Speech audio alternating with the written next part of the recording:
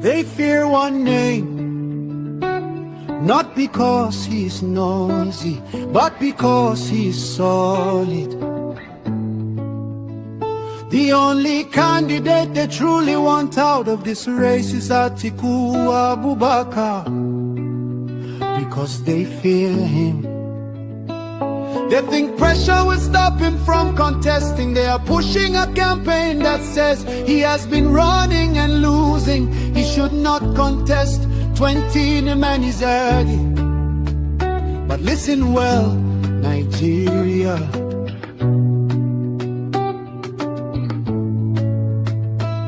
Since when did persistence become a crime? Since when did courage become an insult? Since when did experience become a disqualification? They want Atiku out because they know he can win.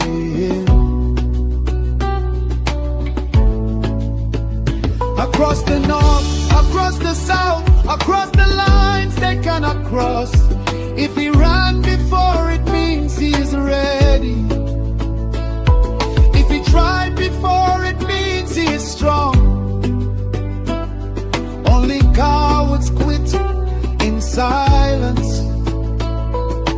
Champions return when history calls.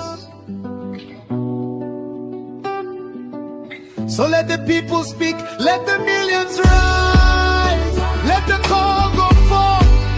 Atiku must contest, Atiku must run. Let all Nigerian people lift this call loud and clear, in words and poetry and song, in spirit and in fire. Our demand is simple, our message is united. Atiku must run.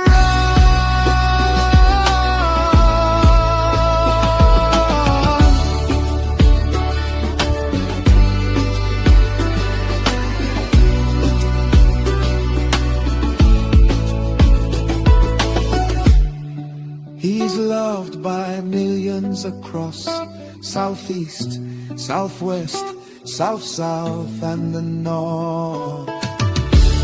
Nigeria needs him, Nigeria wants him, and history is waiting. Atiku must run, Atiku must run.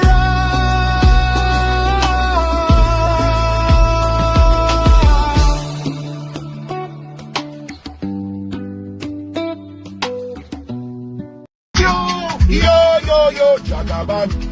Yo, Jagaban. Yo, Jagaban. Now here we want to Jagaban. Yesufu, they want them. Our mama, papa want them. Silver, we want them. The same people will give us Jagaban. Now the same people come to tell us, say, Jagaban is not good again. Which way Nigeria, oh? Because the government don't favor them, oh. They won't go start touch when the government babble people everywhere. Yo, eh. Buhari finish 8 years. The government go finish 8 years. We know they for church. Yo, eh. Yo, Jagaban. Yo, Jagaban. Yo, Jagaban. Now here we want to Jagaban. God save us, we want them. Our mama, papa want them. God save us, we want them. My country people, me and you don't say to change Nigeria overnight. It don't be my mind. It don't get easy. So therefore, let us support Jagaban. Make it fix Nigeria for us. Nigeria don't scatter to live it today. Adore. Our prayer. It is our prayers. To take Nigeria to the next level, the grassroots movement.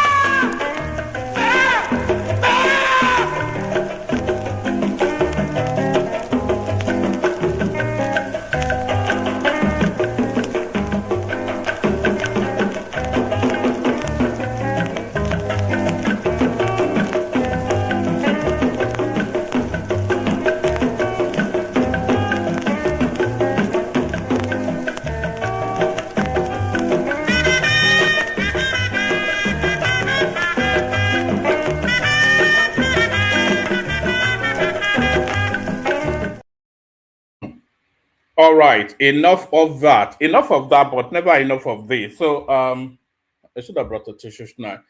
Enough of that, but never enough of this. Good day to you, good to be in your company and all that. Good day to you, good to be in your company. And how are you? In the election season, of course, so we are going to make the effort to come out just as much as we can.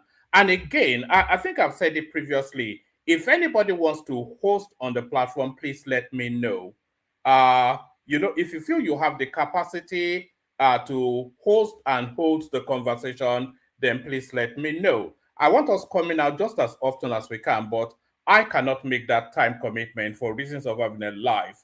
But if you feel you are sufficiently capacitated and you are inclined towards wanting to do it, then contact me privately, and then we'll have a chat.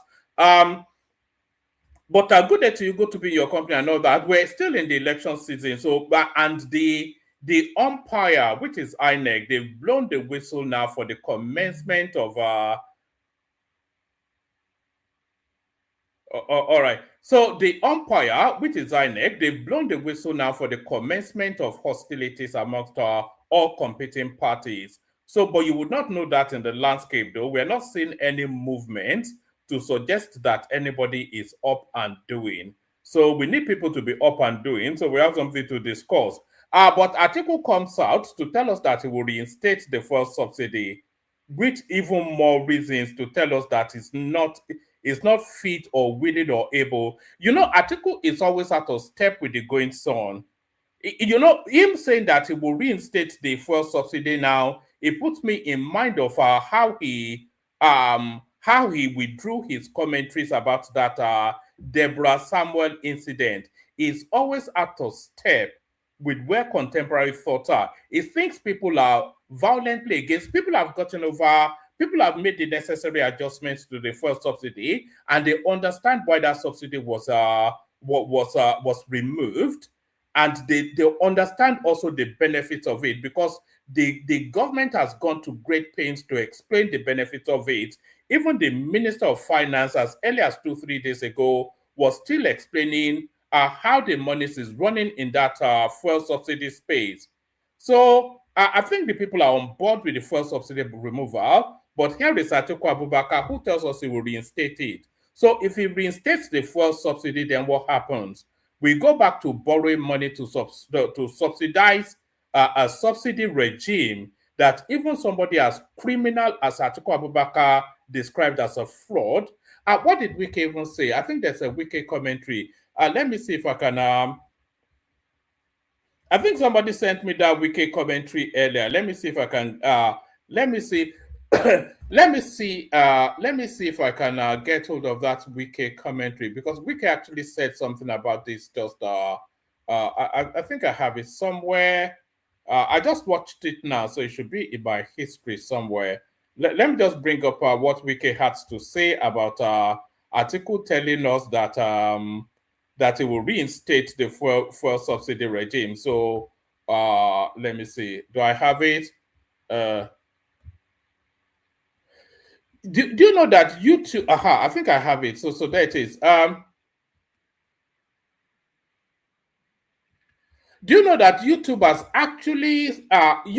actually substituted for terrestrial television in my own life? You know, I cannot remember the last time I watched TV. In fact, and when I'm saying I cannot remember, and I'm talking about not weeks, not months, but years. I have not sat in front of a television set to watch terrestrial television in years. I cannot remember. I get all my sports from the internet. I get all my news from the internet. I get all my entertainment from the internet. I make my also so YouTube has substituted terrestrial television. So I'm not even sure how I landed on that space. Yeah. So good day to you. Good to be in your company and all that. Good day to you. Good to be in your company. The protocol remains the same. Click on the like button, just as I'm inviting you to do so. Please do so. Click on the like button. If you're not already subscribed, then please subscribe. Very, very important that you do these things. So I don't say these things just as a sing-along. It's just not me reciting just words for the purposes of utterances. I'm inviting you to carry out an action. So if I'm saying click on the like button, I'm actually inviting you to carry out that action of clicking on the like button. If you're not already subscribed and I'm saying please subscribe, I'm actually inviting you to carry out that exact action of subscribing. So it's not just for tautology, it's not just for the purposes of uttering words that I say it. I am inviting you to carry out an action. So if you would, then you should, and if you could, then please do. Just click on the like button and make sure that you're subscribed. Very, very important. You know, I'm not asking you to send money. I'm not asking you to ding dong or the other. It's not an assault on your wealth or your finances. I'm not assaulting your finances. You know, I'm assaulting your sense of fair play. So if you're engaging with the platform, then the least you can contribute is a subscription and a like, which does not affront you in any other way, but it enhances the space. So there's no reason why you shouldn't be doing those two things. Make sure that you are subscribed and make sure you've clicked on the like button. So like and subscribe. If you want, and you should want, share the links as well. So that's what generates the traffic. Copy the links, share it in your copy the URL rather. What does you know, we live our lives in acronyms, and often instances we don't actually know what those acronyms are. URL, what does that mean? I know the L will be link. Is it universal something link? Or anybody that knows what URL means, please tell me in the comment section. I know what it means in terms of the string of characters that identifies the coding for the platform. But what does it actually mean in actual English words? What does URL actually mean? I suspect not a lot of you know that, but any one of you that do know, please then let us know, educate us with that. So click on like, click on subscribe, share the links as widely as you can. Say hello to me in the comment section as well. Let me know where you're joining us from. And super chat towards this. In fact, you don't have to even super chat if you want to, but if you don't want to, I'm not pushing you to. I've not been pushing that hard that much anymore because you know, it's just, you know, I don't like to push it. Resource locator, is that what it means? So what's the U? What's the U? What's the U? Look at this guy. Are you not just a Mabuki guy? So yes, just the things that I've said, just do them. Like, share, subscribe, say hello to me in the comment section, etc., etc., etc., etc. So, like I said, we're in the throes of an election season, but you don't get that feel in the temperature of the political goings on, because I think the opposition Uniform resource locator. Thank you. Thank you. Thank you, Alopopin. So thank you, Alopopin. So now, yes, we're in the throes of the elections, as I said, but you don't get that sensation. This time in the last cycle, all platforms were full. Everybody was at war. It was we were doing. In fact, the music even. Do you remember this? This was just some of the build-ups to the last cycle of elections. We were contending with things like this just in the last cycle.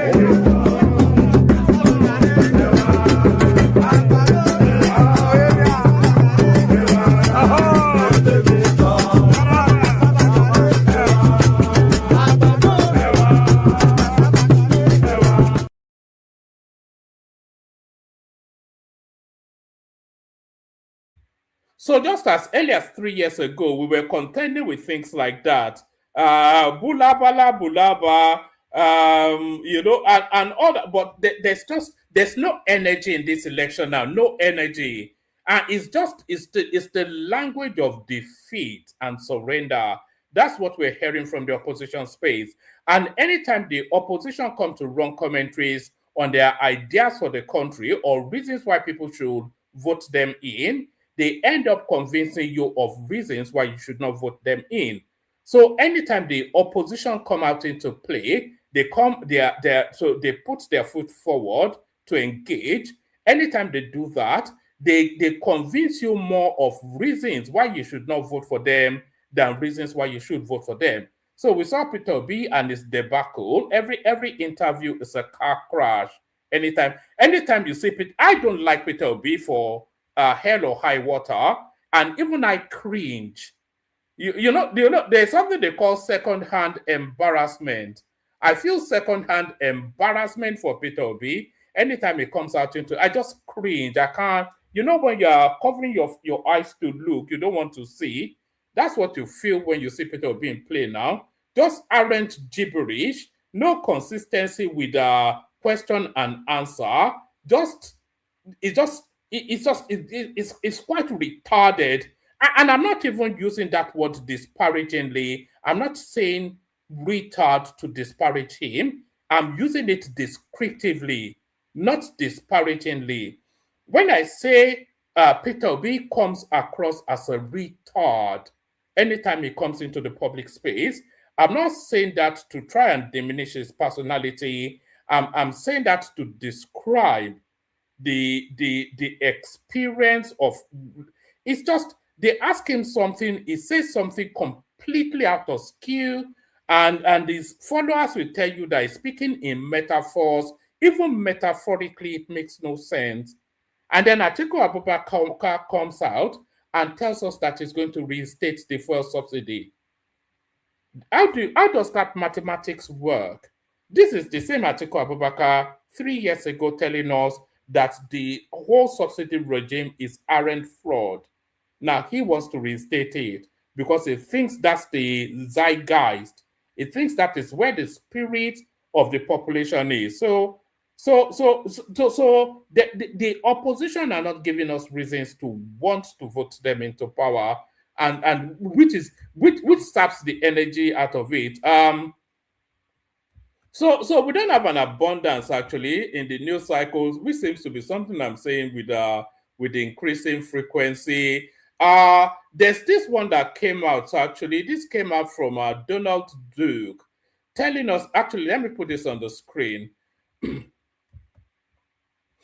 There's this one that came out from Donald Duke, telling us that even IBB want Obasanjo not to let Atiku succeed him. Donald Duke, of course, the candidate of the PRP, which is the Baba Ahmed family party. So he's speaking from somewhat of a partisan hue. This one cannot rule Nigeria. IBB wants Obasanjo about Atiku. Former Cross River State Governor Donald Duke has recounted how former military head of state Ibrahim Babangida IBB privately warned former President Olusegun Obasanjo against trusting his then deputy Atiku Abubakar. Correspondents report that Duke's account is contained in a new book by Seun Oloke Tuyi, How to Win Elections in Nigeria, which examines political developments and intrigues surrounding the early years of Nigeria's Fourth Republic. Duke. So this even is not even coming out in the political throes. I think this is just an archival documentation, a book written by whoever this character is.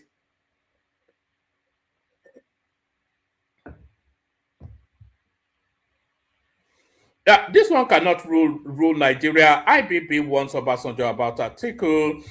Former Cross River State Donald Duke has recounted how former military head of state Ibrahim Babangida IBB privately warned former President Olusegun Obasanjo against trusting his then deputy Atiku Abubakar.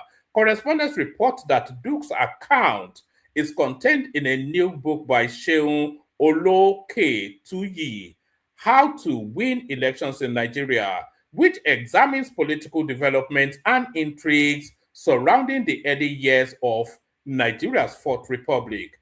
Duke, who governed Cross Rivers between 1999 and 2000, described a tense encounter involving Babangida, former military head of state, Abdulsalami Abubakar, Obasanjo, and Atiku at the presidential villa in Abuja. According to Duke, the relationship between Obasanjo and Atiku had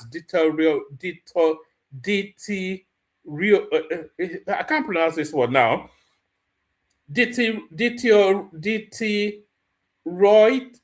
can't pronounce. I could pronounce it 30 seconds ago. I'll be able to pronounce it 30 seconds later, but I can't pronounce it reading it from my screen now. Deteriorated. Is it deteriorated? Just they say when you are struggling to pronounce a word, just pronounce it in syllables. So break it down into syllables, then that usually gives you the pronunciation. So deteriorated. So according to Duke, the relationship between Obasanjo and Atiku had deteriorated significantly as the former president prepared for his second term bid. He said Atiku's political activity had raised questions about whether the then vice president remained committed to Obasanjo's re-election. The disagreement eventually became a major issue within the People's Democratic Party (PDP), with some party leaders considering alternatives to Atiku for the vice presidential position. Duke recalled that 10 governors, including himself, held discussions with the then PDP national chairman Solomon La over possible replacements for the vice president. The development, he said, deeply concerned Obasanjo. Duke said he received a late-night telephone call from the president, who complained about what he considered his deputy's betrayal. Duke recalled, I urged him to remain calm and promised to fly to Abuja the next morning.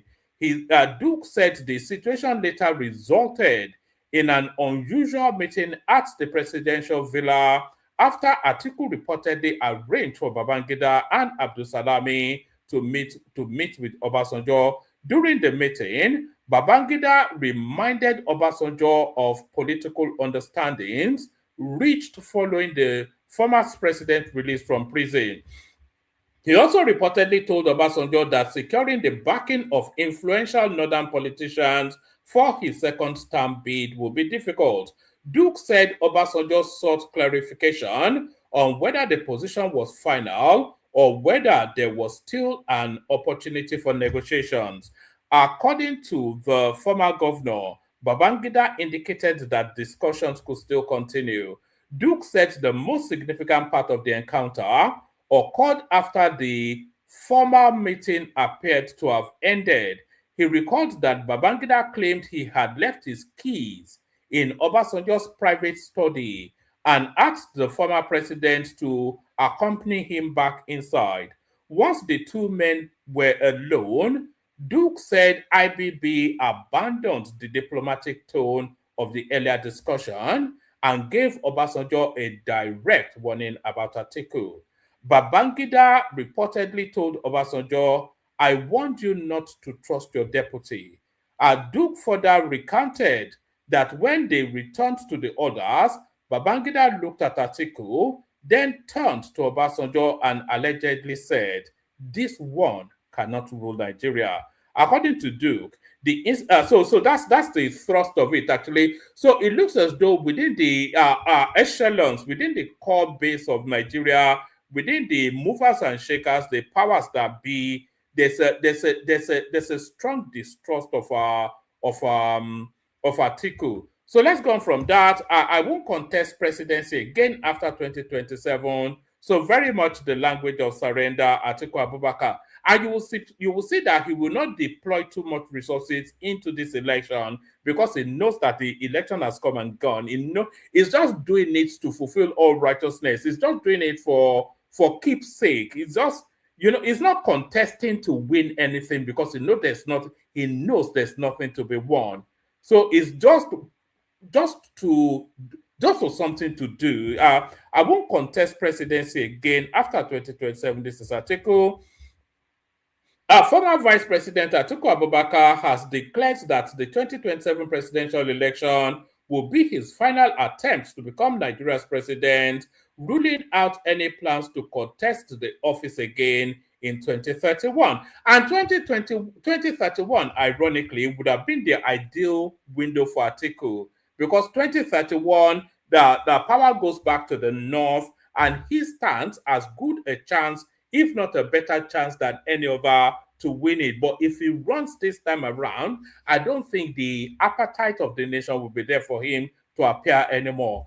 Former Vice President Atiku Abubakar has declared that the 2027 presidential election will be his final attempt to become Nigeria's president, ruling out any plans to contest the office again in 2031. Atiku, the presidential candidate of the African Democratic Congress ADC, made the declaration in an Hausa language interview on Wednesday whilst responding to a question on whether he will seek another presidential bid if he fails to win the 2027 election. No, I have said it before. Right from this election, I will not contest again, he said. So, you see the reason why hold on, let me just check something. There's something I wanted to that I want to show you in association with this.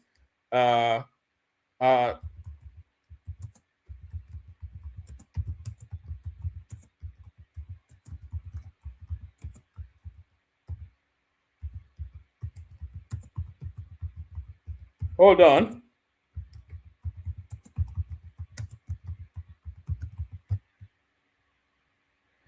There was this interview on the BBC when Tinubu was asked which other of the candidates if anybody has can get me that link. There was this interview Tinubu had on the BBC. That was in the build-up to the last cycle of elections when they asked him. Let me see if I can find it. The BBC. No, I can't find it, and I don't want to delay. Hold on. Can I find it?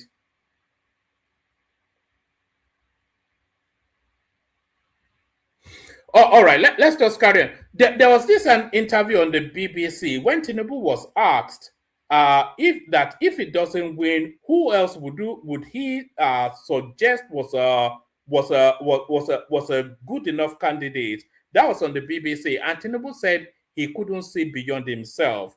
He said the only candidate that he feels is suited for Nigeria is Bola Tinubu, Bola Ahmed Tinubu. He said that. It was some black guy on the BBC then that was interviewing him, inviting him to name anybody apart from himself that can and could and should be president. And he said he couldn't see beyond himself. So I'm only saying that to bring it into this equation. So if they're asking Atiku if he will contest again, If he doesn't win, then he should not have entertained that question beyond the upcoming election. He should have told them then that there will be no reason for him to contest again because he has no intentions of losing, which would have been the sort of answer that Tinubu would give.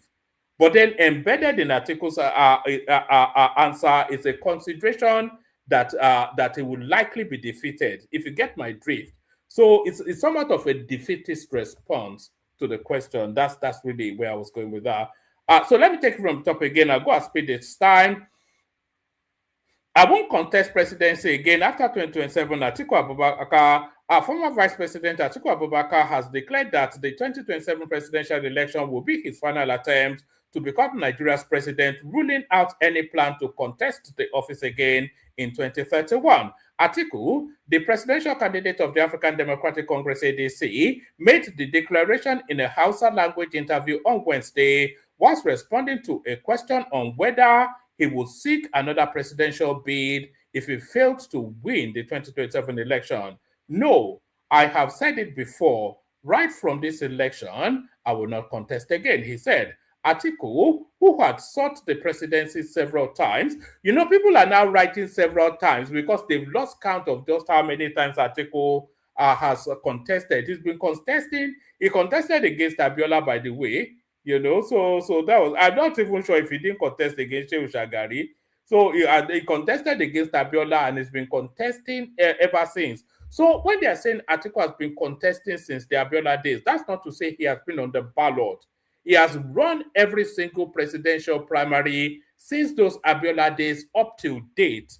So whether he then gets a ticket or not, he still runs the primary. But some instances he gets the ticket, some instances he doesn't get the ticket. But in all instances, since 1993, anytime the presidential election comes forward, this guy throws his hat in the ring. Atiku, who has sought the presidency several times, also urged Nigerians with permanent voters card, PVC, to turn out in large numbers to vote in the 2027 elections, describing active participation as critical to change in the country's situation. He advised voters to remain at their polling units after casting their ballots and follow the counting process to ensure that their votes were properly recorded. First of all, I appeal to those who have voters' cards for their own sake, their families, and their future to go out and vote. That is the solution to the problem they are facing. After going out to vote, they should stay escort and ensure that those votes are counted, Atiku said. Pardon me. The ADC candidate also dismissed concerns about his ability to cope with the demands of the presidency, insisting that he remained physically fit and capable of governing the country. So Atiku tells us that he's physically fit, but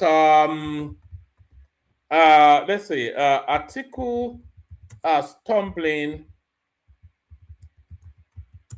over steps. Let's see if I can find that clip. So Atiku tells us that he's physically fit, but we saw him stumbling over just 3 flights of stairs in the last cycle of elections. So somebody that cannot even climb down 3 flights of stairs 3 years ago, by the way, is telling us that he's physically fit. So that's just a nonsense, isn't it? The ADC candidate also dismissed concerns about his ability to cope with the demands of the presidency, insisting that he remained physically fit and capable of governing. No doctor has declared that I am unfit in terms of health. I know my body, I know my health, and I do not have a single defect. You must be a joker.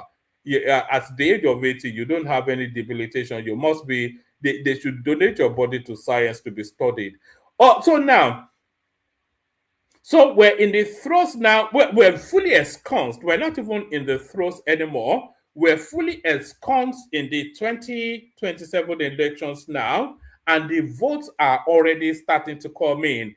Tinubu already has 1 million votes cast. So Tinubu is 1 million votes ahead already in the 2027 elections, 1 million votes. Because, of course, 1 million people came out to, more than 1 million people actually, came out to cast their votes in Osun State just as early as a couple of days ago. And those million people that came out to cast their votes in Osun State just a couple of days ago will be casting their vote for Tinubu in the upcoming election. So Tinubu already has a heads lead of 1 million votes. So 1 million votes already guaranteed for Tinubu already in the build-up to the elections. Governor Adeleke visits Tinubu after Osun victory. So here is Governor Adeleke going to show his not even to show, but to present his return certificate to his godfather Tinubu. Governor Adeleke visits Tinubu after Osun election victory.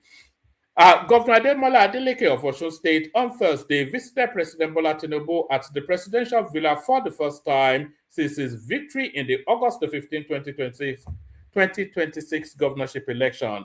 Adeleke also presented his certificate of return to Tinubu. The visit came days after the president congratulated Adeleke on his re-election, describing the outcome as a reflection of the will of Osun voters. I called Governor Ademola Adeleke earlier on today to congratulate him on his election victory in Osun State. His victory once again confirms the confidence of the people of Osun State, the confidence the people of Osun State have in him, Tinubu said in a statement issued by Bayo Ononuga on Sunday. The outcome of the election reflects the will of the people and is a fitting assurance that democracy will continue to flourish in our land, he added. So that's Ademola Adeleke right there presenting to Tinubu his return certificate, and Ademola Adeleke has in video and audio, and also on his Twitter page, on his X page, without equivocation, told you that all of the votes that came to him goes to Tinubu in 2027 in January. So Adeleke got what, 500 and something thousand votes. And then the APC candidate got 444,000 votes. So if you culminate the two together, that's 1 million votes right there. All the Adeleke votes go to Tinubu. I don't think anybody in their wildest thoughts, no matter how much tramadol you have swallowed before you formed that thought, I don't think anybody in their wildest thoughts will imagine that the people of Osun State will be casting their votes for Peter Obi. I don't even think anybody that level of retardation does not exist. It's impossible to be retarded to that level. So you know that the people of Osun State are not voting for Peter Obi. You know that the people of Osun State, they are not voting for Atiku Abubakar. But you come back and tell me that Atiku Abubakar won Osun State in the last cycle. No. Atiku Abubakar did not win Osun State in the last cycle. Adeleke, Aregbesola, and Buhari won Osun State in the last cycle. Aregbesola is dead and buried.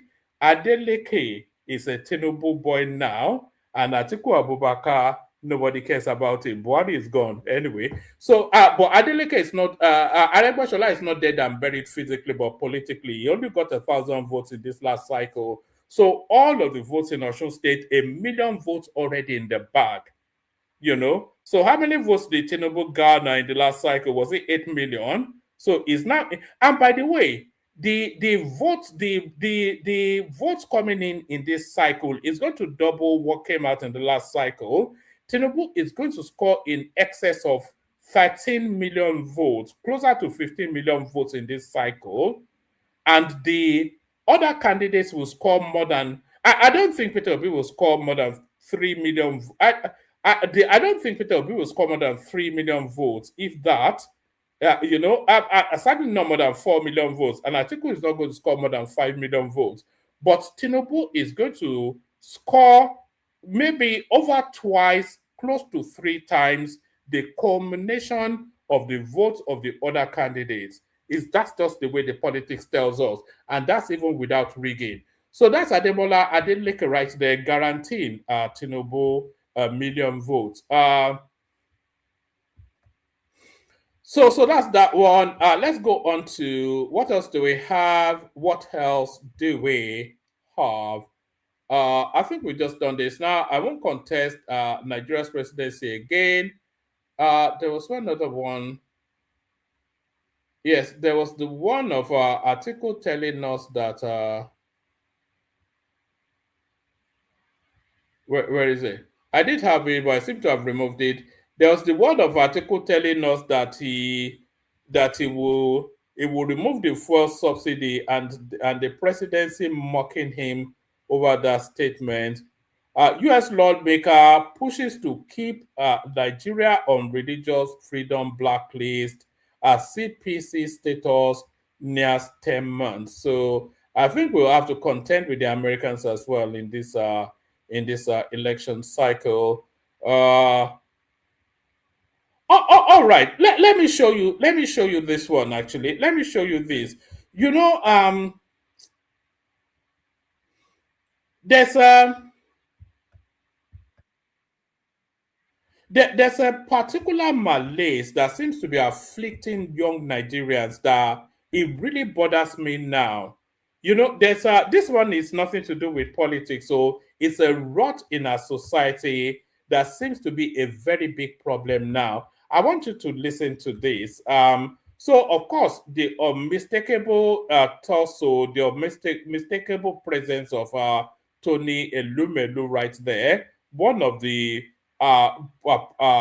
business juggernauts of the Nigerian. In fact, when Tinubu won his last cycle of elections, this was the first person he went to visit, and the famous last man standing. So we all know who Tony Elumelu is and what it stands for. So then, be prepared to be aghast and to have your mouth agape as you watch this interaction between a very little girl and this man. Watch this.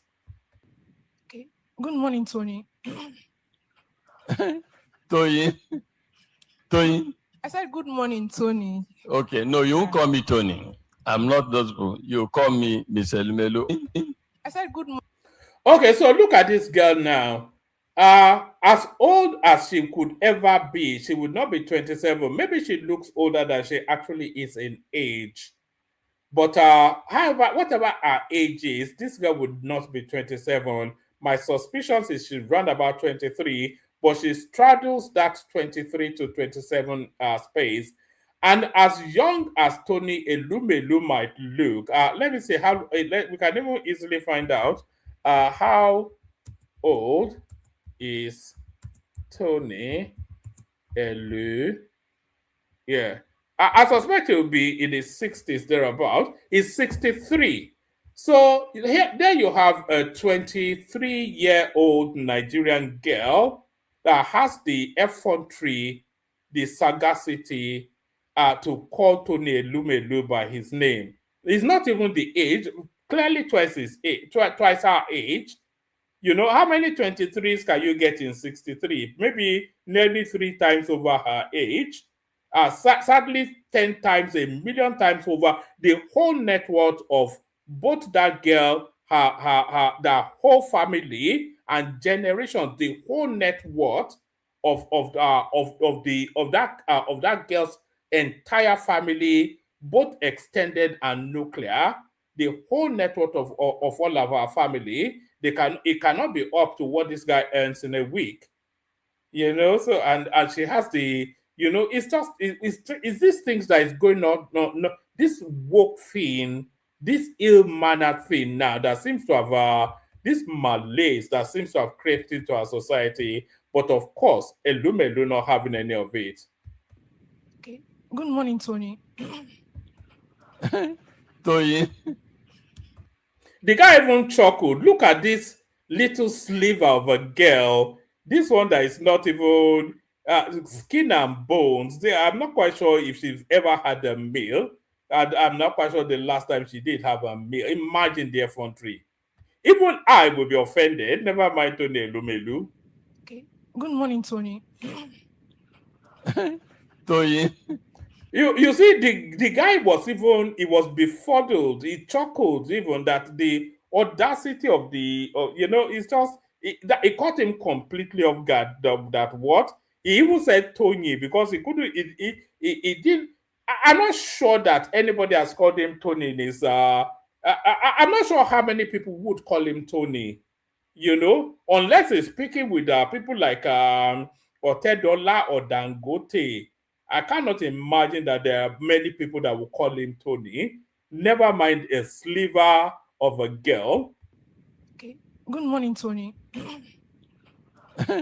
Tony, Tony. I said good morning, Tony. Okay, no, you won't call me Tony. I'm not those people. You call me Mr. Lumelu or Theory. You won't call me Tony or Chairman. I don't subscribe to that kind of Weibo life, okay? All right. Good morning, Mr. Ilumelu. So my question is, how do you know if you are to keep going? All right. You see the shame. The shame of that, because that girl is on public blast. So I think about 6 people sent it to me, this clip. And even before they sent it to me, I've been seeing it all over Twitter everywhere. So the shame of what that girl did is not hers to own alone. The shame actually goes to the parenting. And I wonder, and the people that will contend with this shameful behavior of this girl the most is not herself, it's the people that parented her. Because of course, people will recognize her and they will know who the parents are. And then when the parents turn up in church at work the next day, they will call them to one corner and say, how about now, Mr. XYZ, Mrs. XYZ, and I don't give you that in a picking home training, which one be Tony? If she do that with me, I go slap her more. Look at that. Some 23-year-old. I know they do you both, you call me daddy or you don't call me at all. Look at that. I'm alive, what a pity. What more the pity for the parents, actually, just poor parenting. Where was that one that I wanted to? Oh, all right. So let me just give you this one. This is the government responding to Atiku Abubakar telling us that he will reinstate the fuel subsidy. So let me just give you the response to capture both the initial narrative and the response to it. Yes, I'll give you this readout, and then I'll play you a Tinubu clip, and then I'll also play you a clip of Yemsen Wike responding to it. So for subsidy, Atiku behaving like a man from an archaic past. This is from the presidency. The presidency has described the disclosure by the African Democratic Congress ADC presidential candidate Atiku Abubakar that he will restore fuel subsidies if elected in 2027 as the act of a man desperate for power. Our correspondents report that the presidency, in a statement on Thursday by the special advisor to the president on information and strategy, Bayo Ononuga, said Atiku's words show him as a man who lives in the past and does not understand current economic dynamics. The presidency also expressed concerns about Atiku's change of mind after he had initially declared support for the fuel subsidy removal. Ononuga described the subsidy regime as much abused, wasteful,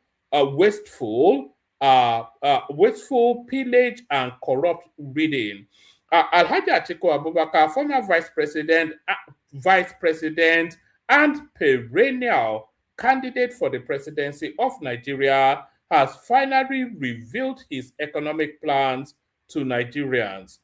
Should he be elected president by January next year, against expectations that he will announce a more creative and ingenious alternative to the program being executed by the Tinubu administration, Atiku Abubakar behaved like a man from an archaic past who least comprehends the present economic dynamics and suggested he will restore the much abused, wasteful, pillaged, corruption-ridden fuel subsidy regime, which the Petroleum Industry Act made illegal from the end of June 2023, even though he used to believe that the subsidy regime must be eliminated, a point he canvassed in the run-up to his defeat in the 2023 elections.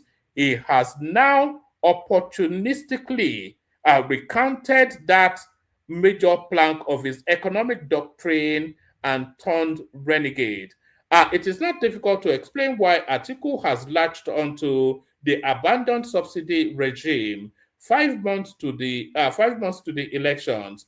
Desperate for power, he needed to make a promise he knew, if he were candid with our people, does not make fiscal sense, is retrogressive, and is against the genuine interest of the people. But before his suggestion hoodwinks the people, we must quickly suggest the promise to a serious.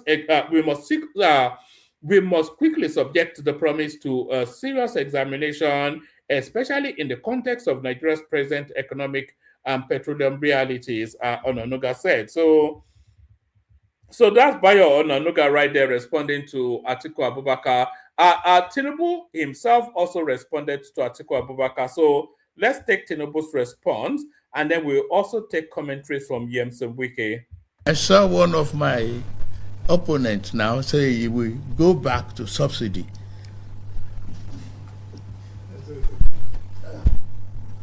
I read it. That is demonstration of a serious ignorance on governance and economy. Before I came here, 27 states are unable to pay salaries. Not to even talk of pensioners, salary of workers. In your state, I know a man that raised, whose nickname half salary. They come to the federal, cap in hand, unable to do anything. The salary you pay feeds families. Where are the local governments? They are in the states. Where are the concentration of population? They are in the states.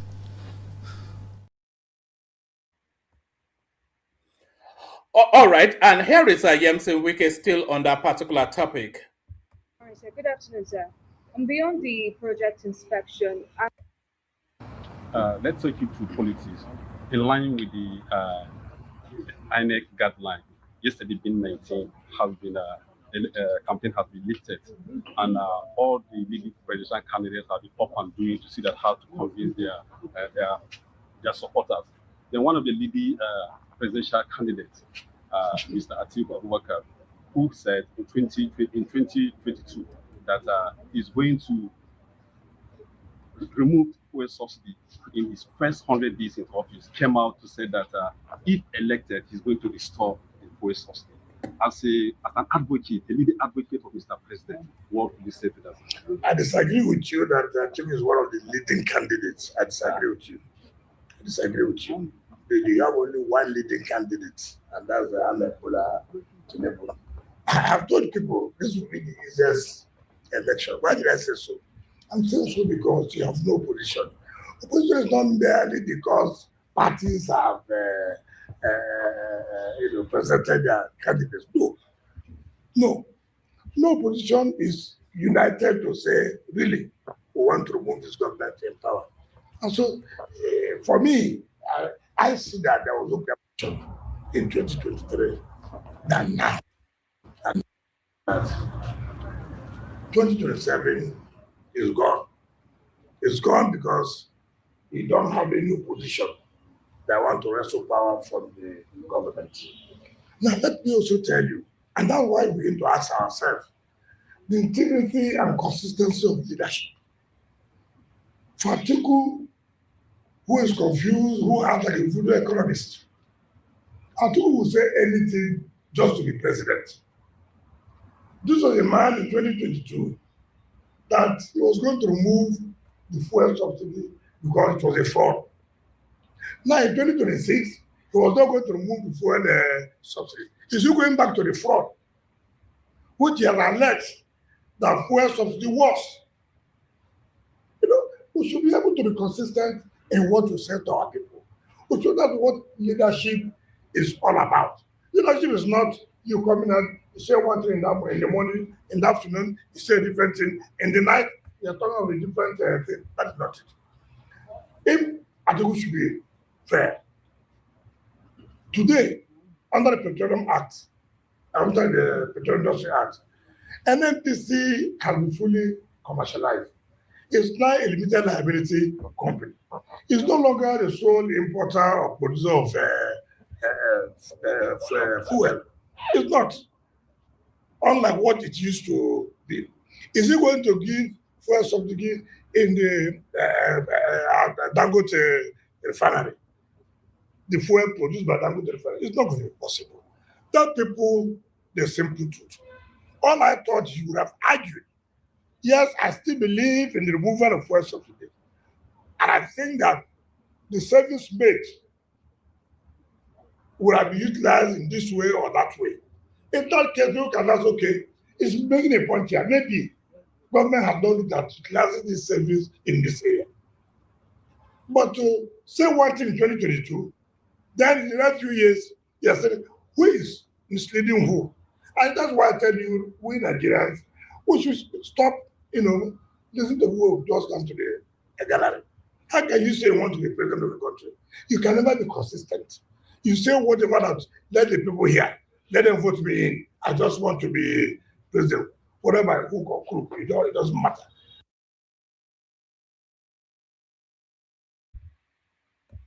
So that little cameo right there is the problem with this electoral cycle. There's no opposition contending with Tinubu. There's no opposition contending with Tinubu. So there's Atiku Abubakar right there subjecting himself yet again to ridicule. And of course, Peter Obi no better. Even the people now that Peter Obi wraps around himself, he's now finding them an embarrassment.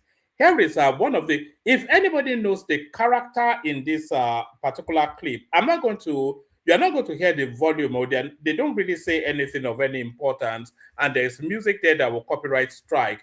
But what I want you guys to pay attention to, and that's Peter Obi, of course, but what I want you guys to pay attention to is this boy in the green and white outfit wearing the beret right there. If you recognize him, let me know. It's one of those obedient influencers, but I don't know his name. I only know a couple of them. I know Aisha Yesufu. I know that woman that wears red all over the place, and I don't really know the rest of them. So if you know who this boy is, it's one of the obedient social media influencers. So here he is trying to use Obi for, a social media enhancement, but Peter Obi just telling him that enough is enough. So watch this play out. So there's the boy right there. Quickly, of course, he has his camera person capturing the image, and here he is right there. So he wants that association with Peter Obi, so he's able to sell that to his audience and then milk it for whatever it is that he milks them for. So there he is. He hurries up to be by Peter Obi's side so that they'll be in frame together. So watch. So you see him hurry there. You can see, if you look at the gaze of his eyes, you can see clearly that he's looking towards a camera person, just somewhat editing them there, directing them with his eyes on how he wants the shot taken. So he moves very quickly to be in frame with Peter Obi. So watch. You see, and there it is right there. So that's the money shot for him right there. But look at the countenance of Peter Obi. Look at the expression on his face. And this will be a known person to... can somebody tell me the name of this character, please? Do you know Peter Randy? So Peter Randy, his name is, according to the comment section. So we go with that. So that's Peter Randy. You see, so you see already is a work now. This is a money move, a business shot. Because if he gets this perfectly enough, he will be able to rebrand it and sell it all the way through to the election. So he wants it to be as perfect as he can. And if you look at the gaze of his eyes, he's already directing his camera people on just how he wants the shot. So he hurries very quickly to be in frame to exactly where he wants that capture to be. So you see him hurry quickly, and that's the money shot for him right there. So this is yes. So this was what he was after. That's the money shot for him right there. So he plays on, and then he's trying to hold it still. So all of these now are tools, are images and videos that he's going to sell to his people. So he carries on still. But Peter Obi is having none of it. So there's Peter Obi right there, noticing then that the guy is using him yet again for cloud. Maybe not him, another yet social media XYZ using him yet again for cloud. So that's Peter Obi then having his attention drawn to the guy. And you see that's an unmistakable universal language right there. So Peter Obi waves his hands to shoo the character away. Actually, if I come off the screen, will you be able to hear me? Let me lower myself so that you can have the full flavor of it. Let me come here.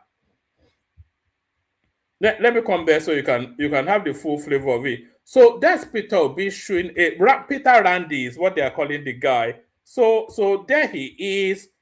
He comes, and by the way, you see, Peter Obi is in some public space, probably a hotel or whatever. So my theory is that this guy would have been hanging around in the lobby space, etc., whatever waiting area. He'd have been hanging around for hours on end for Peter Obi to make an appearance from either his room or wherever he is, or the restaurant, wherever he is in that mall or building. That looks like a hotel anyway. So wherever Peter Obi was, that guy would have been waiting ages for him to appear, and he would have prepped his team on just exactly how he wants this sequence. So Peter Obi comes out, and the guy, so they didn't come out together. So you can see clearly that this is a sneak up on. So the guy clearly sneaks up on Peter Obi, and there he is sneaking up from him from behind. So you can see that Peter Obi is not aware of his presence in this particular still. And you can see the guy already shooting his looks towards his editing team to tell them exactly what he wants done. And then he goes up, and then there he is. He hurries up to be very much in frame with Peter Obi. And then he takes the money shot right there. So that's the money shot for him right there. Peter Obi still none the wiser, not at all aware of the goings on around him. As ever the case with Peter Obi, there's never been any instance in his life that Peter Obi has ever really understood what's going on around him. But in this instance, it doesn't. So there's the guy with the money shot right there, and he carries on till to hold his jaws. And I'm not quite sure what this camp countenance is. It's a bit Bobrisky here. I'm not quite sure. Maybe it's one of those Bobrisky. I'm not sure if it's they call them Agege, don't they? Maybe it's one of those Agege boys. I don't know his backstory. This is Peter Randy. So there he is right there. Look at that. And then Peter Obi suddenly, he bumps into Peter Obi somewhat. Maybe he creases his shoulders, and Peter Obi's attention is now drawn to him. So he goes on, and Peter Obi's attention drawn to him, and Peter Obi really clearly irritated now. He shoos him away with that universal wave of hand to tell somebody that I don't want you around me. So there's Peter Obi right there, shooing him away. He shoots him away. The guy still tried to hold on to, like, there's some sort of, and there it is. And that, if you've ever wondered what rejection looks like, this is like the universal shooing away of the hand. If you've ever wondered what rejection looks like, there it is. There it is right there. So that's reject.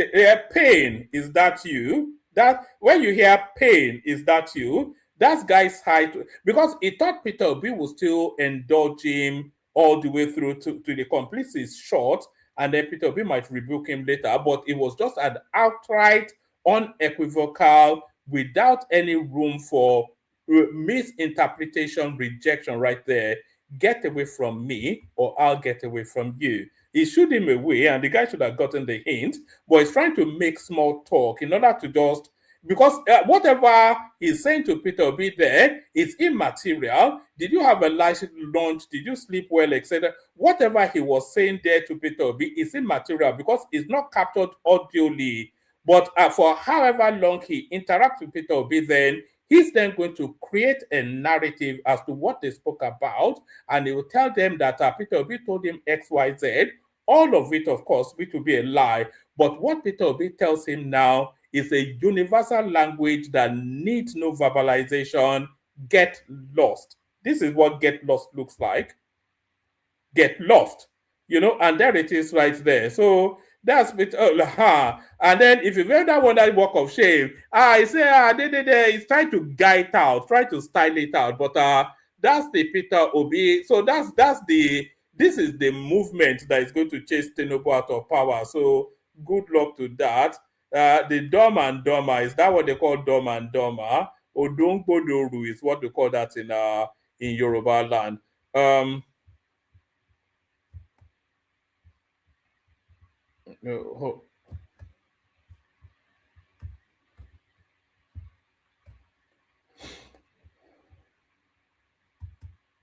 How do I close this thing? Okay.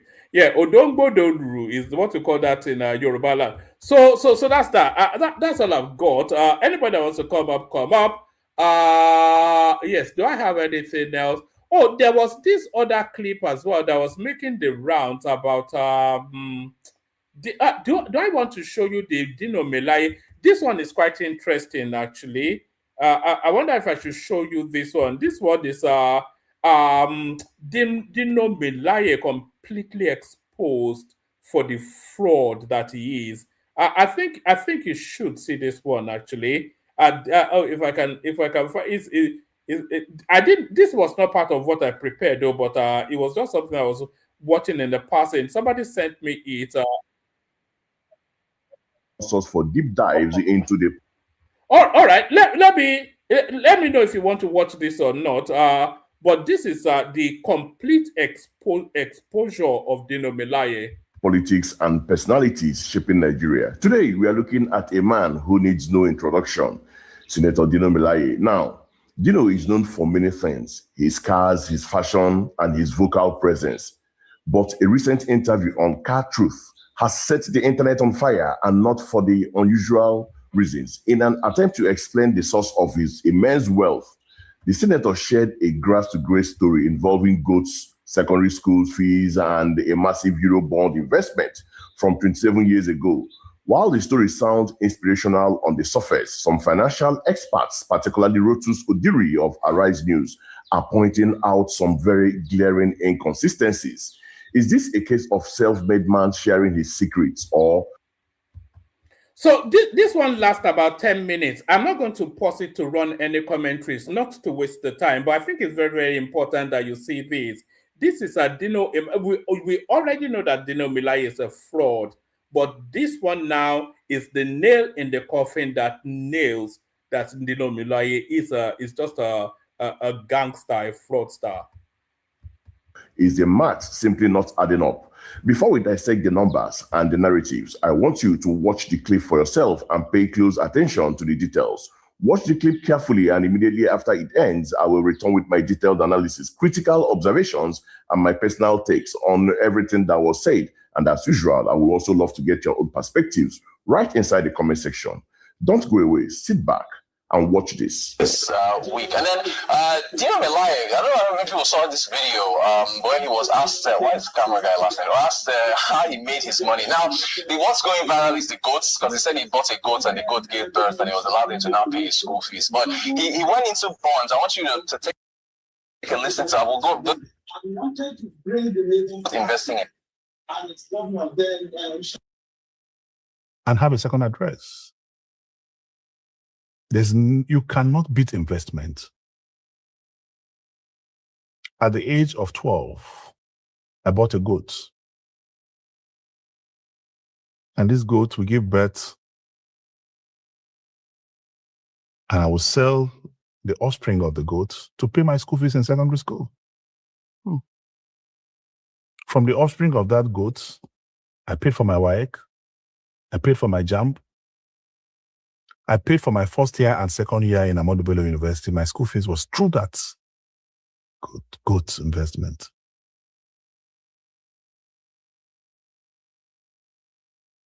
Listen to the fantastically fantabulous storyline. Oh, Dino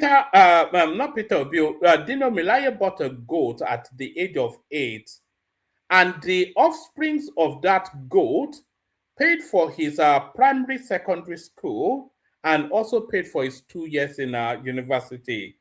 So that's the story. That's the source of Dino Melaye's wealth. He bought a goat at the age of 8, and the offsprings of that goat paid for his primary secondary school and his first 2 years in university. I am not making it up. That's coming out of his mouth. So as ridiculous as that sounds, as ludicrous as that sounds, it gets worse. Just listen. It is alarming. Some of the things we suffer in that country is just beyond the pale. I bought a goat. And this goat will give birth, and I will sell the offspring of the goat to pay my school fees in secondary school. From the offspring of that goat, I paid for my WAEC, I paid for my JAMB, I paid for my first year and second year in Ahmadu Bello University. So I wasn't making it up. He actually said that. He bought a goat, and that goat paid for the offsprings. One goat, though, the offsprings of that goat paid for his secondary school, his WAEC, and his first 2 years at Ahmadu Bello University. I didn't make it. You heard it from his own mouth. But that's not. It gets a lot worse. Just continue to listen. My school fees was through that goat investment. At age 18, I was already investing internationally, not on a large scale. You don't need to have all the money on earth to invest, to start investment. No, you start. When I did my Eurobond, I did that 27 years ago. All right, so that's quite instructive. He did his Euro bonds 27 years ago. But let's just do a quick Google search here. When did euros become currency? So euros it was introduced in 1999. So unless my mathematics is off, that's not 27 years ago. Unless my mathematics is off, January 1999. That was when the euro was introduced 1st of January 1999 as an invisible electronic currency for accounting and financial market.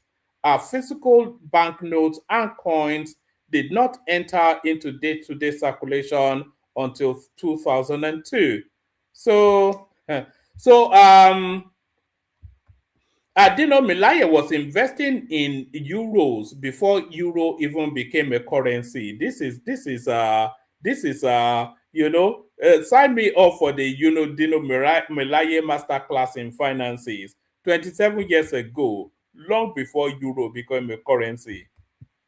You don't need to have all the money on earth to invest, to start investment. No, you start. When I did my Eurobond, I did that 27 years ago. At that time, euro was 60 naira to 1 euro. So you can calculate what that investment will be today, because I didn't touch it. Even with all the dividends, I roll it over year after year, and it's still there. And you know what the value of euro is today? When I bought my Apple shares, how much was the share? Today, what is it? I bought Microsoft. In fact, when I bought my shares in Uber, my friends were laughing at me. Uber, what's wrong with you? Today, I know what it is. When I also got some shares in Zoom, people were laughing at me. Then COVID came, and Zoom went times 400. So just ask God for direction. Okay, so look,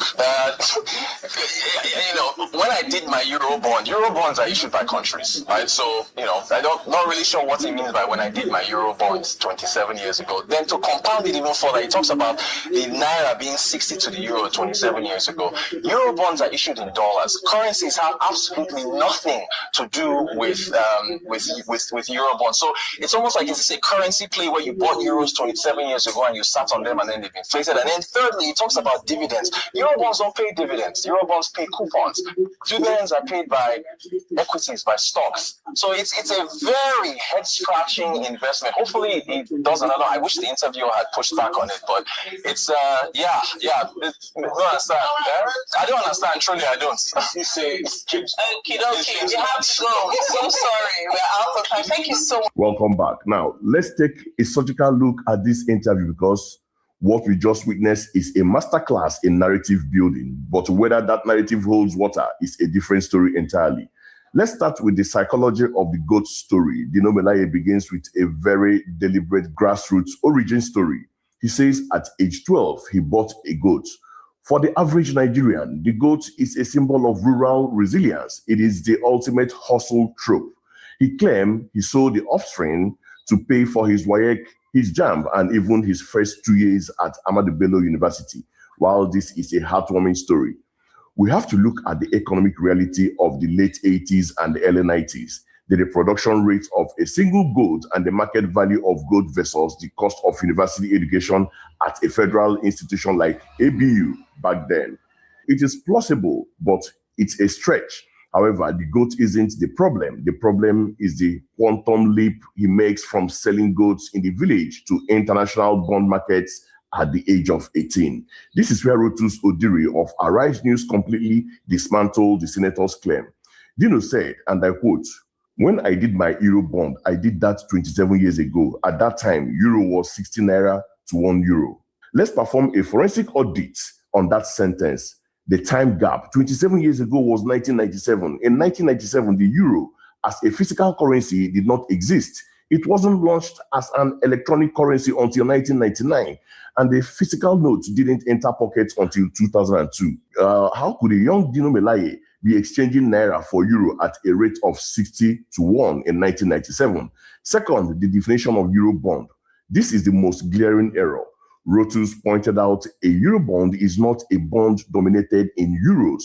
A Eurobond is a debt instrument issued in a currency other than the home currency of the country or market in which it is issued. Most Eurobonds are actually dominated in US dollars. By claiming he was playing the currency of the euro, Dino revealed he likely doesn't understand the instrument he claimed is the bedrock of his wealth. 3, the payout confusion.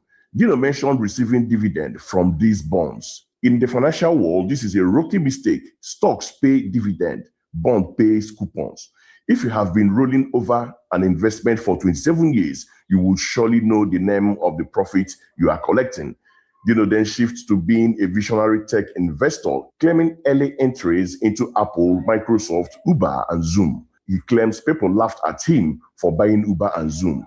Zoom specifically became a household name around 2020 during the pandemic. If he bought in early, he would be talking about venture capital or an IPO entry. But again, his terminology is vague.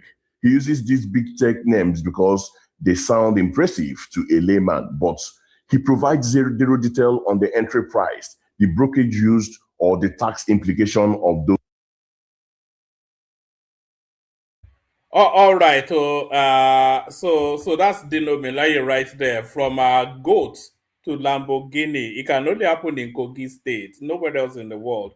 From goat to Lamborghini. So that's Dino via the portal of sharing looted funds with Atiku Abubakar and anybody else in between. From goat to Lamborghini.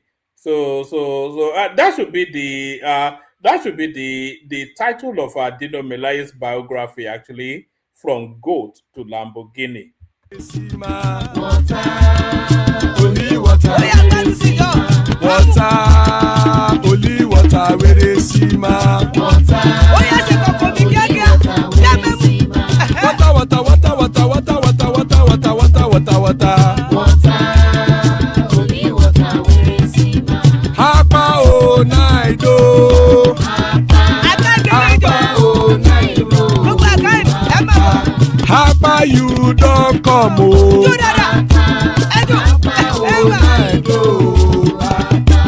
Hapa o naido.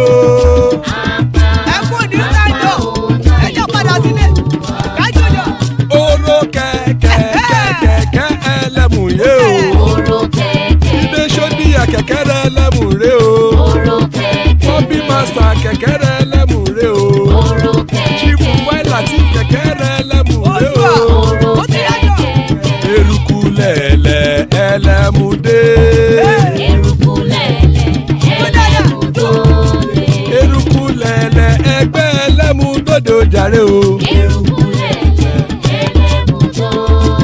Eruku lẹ̀lẹ̀ Ghana ti dé ẹgbẹ́ bọ́dì o. Ọmọ ẹlẹ́yẹ ẹ̀yẹ o ó dilé o. Odúyẹ̀lá ẹ̀yẹ o ó dilé o. Petrosoname ẹ̀yẹ o ó dilé o. Petrosodunke ẹ̀yẹ rẹ̀ ó dilé o. Ẹlẹ́kọ̀ ọ̀run mú ìní o.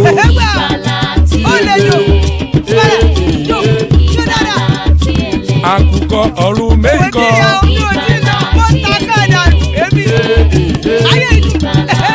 Ikú kò ní ríwà gbéṣe o.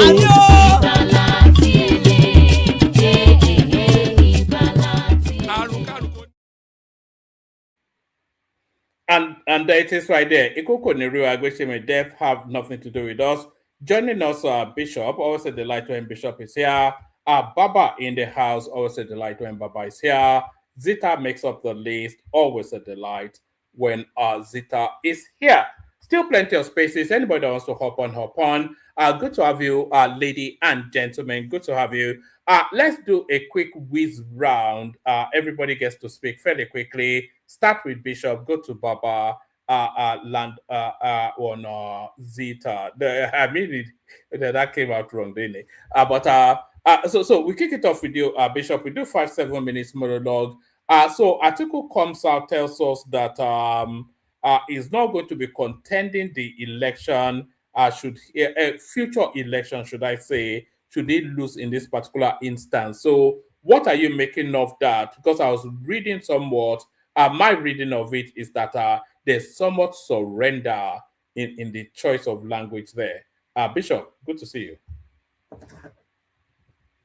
Bishop? All right, let's go with Baba. I hope I'm still audible. I hope people can still hear me. Yes, of course, we can hear you. All right, Baba, good to have you. So as I said to Bishop, floor is yours. Thank you, one man.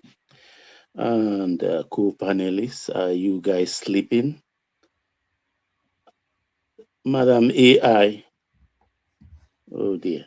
I salute my people in the commentariat. Our first-class commentariat are here today. Ogatio Loga and Ayo, of course, the joy of the platform. We have the bench. We have AB also showed up today. And of course, Jin Young is here too. And our indomitable Pansat shows up again, and a host of others, Agbadurian and Alupim Pim. I salute you all. And our esteemed viewers, how are you doing? Have you clicked the like button? You know, that's, of course, the first thing to do as soon as you come onto the platform. And if you've done so, if you also subscribe, please do so. It's very important so that you can not miss out on anytime we come on. And don't forget, everybody, for this one, don't forget to share the program too. So thank you, one man. Let me start with the Dino thing first. I think in our political arena in the country, I think we have a lot of sick people, and they are taking advantage of the ignoramuses that traverse our political space. They just say spin any yarn, they don't mind them. As far as you are consistent and you say it with bold face, with some element of bravura and bravado, they will believe you. They will run with it. And of course, there are a few, of course, of people like me, like Rotus, who always want to put the facts straight. The facts are stubborn, you understand? And they put it. He's not come back. He doesn't care. They just drop this thing and run away. They don't come back when they correct them. They don't come back to apologize if they are caught in a lie. Like the one that happened to Kenneth Okonkwo. He got egg all over his face. He practically told us it's fun to lie. If you work for A today, lie for him. If you work for C tomorrow, lie for him. I don't think who educated these people to think your PR job or your spokesman job is just to lie. I mean, it's strange things is happening in our country. And I think I have a dim view, a very dim view of these people. If I even hold them in contempt, because I just pray, like I said the other time, I wish I could sleep and wake up January 16, because I just don't want to see the face, a lot of faces. Don't want to see their faces again. Let them just go and allow our country to progress at pace. Because like I said yesterday, a lot of things are happening. This Atiku man came out now and told us he's removing subsidy simply because when Bolaji came out a couple of months back to say, oh, they will have commercial and private petrol prices, pump prices differently. And we lampooned it and said, look, that has happened before in 89. It didn't work. It lasted just 1 year and they discarded it. Why are you now coming with the hair-brained thing again? I think they dropped that now, came out and said, okay, we'll remove subsidy. It's a no-brainer. You remove subsidy. That is, are you going back to the fraud? Exactly what Wiki asked. Are you going back to the fraud? I mean, what happens if every state is earning 4 billion a month now, for example, and you reintroduce fuel subsidy and they are earning just 1.5 maybe? So that apparently means they will not be paying salaries. They will not be able to pay salaries. Infrastructural development will be stunted. So we are back to the era of Jonathan, because this half salary thing started from the era of Jonathan back, and it gained roots, traction during Buhari's time. And you can see the president was referring to Aregbesola, that they nicknamed him half salary. In fact, it's Hafsa, they call him half salary, Hafsa. That's what they call Aregbesola. Adeleke came there right now, and Adeleke has paid all the backlog of half salaries, as paying pensioners too. So I don't know. Nigerians have very short memory. Very short memories. What they eat now, we can relate with or relate to. Do they want to go back to that suffering? You know, Baba, still staying with that, they know something. You know, there was a story that was written about 2 days ago. There's this guy that he calls himself KC Luxury. He was arrested by the NDLEA in the maybe I read his story. Yes, this guy was trying to traffic drugs to the value of about $28 million. So now, had this guy succeeded, it will be, and he has a large following on Instagram, by the way. Hundreds of thousands of people follow him. He claims that he's a luxury goods dealer. He stays on Banana Island. He has a house in, can you imagine? The guy will be under 40 from just guessing at his age. But had that guy succeeded, $28 million, $15 million, this will be the guy that will be making motivational speeches on social media, telling people about hard work. And these girls, it's the same narrative as Dino now, telling us that he bought a goat at the age of 12, and that is how he got a Lamborghini. Can you imagine that? Like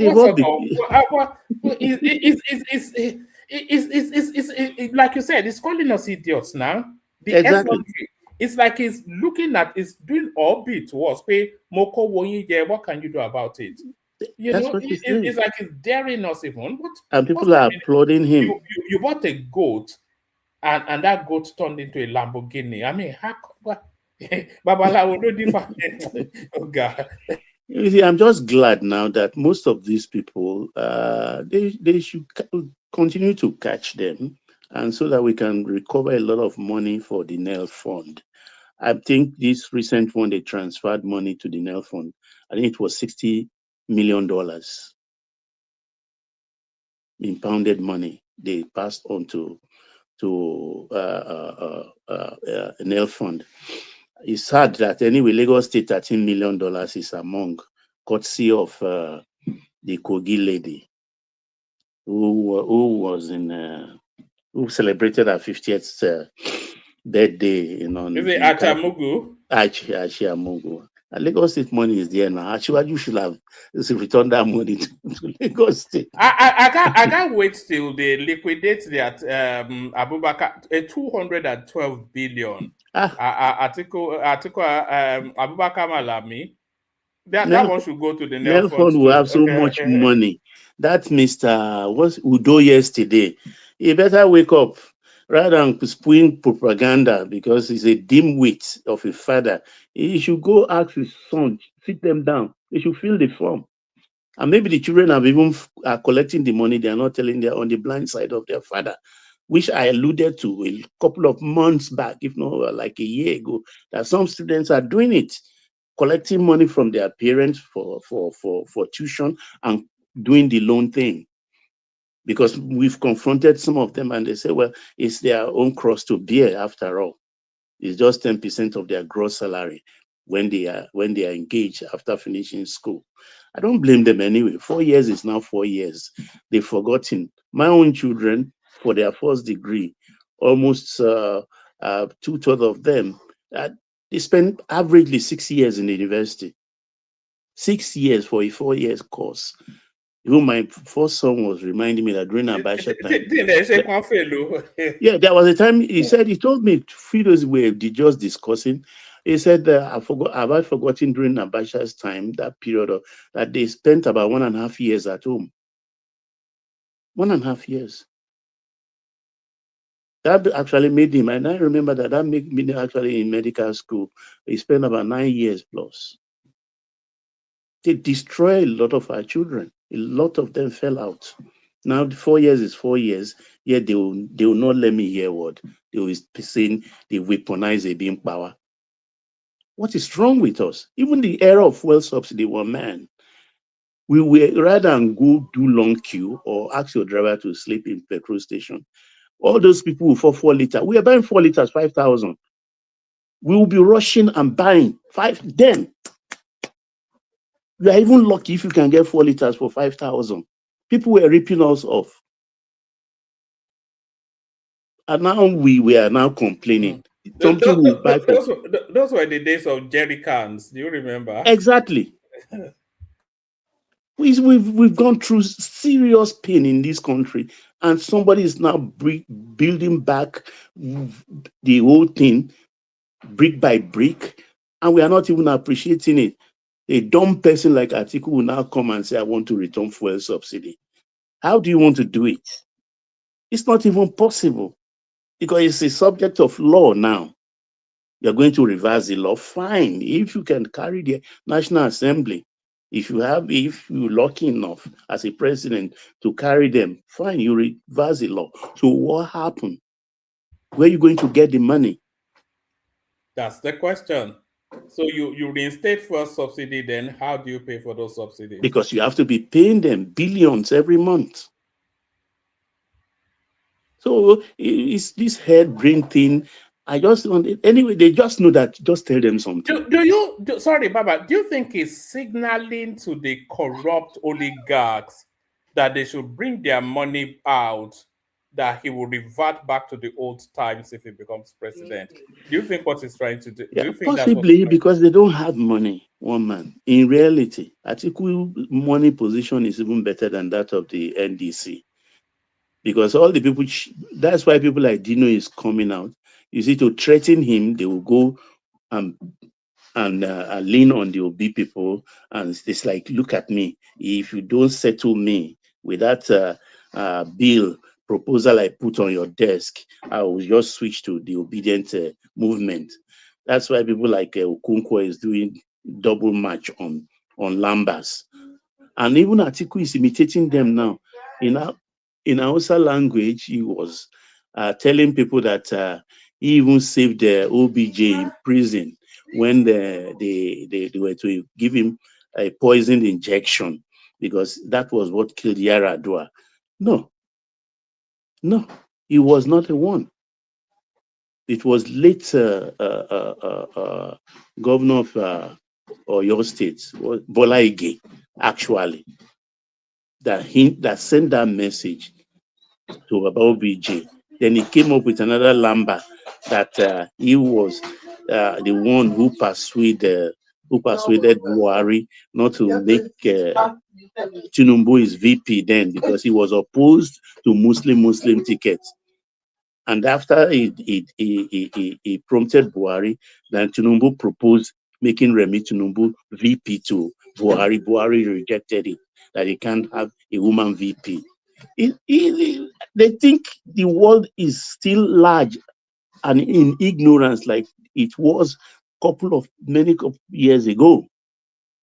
Now people were interpreting it as you were saying it. So he's afflicted with that same stupidity that has afflicted most of them. They can't even see. They are like dazed. What manner of opposition are these ones?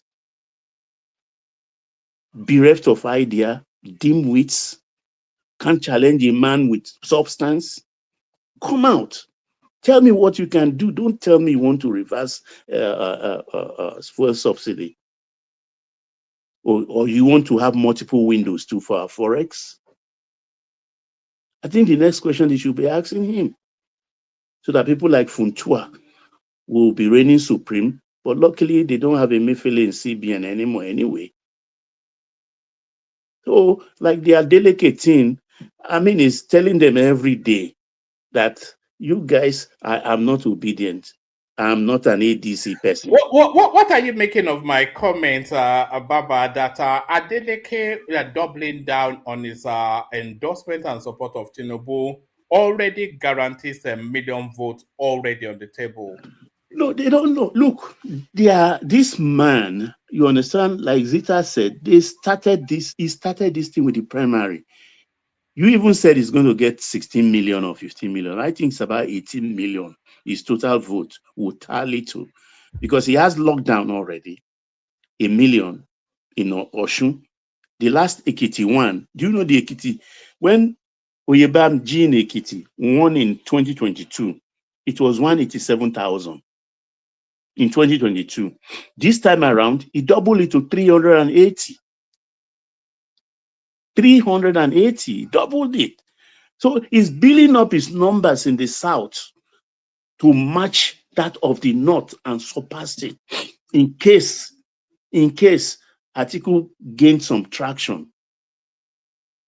So he's building up. Lagos 1 million is guaranteed. It's guaranteed. And nobody, you see, the politics, a lot of people don't understand the presidential system. You register. That your party register is with INEC, locked in there. So APC already have 12 billion verified as registered members with INEC. I think ADC has about 4 million, NDC has about 3 million. So therefore, if this man with 12 million ended up saying... Sorry, Baba, on your screen there is Adeleke visiting Yemsen Wike on his victory tour of I like the way. He's going to say thank you to everybody. I like the way Adeleke is behaving. That the more they come out and say, "Oh, he proved something," they want to drag him to their camp. The more he pushes away from them. They say, "No, this is where my loyalty lies." Imagine a governor taking his certificate to the president. He took the certificate to his father. He practically, as a senator, was staying with Remi Tinubu in Abuja. Remi Tinubu was his supervisor. It's a family thing. I kept on telling them. Did you want us to now telling them too many things? Can they get it? Why are they euphoric with small things? They become euphoric. I mean, he took the thing practically to the president, his father, and said, "Look, Papa, thank you. I came here the day before the election. I said, look, Tinubu doesn't have a dog in this fight. And he's dealing with the Oyetolas now and the Baba Konde. He doesn't want to see them. Because he told them when this guy was, said, let him come into APC. But simply because they don't want him to lead the party, they were looking at him with contempt because he dances. Yes, he is not too educated. But he performed. Look at it, even a Kpobolo in Edo State, because he has speech impediment. They think but he's performing. People of Edo State say he's performing. He's doing wonders. He's paying salary, putting infrastructure in place, renovating and building schools. And then you want to lampoon him. Yes, ma'am. Not to cut you in. You see, this thing you just mentioned now, salary, there is nothing better than a government. At the end of the month, you go, your salary is in your account. No, Zita, let me shock you, because I always ask myself, that time they were owing salary, I was in my working days. I can't imagine them owing me salary even 2 months. I will murder somebody. I tell you. And they go months on end without paying people. Jeez. I think it was only me that was concerned. I'm happy to feel like you know Nigerians, Baba, Nigerians, they think to forget easily. When they overcome something, they tend not to trust how they overcame it. It becomes a normal life for them. I remember there was a time in Nigeria, salaries are not being paid. And I hear some Nigerians come to this platform and praise those administrators that they were their best. Strange. During the time of Goodluck Jonathan, was there steady salary for workers? If I talk now, they will abuse me. Papa, continue. They were owing. That's where that's what I said. That was the period it started. But Baba, let me show you how the fight is brewing between the Adelekes and the Tinubu government. I won. You can't say that. No. I won. I beat you guys. No, you don't. You beat us. I beat you guys. No, you beat us.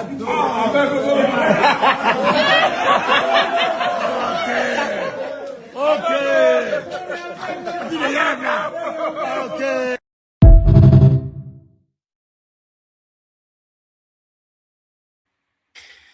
So is that not Davido and Wiki? That's David. They are in Abuja now doing their thank you tour of the people that gave them their mandate. You know, can these people sleep? This opposition when they see all of this? Baba, I don't know where you got opposition from. How do I label them? What label do I give them? They say they are opposition. They are just angry birds. Exactly, they are just angry. For what reason? I do not know. I do not know for what reason. Seriously speaking, if you are building back a building, a structure that is dilapidated, it's not going to take one day to build it back. You can destroy it in one day. You now build and build perfectly. You don't allow yourself to be stampeded. I think that's the joy Tinubu is giving the Bretton Woods Institute, because no African leader has stayed the course. Baba, let me tell you something. There is one thing anger and bitterness does. It either destroys you or it makes you. Correct. It works both ways. If you get so angry about a particular thing, it's either it rips you off every good thing that might come your way, or it motivates you to work so hard, fight so hard to get. I don't want to start calling some people, but the anger of 2023 actually destroyed the opposition. And you know the stranger thing?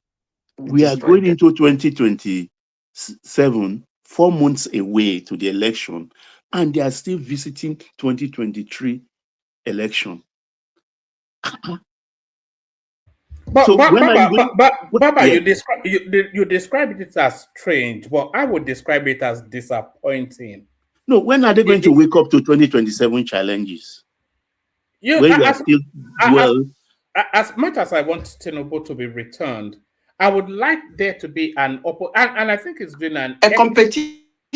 Competition. That should be the right word.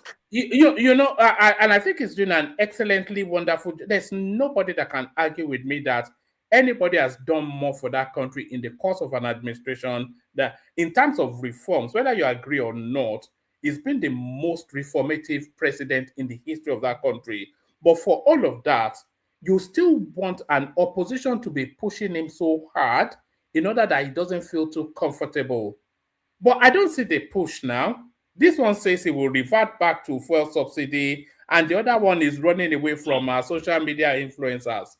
I mean, what's going on now? Is it now Showore that we are going to be your brother Is it Showore that will be bringing the fight? I mean, who's bringing the fight now? Because we want the fight. This is why I say it's strange, and you say you don't understand why I'm using the word. It is strange. I don't know what. That's why I say they are dazed. What dazed them? I don't know. It's like they are sleepwalking. That's the way I look at them, because no coherent voice, nothing to ginger the political atmosphere. They lifted the thing yesterday. The president is even behaving as if he is in the opposition. That's why he's behaving. And I even love what Cardinal Onoyekon said in one of his interview, recent one. He said, I think inadvertently, unknowingly, he praised the government. He said he can talk as he pleases because Nigeria is the only country in Africa that they tolerate free speech. He said what he did in the last couple of interviews he granted in 1 or 2 African countries, he will be in jail. He said it. Can you imagine? And yet, in the cyberspace, they will say there is no human rights in Nigeria. I know just people for lying alone on their president or their presidency in West Africa, they throw them in jail. Forget West Africa, Baba. Here in the UK, they are arresting people for Twitter comments. arresting people here in this country. Comment you No, make on Twitter, they're arresting you. one man, listen to me carefully. I think, yes, freedom of speech. I am a advocate of freedom of speech. But I told you people a story of me and a judge before. Freedom of speech is not freedom of madness. Nigeria don't pass madness. The whole world, it's not only Nigeria. They have to put a stop to it. Freedom of speech is not freedom of madness. Because if freedom of speech, one man, means you can say anything you want, the world will then the whole world will be in chaos. Mm-hmm. And that is the direction the world is moving into. Freedom of speech doesn't mean you should just come and look, one man, I don't even know whether you people go to YouTube. I have a relation who is addicted to YouTube. The kind of things I see him watch, I am devastated for him. Because I just carry 90% on, of what he's we are being watching, populated. So I yield already. Carry on as you're going. Okay. Yeah. 90% of what he's watching is lies. And this my relation does not listen to news. You know, normal news. You know, there is what they call news, and there is what they call prime time. News is normal news, 9 o'clock news in Nigeria. In some countries, it's 5 p.m. In some countries, it's 8 p.m. News that somebody will come and read the news, like telling you what happened in the country for today. Not his opinion. We say, so and so thing happened here. Show you video, show you species, blah, blah, blah, and end the news. That person does not listen to the news. Madam Sita, and they will show you videos of when it happens, the time that it happens. Yes. The person will refuse to listen to news. Then he will open YouTube and sit down, and somebody will have a channel like one man, and then be putting it, joining it, and be explaining it to him. I said, wow.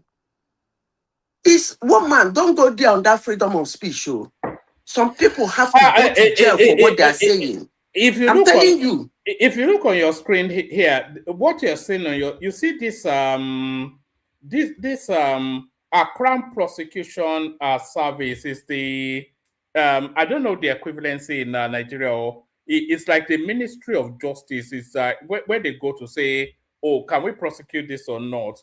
And this is one of their headlines: man jailed for 2 days after posting online during public disorder. So this is a guy that posted that he doesn't like immigrants, and they locked him up. So forget free speech now. There's no but only in Nigeria would you be able to say things. It should be curtailed all over the world. Like somebody going online and say, how wish a president should be killed. Come on now. And you say, you call that free speech? Oh man, no. No, now. That is madness. It's like shouting, who let the dogs out? People are running amok and you're calling it free speech on social media. But you are here insulting another leaders. And you are here insulting another leaders. Excuse me.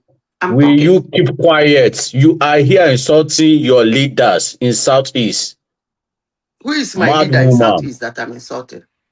If you don't have leader, go and check. You are here insulting. How many times you are calling Peter Obi names? How many times you calling Peter Obi names here? Yes, you are. He is your leader. He is your leader. God punish you. You are calling Peter Obi my leader. God punish you too. God punish you too. God destroy you for calling Peter Obi my leader. May you never see good in the land of living for calling Peter Obi my leader. Madam Zita is okay. Hold on, Zita.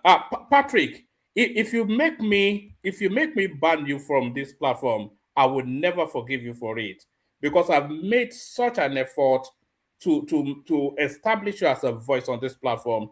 But if you push me to the point that I have to ban you, I would never forgive you for it. Don't do that again. Carry on, Zita. One man. The I last thing return anybody, it back to send off to you.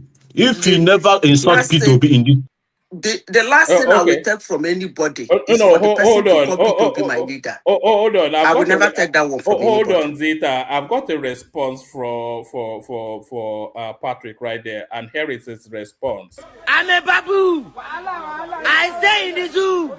Zadu, I'm a babu. I live in the zoo.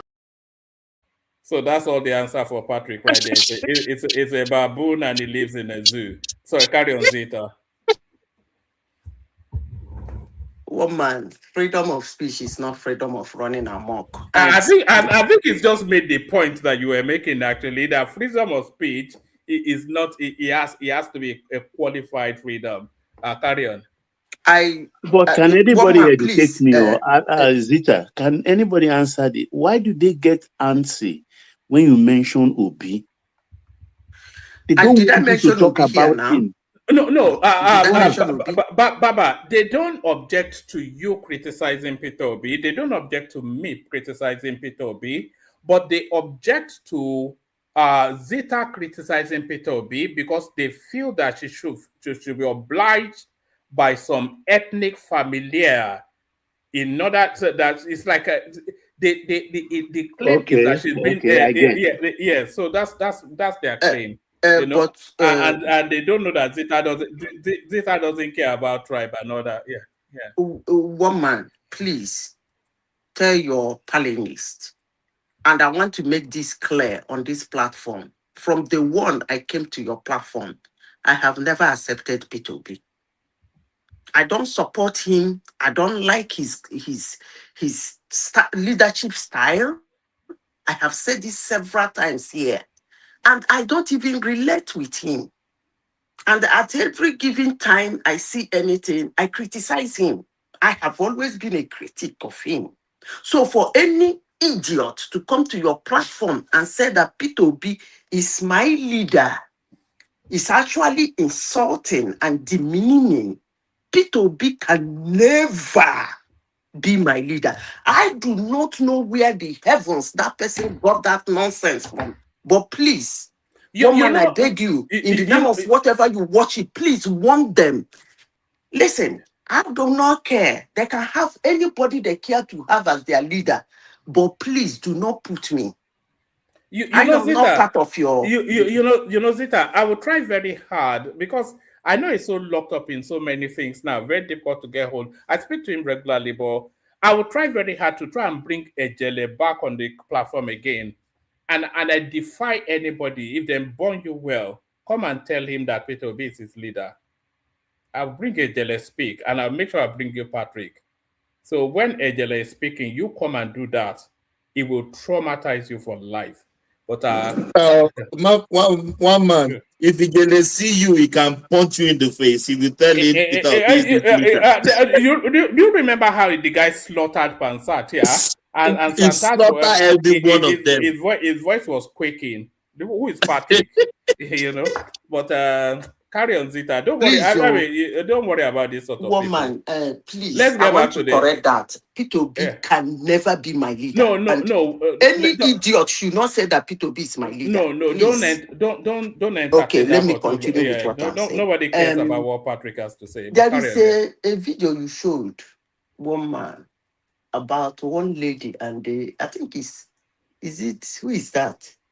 Oh, it was Tony Elumelu. Let me play it again so that for the benefit of people just joining us, it's only about 20 seconds. And this really angered me, actually. It's just it disappoints me more than anything else.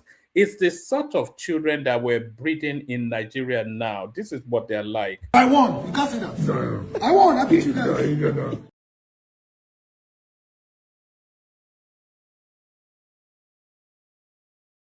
Sorry, it's not that one. No, carry on it. I'll find it in a moment. I think. Yeah. So, the guy, the girl, you see, we like copying, and we don't copy well.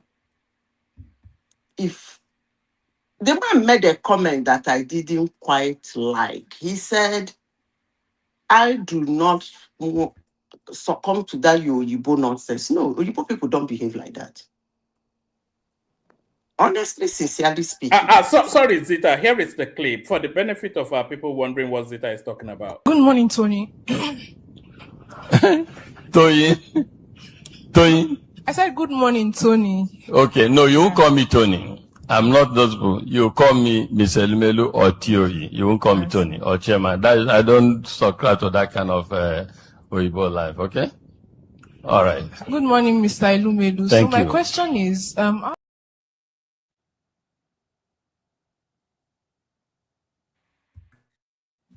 Yeah, carry on, Zita. My more body judge, you say infra dig. Yeah, is actually very annoying. But for the fact the man said Oyibo, I don't even know where he got that one from, because Oyibo people don't behave like that. You see, one man, you talk about free speech. In the corporate world, which she is in now, that situation is what they call corporate world. You don't do that.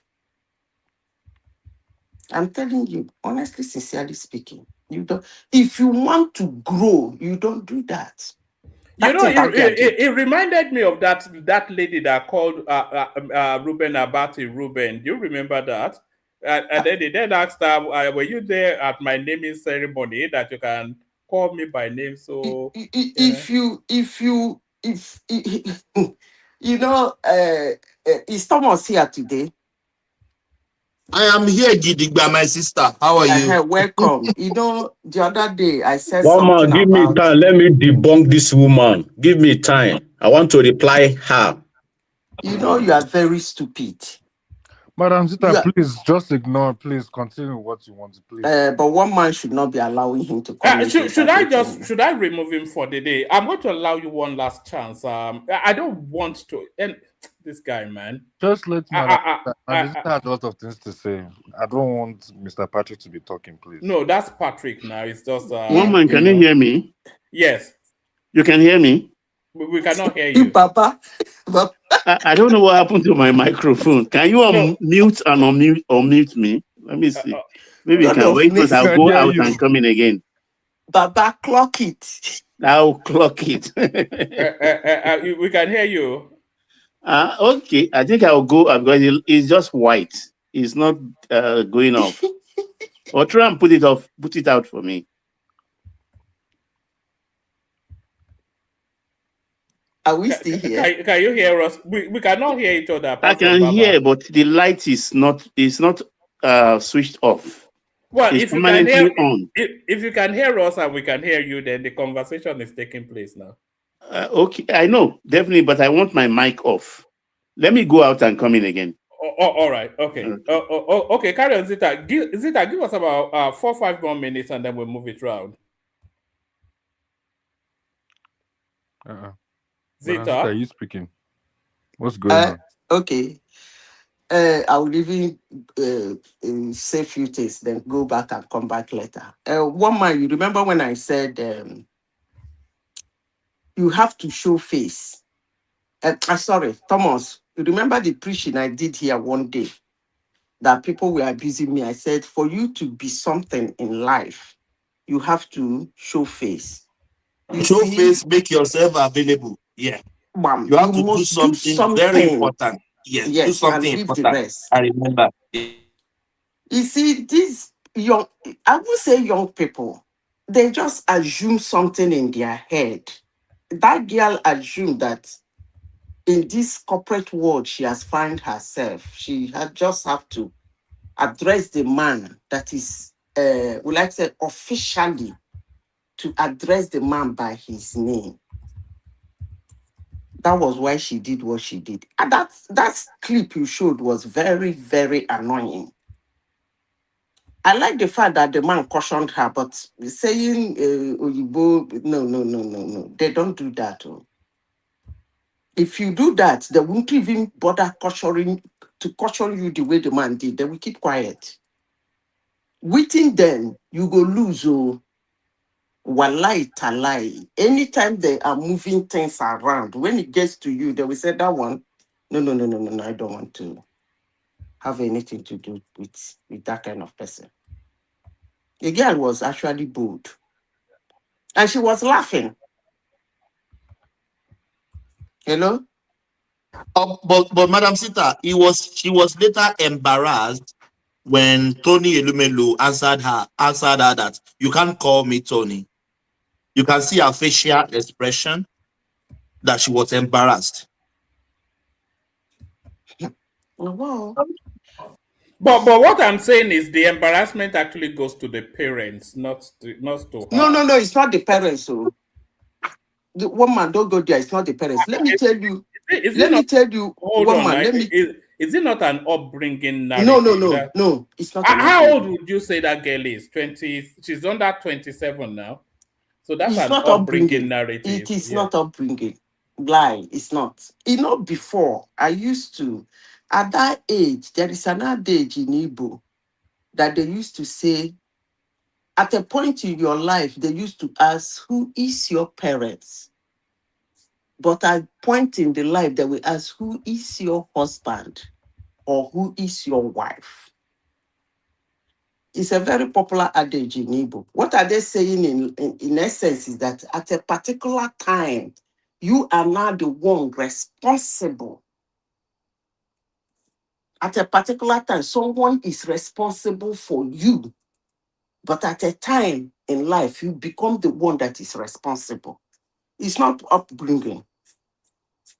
There's something I told you people some time ago here that my grandmother used to do. My grandmother, when she teach you, you are not listening, you are not learning. Do you know what she will be doing? Next time you make the mistake, she will say, God punish that person that will say that the parents did not train him well. She's cursing in advance because they're going to curse her when you go outside to misbehave. Your grandmother is like my mother. There's nothing different. That's what he said. That's what she was saying. Cursing the people back in advance. Because when you go out to misbehave, you say, like one man has said, it's upbringing. Don't dump it on the parent. It's not the parent. Then, do you have another topic? There is a topic I want to discuss, but when everybody finish speaking, I will come to that topic. All right. On our way to the next person, we go to AY from AY Prince Daddy, and then we'll move it around a bit.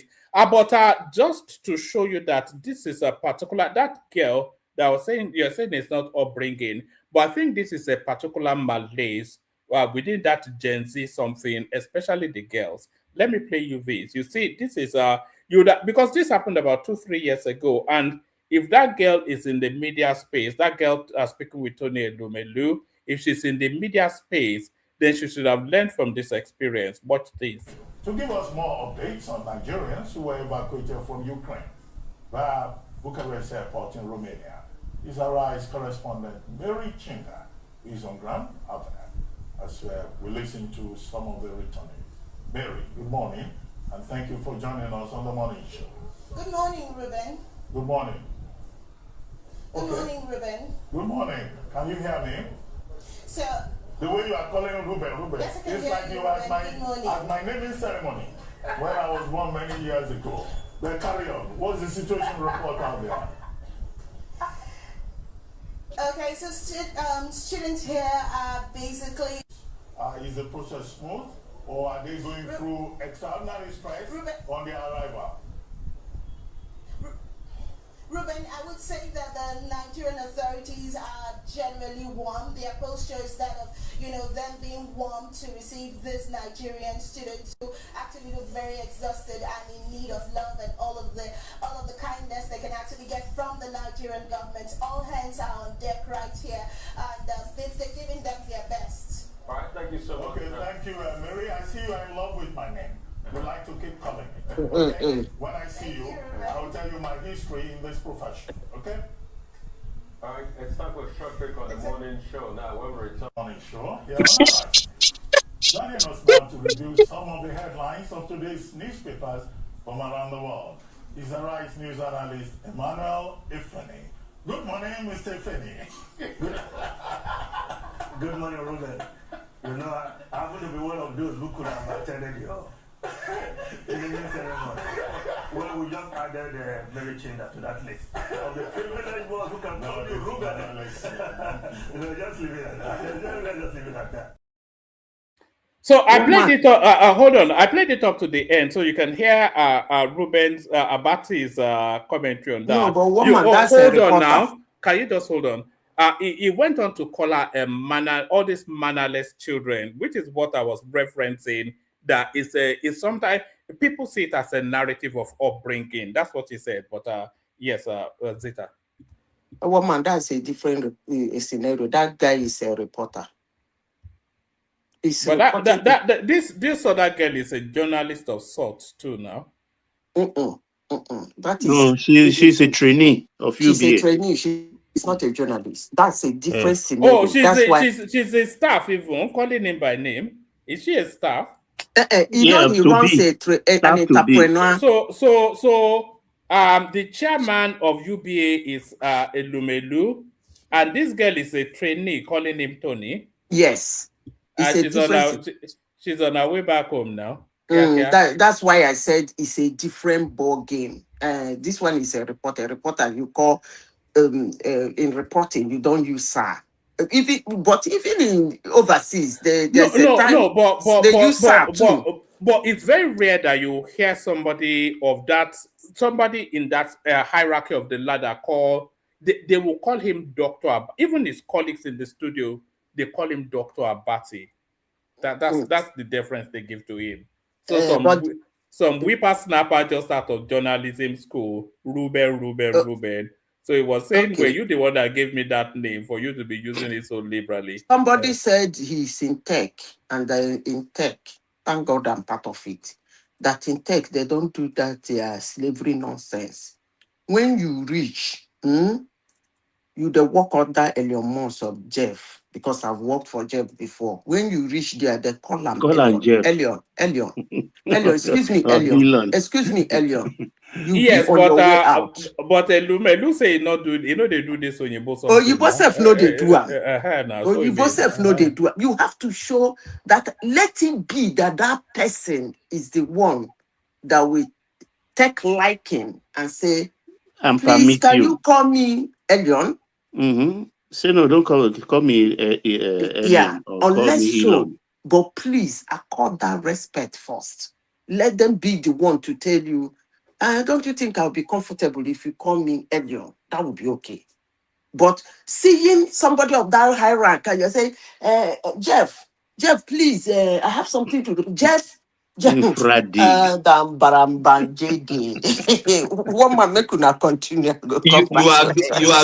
a gunner, Madam Sister. You are a gunner. Yes. All right. Let's bring AY into the conversation. So AY, you can see where Prince. Did you want to? Yes, I'm here. I was, if you don't mind, I was going to ask. One more, can I ship something? Can I come in just 2 minutes? No, guy, you have to wait now. You see, Prince and AY, they've been here pretty much from the start, but they wait to so we can't put you ahead of them now. But Prince here. Yeah, I was going to ask Madam Zita, if you don't call Bezos Jeff, what do you call him? Mr. Bezos. We used to call him Mr. Bezos, Mr. Jeff. Does he object to call him Jeff? I never did. Yeah, it comes. I never, because the people, the superior people around him that are top there, that he can even hand them over his position, didn't. So why should I? Well, because you see, they don't call him like that. So why should I? Well, it's all culturally based, quite frankly. See, more likely the people closer to Jeff Bezos, is senior executives who probably call him Mr. Bezos, right? But a low employee would just call him Jeff. It's not a serious matter here at all. It's not that complicated. Prince, please understand what I said. I said, nobody is going to slap you or caution you if you call them Jeff. But I want you to understand that even in that your West, that is so westernized, they might see it as disrespect. I rest my case. But if you feel they are so westernized that you walk into a CEO office and you call him by his name, and you want to say, can we do this? He said, Jeff, can we do this? If you are comfortable with that, I wish you luck. But I'm telling you, they are not going to slap you or tell you, why did you call me that name? Okay, But when the ranking that is fine. starts, I and hear when you. the Okay, so uplifting starts, thank you. Okay, you guys should let me speak now. yes, go ahead. AY, please give me Yeah. 1 sec, please. One man, please give me 30 seconds.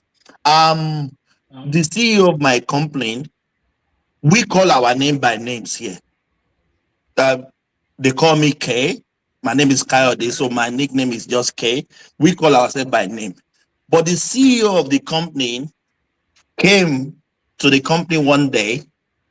Then my spirits, I'm not really comfortable calling him by his name. I use Mr. He was with us for 3 days. I've been using Mr. to call him all the time. He didn't say, don't call me Mr. So. So I understand what Madam Sita is saying, that they will not slap you for calling them Jeff. They won't get angry. No, they won't. They won't get angry, but they know that you are disrespectful. But as you rightly said, if you have told me, okay, don't use Mr., just call me by my name. But I didn't call him by his name. I used Mr. But he didn't object for me calling him Mr. So we're just deceiving ourselves. Or you both do the sometimes.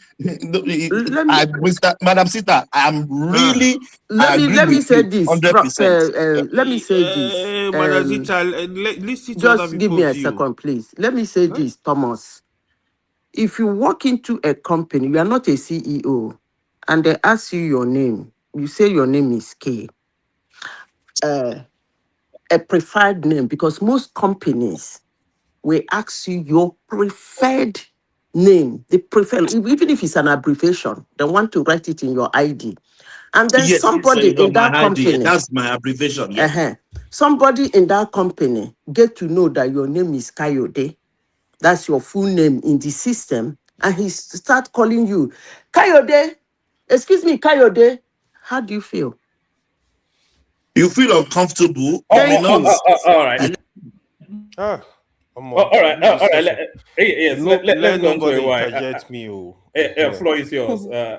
Alhaji General AY. Greetings, everyone. When we are discussing, we should try and listen to other people's opinion, right? Yeah. The discussion has triggered the name calling first, but in America, so the first of all, that lady, the problem is upbringing. It can be cultural, it can be upbringing. Thank you. You said no interjection, but thank you, because that's what I think as well.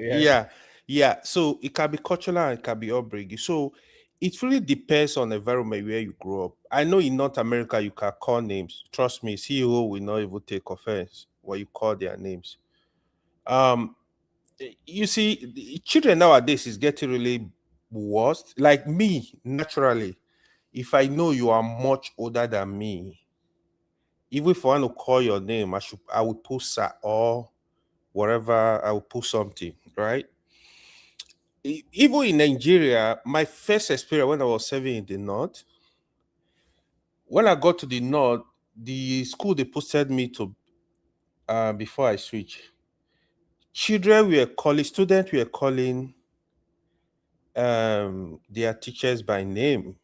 Like they will even shake you. They will come, say, for example, your name is Kayode. They will come, good morning, Kayode. They will give you hand to shake. They find it weird. Usually I will keep my hand. I'm like, what? So because I'm not used to that system, I'm used to a system that even your senior in school, you can't even call them by name. You can't even give them hand to shake. You can call them by name, really. You can't give them a hand to shake except they give you hand. So that girl, the problem is it's not that she was being disrespectful. Of course, that's how we see it. But it was upbringing, especially the Gen Z. They don't send anybody. Like, even the way they talk, it's really upbringing, because you can't call the manner you call Elumelu Tony Elumelu name. That was disrespectful. At least you should push her. Oh, Mr. Tony, what you ask your question. I mean, the way she even called the name casually, first of all, Mr. Tony might even be older than even her father or same age. So that's disrespectful. The moment you know somebody is older than you, especially way older than you should not call them by name, in my opinion. But again, so when you do that, for example, in Yoruba culture, that's a big disrespect, right? That's why I would say it can be cultural as well. Trust me, when you do that in the north, in most part of the north, it's not a problem. Even in the north, I see situation where children call their mother, call their father by name. If you ever live in the cold north, you see people doing that. So that's why I say it can be cultural. But if you do that in Yoruba land, it's you are more like you are more like committee a lot. So that's for that. But when I look at that Rubel issue, the Rubel case, I know Rubel love people to call him Dr. Rubel, Dr. Rubel. I don't see that. Context really matters, right? I don't see that reporter. I don't think she was disrespectful.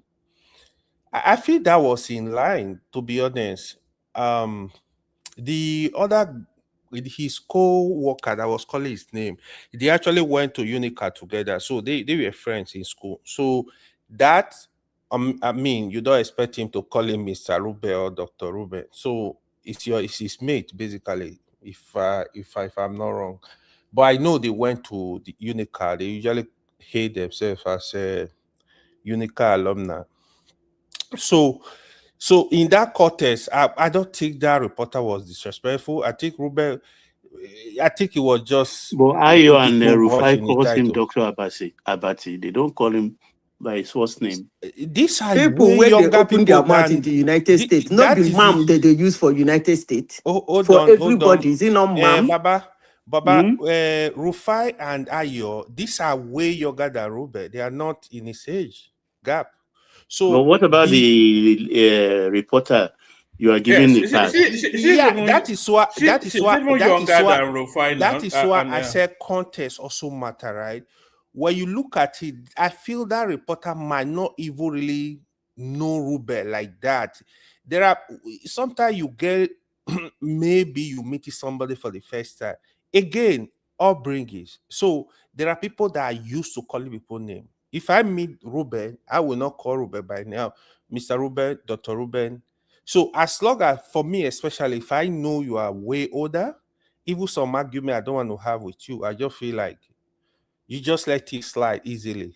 So, but a lot of children, they don't do that now, especially this Gen Z, when no they face anywhere. So they can be very disrespectful. But when they do that, is I don't know. I think it's upbringing, because for me, raising my children, I would see, no matter where I raise my children, I would teach you to be respectful. When you see older people, you have to respect them. Even my elder brothers, for example, I don't call them by names. Even till today, I don't call them by name. I can't even call them by name. So it really depends on where you grow up. I'm telling you, this is just the truth. It really depends on where. It's not even about money. Sometimes, yeah, in Africa, we tend to respect people with money more. But even if the person, as long as it's older than you, is rich or poor, you should respect them. Yeah, I think it can be cultural, because if you look at Nigeria, look at the different tribe, different environment, you see our behavior, how we treat others is kind of different. So that's what I would say about that. One man, what's the next topic? Okay, we were talking about Atiku promising to reinstate the fuel subsidy. So we're talking about that. We're also talking about Adeleke visits to his father. Yes, we're also talking about Adeleke visiting Tinubu to go and show his his and FCT certificate minister too, and certificate of return, and also the FCT minister. We saw yeah. Davito. So they're doing a victory tour, and they are going to say thank you to the people they feel contributed to their success. So we're off the back of that, saying that Tinubu is pretty much guaranteed 1 million votes in Osun State. Adeleke got 500 and something thousand votes. The APC got 444,000 votes. So if you put the two together, it's almost already 1 million votes on the table for Tinubu. Atiku then promises us that 2027 will be his last run, that should they not win in 2027, that you would not see him come out again. So we're talking about that. What else? There's not a lot in the. We are also lamenting the lack of excitement in the politics. With just how many months left? Just early last year we were doing the Emilio 3 years ago. The Emilio songs, Papa Wino, all this. It was a bloodbath 3 years ago now.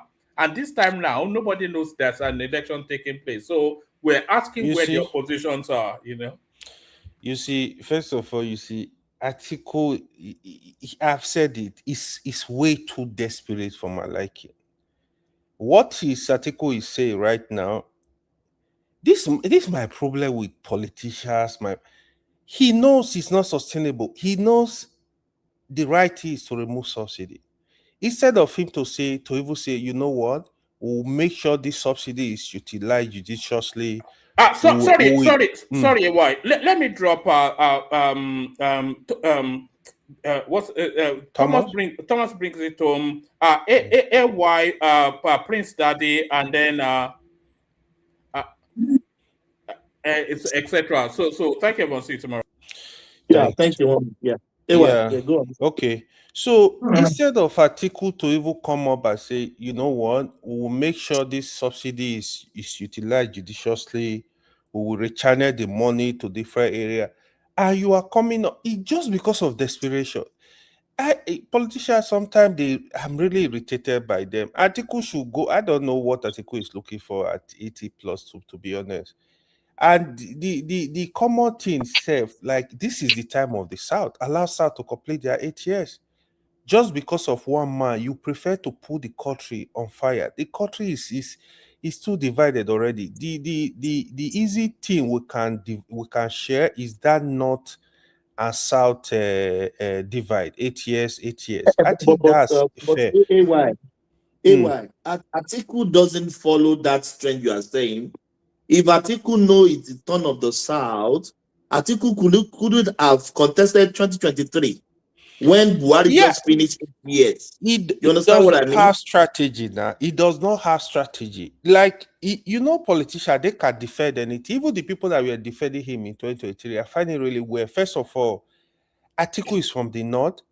Atiku is Fulani. A Fulani man just completed 8 years, and you are contesting. What I find also weird is people that even say, it's Fulani that are ruling the country every time. They were supporting him. I'm like, okay, so this guy Fulani man just finished power. Why do you want to contest again? Not only that, you are from the North. I think Nigeria should forget about Atiku. Atiku is, to me, they should forget about him. I don't see how he will become president. Whatever. Let him, I don't know what he want to do. Then on the issue of Adeleke, you see, politics is not emotion. Politics is very, very, very deep. People don't understand it. You can go to the field. It's more than that. Politics is deep. Oh, you listen to people emotion. I was listening to one channel today where they criticizing Adeleke for visiting Tinubu. You guys don't understand politics. That's what politics. In fact, this whole thing, Tinubu I've always said it, Tinubu is a very dangerous politician. Tinubu knows how to play the game. So Osun State is going to Tinubu. This is Tinubu is happy with that. Trust me. At least 500,000 votes is guaranteed in Osun, because right now, both the core APC and the governor structure, they will mobilize for him. You are saying 500. It's like almost 1 million is No, guaranteed. I'm Because even say APC, I'm trying to be extra. conservative. I'm trying to be conservative, but it's not sentiment. Everything is not emotion. If I say that in another panel now, if they like, oh, he's supporting Tinubu. No, it is not about But Tinubu. AY, why people think what implies in our politics, things can just change in a tinkle of eye overnight. We know that this is what implies. Vote buying, seducing the voter party. This has been, it has not changed. But why do you think some people just think things will just change overnight, then their candidate is going to win? Politics is very deep. I think we were discussing it 2 days ago. Like, to be honest, if the federal government wanted to use force, they would take the election. You go to court. They can actually do that. If you think I've listened to people, this YouTube emergency politician, they've never witnessed election. They don't even know what's going on the ground. Sometimes you will see a ruling party. They will support somebody else just because they don't want you there. It's arrangement now. Today now you will see Adeleke will tell him Baba will come to APC because now the Oyetola and co, they don't have option right now. So Tinubu might even be forced to, after election, okay, they come to APC. We allow him. It's politics. They are from APC family. So this emotion of who you support is politics. If people don't understand politics, that's why they talk like that. Sometimes it's Then one other thing I forgot. So I saw a video where Tinubu was addressing that Atiku issue. That was a very good response. Tinubu, sincerely, I think he should come out more, go on TV, and talk to Nigeria. I think it's a big problem. Because I see sometimes they even do some good stuff. They are not communicating enough. Sometimes, no matter how you send your spokesman to go and be talking to station, just organize stuff sometime. Tell the people what you are doing. Tell the people some of your target. Tell the, okay, electricity, we look at the project we are doing by so. I think we will prove this. Talk to the people more. But it's not speaking. You just say that's so wrong. It's not speaking enough. It should be speaking to the people. Issues will come, you address it, you talk to the people. Otherwise, people will think you are doing nothing. You can tell them, okay, in so, look at our project in crude oil and gas, look at what we've achieved, but this is the plan, this is where we're going. You talk to people. That will give confidence to the people. That will make even more people to support your administration. So I think he should do that more. He should talk more, to be honest. So apart from that, yeah, politicians will always do their thing. It's just the truth. Thank you. Oh, thank you so much, AY. Yeah, Prince Daddy, it's your turn, please. Prince Daddy, where are you? Prince Daddy? We don't have Prince Daddy. Yeah. Yeah. Let's hear from Patrick. Patrick, you have the floor, please. No. I have the floor. You are. Yeah. We are calling you. Yeah. Okay. Let's go to I walked away from Patrick, my phone. Prince Daddy. Yeah. Prince Daddy is here. Will you come after Prince Daddy, Patrick? Prince Daddy, you know the discussion here. Let's kick it off. Oh, okay. What can I say? I know nothing about. Let's start from the Adeleke going to the Asolok to thank Tinubu. What do you think? It's up. I mean, of course. I mean, what is wrong with that? I mean, is a politician, right? It's not. I mean, that emotions are part of politics, but you have to strategize and know your terrain. Don't be like Atiku.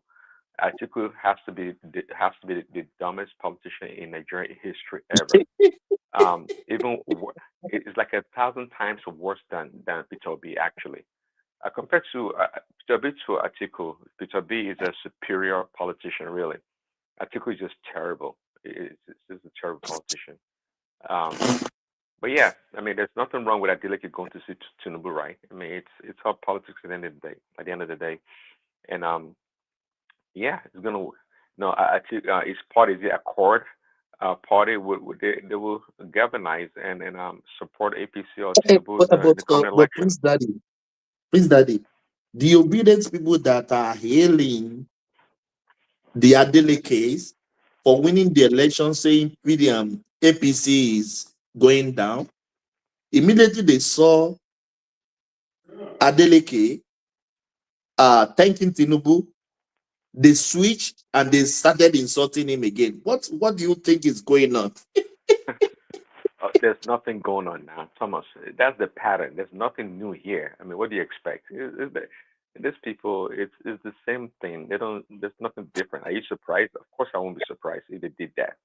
You know, any negative news is good for against Tinubu or the APC is their pleasure. You know, they rejoice. So, but they don't listen. Disobedience or disobedient followers. They don't know politics. And the fact, and I tell you, even when I was in the at the age, I don't think I was as savvy as they are today. The young people don't know the details of politics. It's not about just numbers and emotions. It's behind the scene is where politics really happens. So these people jumping up and down on the internet, thinking on the social media, thinking they know what is going on. They don't have a clue. And their leader, Peter B, of course, he himself is But just a Prince Daddy, backward guy. I was just flabbergasted. Even though Adeleke is from Accord, Tinubu is overall president of Nigeria. It oversees the Accord, they oversee every party. You understand what I mean? So Adeleke going to greet Tinubu, even it's not that should be the normal thing. It doesn't matter they are from the same party or they are not from the same party, but people get pissed off. The obedient, they are pissed off now. I think it was Madam Zita said it earlier. It's hatred. When you have hatred towards somebody, you become blind. They despise Tinubu so much. They really despise Tinubu. How this man, in leg they shake and hand they shake, how you win the election, it really bothers them. They flabbergasted to the highest heaven really. They can't believe Tinubu, but they don't know Tinubu is a master politician. To what AY was saying earlier, I don't think Tinubu should be out there talking really. That is not his style. Tinubu is not Trump that don't always want to hug the mic and talk 24/7. That's not Tinubu right there. It's more likely to commit more of course errors if he goes out there talking and talking. He's not a talker like that. He's just not a talker. What I would encourage though is to have more people like Festus Keyamo out there talking for him, because Festus Keyamo is a great representative of Tinubu and the administration. He needs And more of those people also, going out there. everybody have their style of government. You understand what I mean? Yeah. Exactly. Yeah. Yeah. I totally agree. So if you ask me, Tinubu going out there talking, you'll be start saying things you shouldn't say. He will start messing up. I believe that. I mean, when it was much younger though, when it was the governor and when it was much younger, it was a very good speechifier. He spoke very well. I mean, he was able to read the crowd and command the audience. It was that good. But as he got older, he didn't hone the skill or sharpen that skill. So he kind of lost it, I think. But please, that do we need president that is speaking all the time that is not working, or we need the one that is not speaking but is working? What do we need? But I'll take the one Prince, that is, yeah. when he was a governor and he was younger, Tinubu he's not that talking type. He doesn't dabble into every discussion and he has a, how would I say, what do they call somebody who has a slow speech? Yes, I forgot that. He's not, he doesn't say everything and anything, even when he was young. He doesn't. You're right, but the few times I've seen him, you can tell that he can speak when he was much younger. And you're right, he wasn't like out there always wanting to speak, but as a young person, he could speak. He was able to. Tinubu is very patient and smart. He's a very smart politician. Prince Daddy, sorry for cutting you. Madam Sita, did you listen to the advice he gave Adeleke when he went to the Asoro? I did you didn't. see how? Oh, you need to go and Madam Sita, please go on YouTube and listen to that conversation. What did he say? Tell us. Like he was advising Adeleke, like stabilize the state. Like it's just like a father to a son advising him stabilize the state. If the politics is not about just electing alone. It was just telling him indirectly that you need to work more. The people want the people want you. Yes. You see, in as much as he's a good politician, and he has also tried his best for the past 3 years, we still expect him to do more. The way the election is going, I'm not happy about it. I wanted a good opposition. Do you understand? Like yes, ginger, swagger, like 2023. So that, even if he wins, which from the look of things, even if the ginger and swagger him, he will win. But I didn't like this relaxation. If he stroll into victory, I don't know. I'm scared he might affect his second term performance. That is just my word in this thing, because we don't have news here. Madam Sita, you can see, we don't have news to discuss. Madam Sita, do you know why it's not happening at that? Why? Yes. Prince Daddy, you still have the floor. Let me just say this. Madam Sita, the opposition are not saying anything Tinubu is doing wrong. They are going to do right. The people can't see it, Madam Sita. And I know you too can't see it. That's the truth. I'm saying this is what is going on, Madam Sita.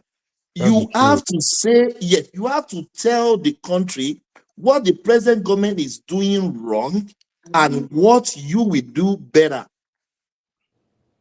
And that's not happening. There. It's not happening, Madam Sita. What are they, Madam Sita? What are you going to tell them? Thomas, wait, Seth, you calm down. Be coming down. Let me tell you, there is the only thing you will say is that those people are dumb, or they are under a spell, because there is no way somebody who is in office, you can't see what he's doing wrong. No, now that's so broad. Madam Sita, no, but Madam Sita, they don't have anything better to say. That's the truth. They can't. They are not ready to work. That's all I can say. That's the truth. Thomas, yeah, I was going to say something similar to what Madam Zita just said. You see, one thing is this: at the point in time, I believe that we are short of people will get brain. Talk on. They're so the people we have within the political caucus, they are mostly dumb and very tall politicians. They are not the real top one. Because let me tell you one thing: in a real environment like a developing country, honestly, what Tinubu is doing should just be like at the lowest of it. If we really have those people that are really that outstanding as politicians, to be honest. So we just have some desperates and political jobbers, and those people that just to look at the way they are speaking, they cannot even pick something. Even many of us that we are not even politicians, we can see something. We can pinpoint some few things, yeah. Exactly. The only reason some of us are not speaking is just because of the likes of AY that are obedient, so they won't steal our ideology. Yeah. All right, Thomas. Yeah, let's go back to Prince Daddy, please. Yeah, Prince Daddy, you get back your floor. So, what do you think is going on? They said the opposition is dead on arrival. Prince. Oh yeah. Opposition. It never existed. Have they even arrived? I mean, Tommy, have they arrived?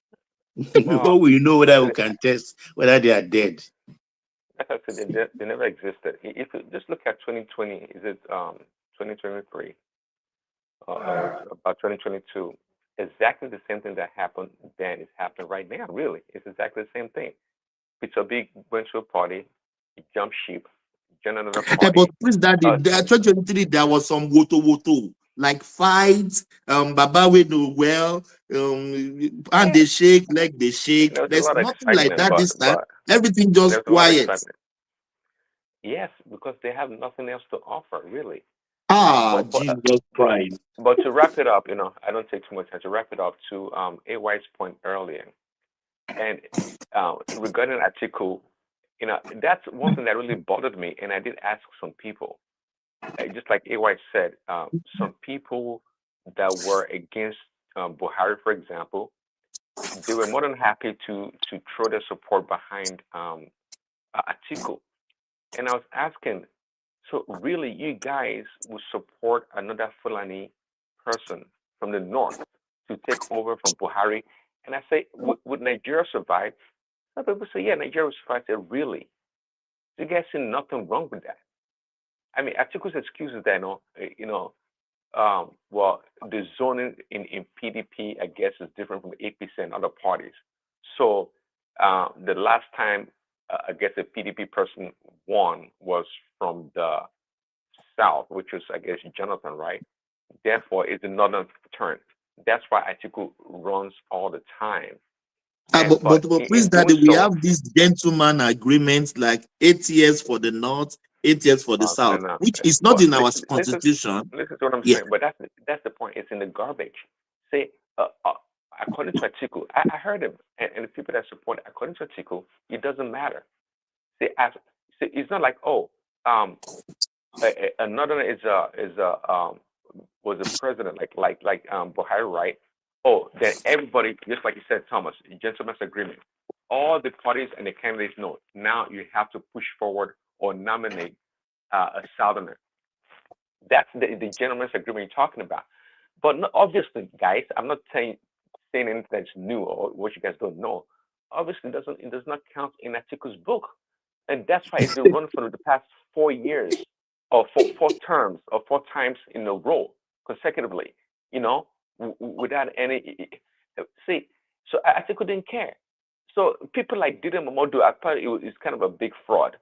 So Dile Momodu, you support another northerner to become the president right after Buhari? Really? I think those ones are working for their stomach, isn't it? What? So I think Dile Momodu is working for his There is stomach. something like where that's exactly what he's doing. So let me wrap up by saying for Baba to answer this question. So Baba, if you're still there, would see if after Buhari, if someone like Atiku had won the election, do you think Nigeria would still remain, or would you think Nigeria would still remain as a country and everything would just go as normal, like nothing happened? Baba, that's you, sir. I think with somebody, if he had, let's say, with Tinubu in the fray, there would have been problem. Because at the height of that 2023 was somebody, hold on, somebody can carry on. Just 1 minute, I'll come back. Yes, Okay. Let's go to. Let me yarn before Ola, yes, there. I've We not need to go to spoken, Patrick after the answer. The light thing Nigeria will still remain the same. Yeah, we are coming to you, my brother. So it depends. It depends on the definition of remain the same. Yeah, physically we might still be Nigeria, but battling with a lot of issues, because definitely things will not be the same, because it depends on are we talking of economy or the ethnic tension just fragment them more. So there is because even if Nigeria will eventually disintegrate, it won't just be like 2 or 3 years, but there could have been a serious issue. So if Tinubu did not win, but probably Nigeria would not have disintegrated yet, but there would have been serious problem. But Ola, the owners of Nigeria we claim, we always say, I think they will not even let Atiku to win that election so that Nigeria can still be together. What do you think? Well, sometimes sometimes this thing depends. Sometimes you can see observe the owners of Nigeria. Sometimes the owners of Nigeria we are talking about they are not just only one group, but it's only that one group is more pronounced. So, for example, it were to be about the owners of Nigeria, I don't think, just my considered opinion, I don't think Buhari will have even been in power. I don't think. So the thing is, the Nigeria situation is very complex. So it will have been, I know the Yoruba situation, all this Yoruba nation you are seeing now, it will have escalated. I know that would be on the high side. That would be on the high side. Yeah. So maybe Nigeria will have even be thinking of something like a civil war now. After all, God will not let it happen. No. It has to be shared from the south, from the already pushing us towards that place because we will have been battling a lot of challenges from both economic, insecurity, and just even nationhood. So a lot of issues will have been encountered in that country because just imagine, I don't just want to imagine it, but I don't want. Sorry, yeah. Ola, can you hear me? Can you give us names of the owners of Nigeria so that we know who are those ones still living and those that already passed away? Because now, and now let's know those ones that are still living and those ones that passed away. They call them the class of 1966. So go and find out. You two that is it. So how many? Buhari already passed on, so remain like two or three. Babangida is still alive. Obasanjo is still alive. Remy, I've just given you the hints, right? They call them the class of 1966. So Absalam Abubakar is one of them. Retired general. So I think their influence is already waning. Okay, no more now. Continue, Ola. Sorry. Oh yeah, Ola will come to you. Let's go to Patrick. I don't want Patrick to punch me in the face. Patrick, you have the floor. Yeah. Okay, thank you for my brother. You see, I'm only opposition here, and also I'm a strong guy among every one of us here. I see the governor of your state visit our president. Osun State visited our president. It's not a bad thing. President is a father of the nation. If I win, I will still go and visit him because he's not president of APC or another group. No, it's a father of the nation. I don't see him, so I don't see into anything. But so why do you think your people obedient? They are mad. You say what? Why do you think your people obedient? They are mad because Adeleke went to visit Tinubu. No, nobody is mad. Nobody. They play politics. Don't tell me nobody is mad. You may not be mad. Politics. Yeah, they play politics, but it's not a wrong thing. It's whether you like it or not. President is our father. Whether you like Tinubu or not. Yes, you are right. Whether you like it or not, he's a father of the nation. The same thing with P2B. Whether you like it or not, P2B is a leader of the Southeast. He's first governed a state before. He's first manager of the company before. He's a leader. Whether you vote, you like him, you know, No, like don't say him. the leader. It's one of the leader. You can say one No, of no, the no, no. leader. It's our leader. Whether you like That's all him, right. you know, like him. I am not from He's Southeast, our so leader in Southeast. I When can't some object people to say, that. yeah. Wait, let me comment. When some people say P2B is not our leader, I don't know where that person came from. You know, person who govern a state. What is meaning of a leader? He says he's not a leader. Who told you that? Any But you can person choose who govern a your state leader. before is a leader. Patrick, let's Whether make it conversation. Patrick, let's make it conversational, please. Yeah, you can choose your leader, isn't it? my brother, you cannot choose your leader by yourself. So No. that person. You are wrong. I can choose my leader. Hold on, please. Hold on. Let it be conversational. You have the floor. I am the moderator, so we have to make it conversational. It's not one-way talk. Yeah. 2023, when Tinubu won the election, some obedience are still saying Tinubu is not their leader, and nobody will kill them for that. So you can choose your leader. Yeah, when you say obedient is people of Nigeria. It's not Southeast, it's not Southwest. I didn't say that. I didn't say they are let me come. Let me answer your question. I can say Tinubu is not my leader because he never governed me before. But he's a leader in Yoruba land. Whether you as a Yoruba like it or not, he's your leader. He's a leader. Yes, I take him as a leader. Yeah. The same thing with the P2B. P2B is a first leader. It's one of the leader, not the leader. It's not Glory. It's one of the leader. You cannot say it's no. Sorry. Let me correct Patrick. Tinubu is a leader of the country, not a leader of Yoruba land. No.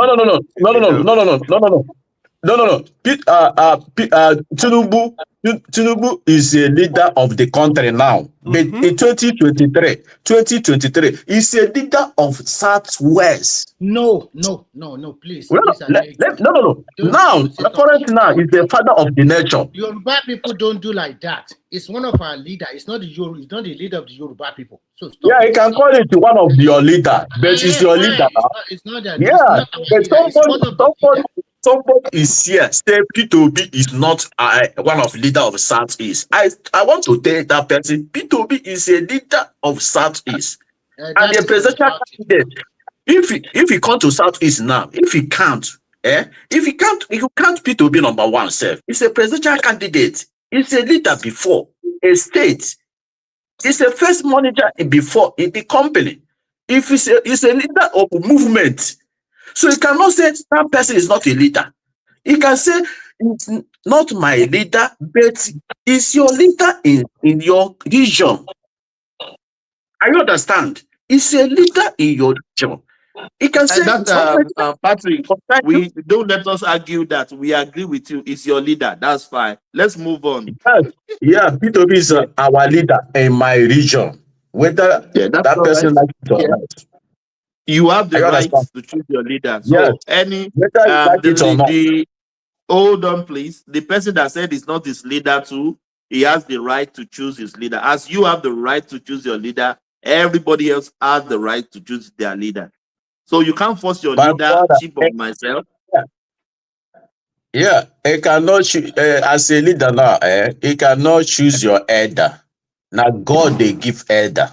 When you come to elder, old age is not I will choose or I will choose. We will respect your old age.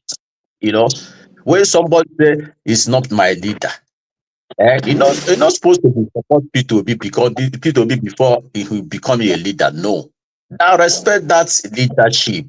Respect that leadership. It's not easy. The same thing with old age. You know, the same thing with old age. Our elders. You cannot choose who will be your elder.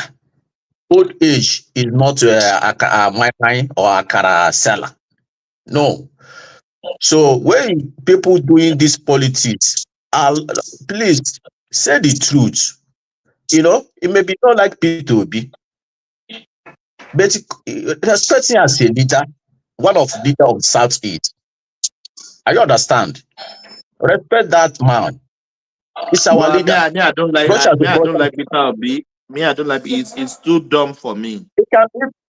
I know.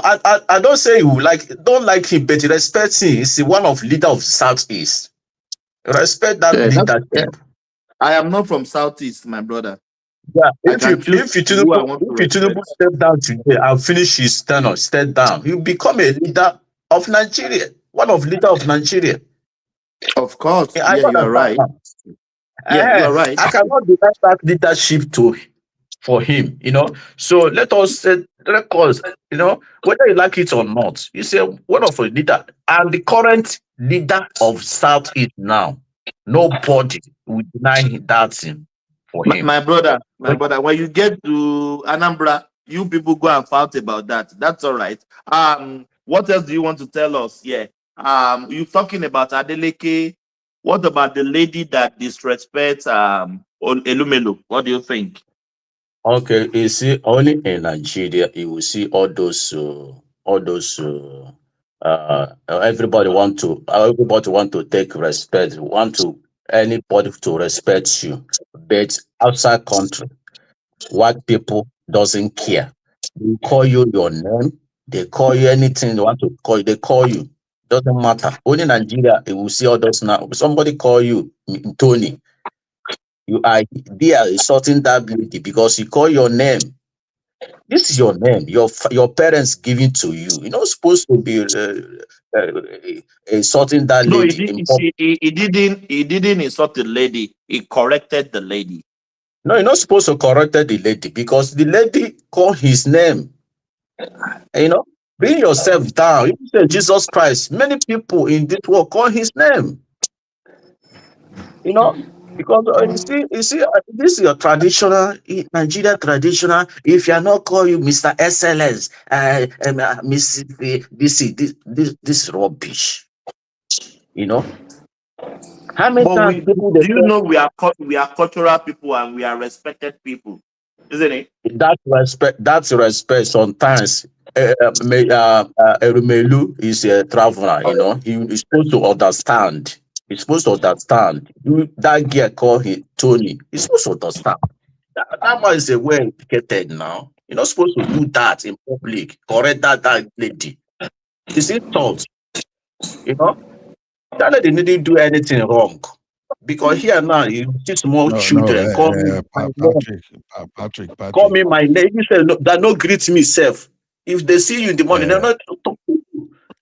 Patrick, if you don't mind, hear this if you don't mind. You see, one thing is this: we live in a complex world, and when you are educated, one of the things is this: you have to live by people's culture. Now, even in Nigeria today, now you know that when you are going to attend any Islamic function, you know the type of meat you don't take to that place, and you have to abide by it. So that means that you know people culture. You can't be a Yoruba man now, and just because you are in America, and you now see a Yoruba traditional ruler, and he's coming to you, and the next thing you stress you call them by their name. You understand? Imagine you call Onilefe by his name. So this is a learning. This is a learning. This is an opportunity to learn. You have to learn things. My people said that. My people said that when you go to America, you behave like American people. You go to London, you behave like the London people. Don't use that your tribe. Go to another man land. They begin to control that your mentality, how to greet, how to land down. No. If you go to Europe, behave like Europe people. So let me come to name phone. You see. This is current government. They come to the power. They meet our school fees to 15,000, 20,000. They came back and increased our school fee to 200%.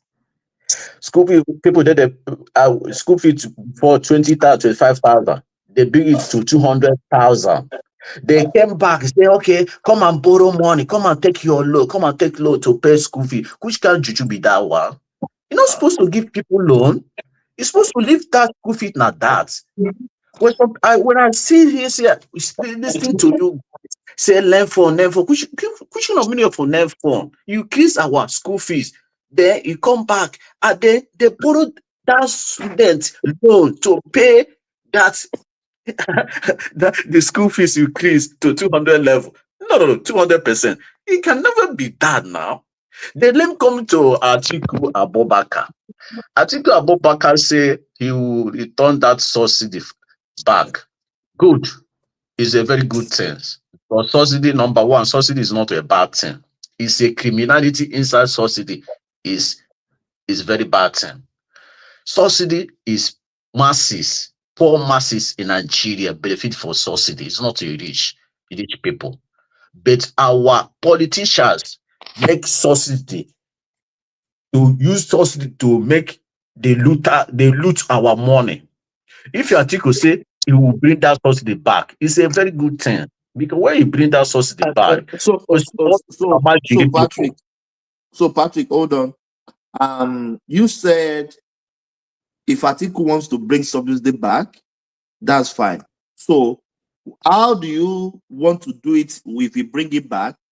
So if he's not able to tackle the corruption under the subsidy, then do you want us to go back to Egypt, where the rich people, they will be getting richer, they'll be getting subsidy, and they are not bringing any petrol into the country?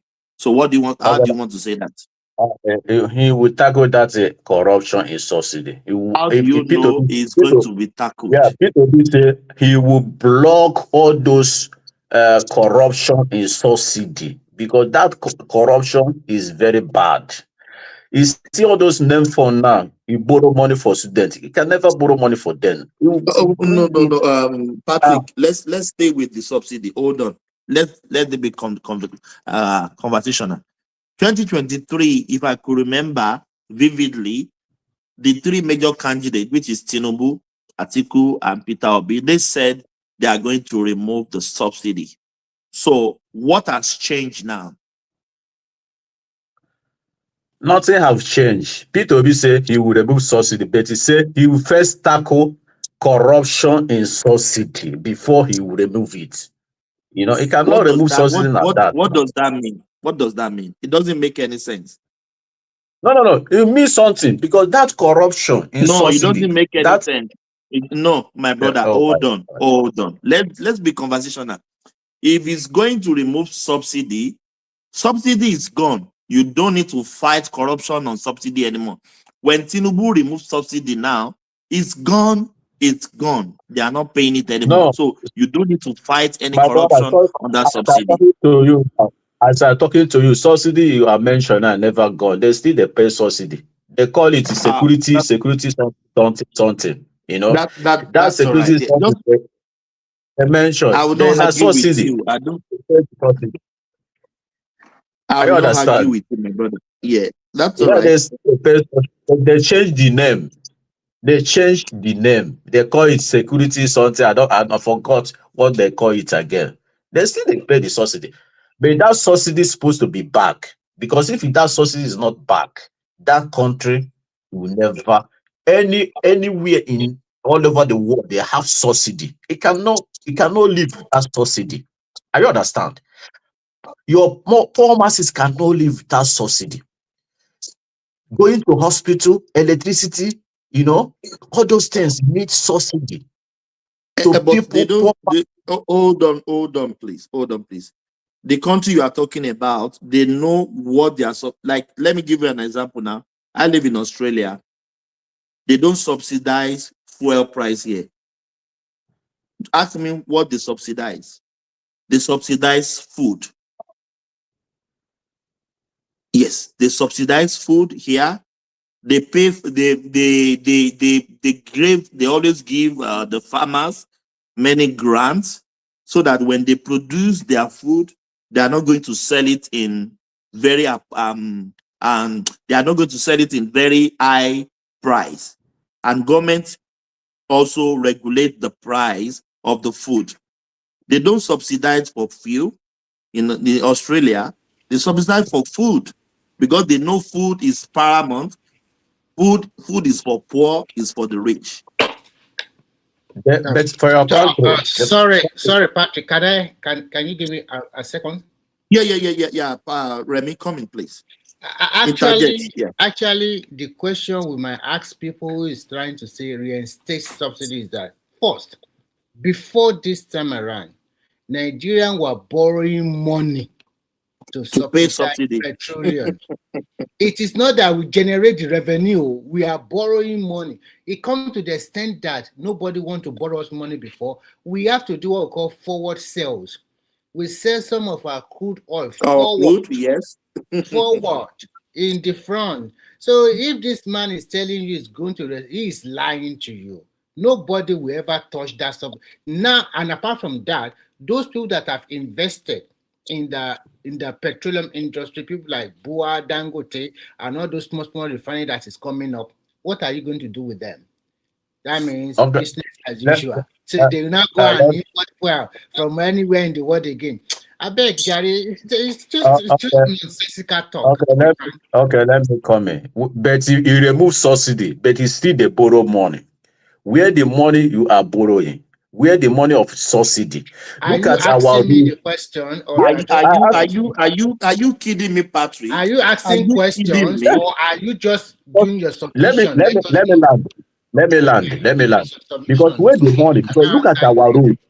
Look at our road from Kogi to down to Bini, from Okele, from bypass. It can sleep there more than 4 days. The road is not good at all in that country. Look at our road. Where is money?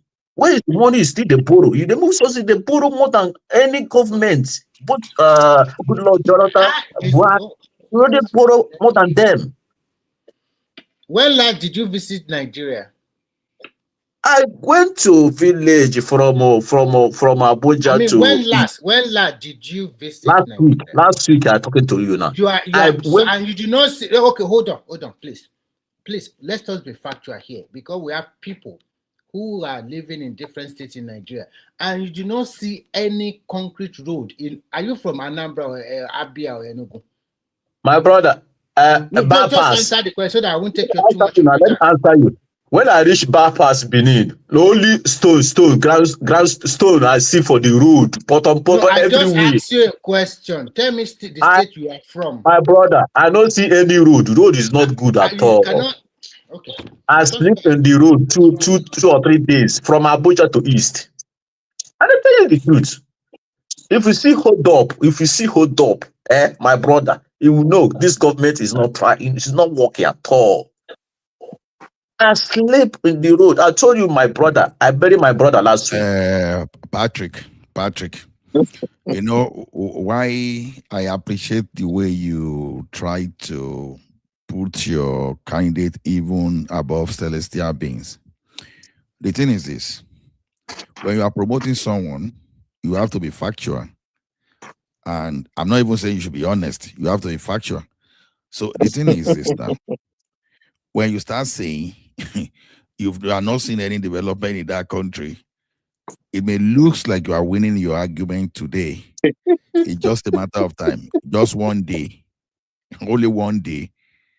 You understand? All those lies of 4 years will be rubbished.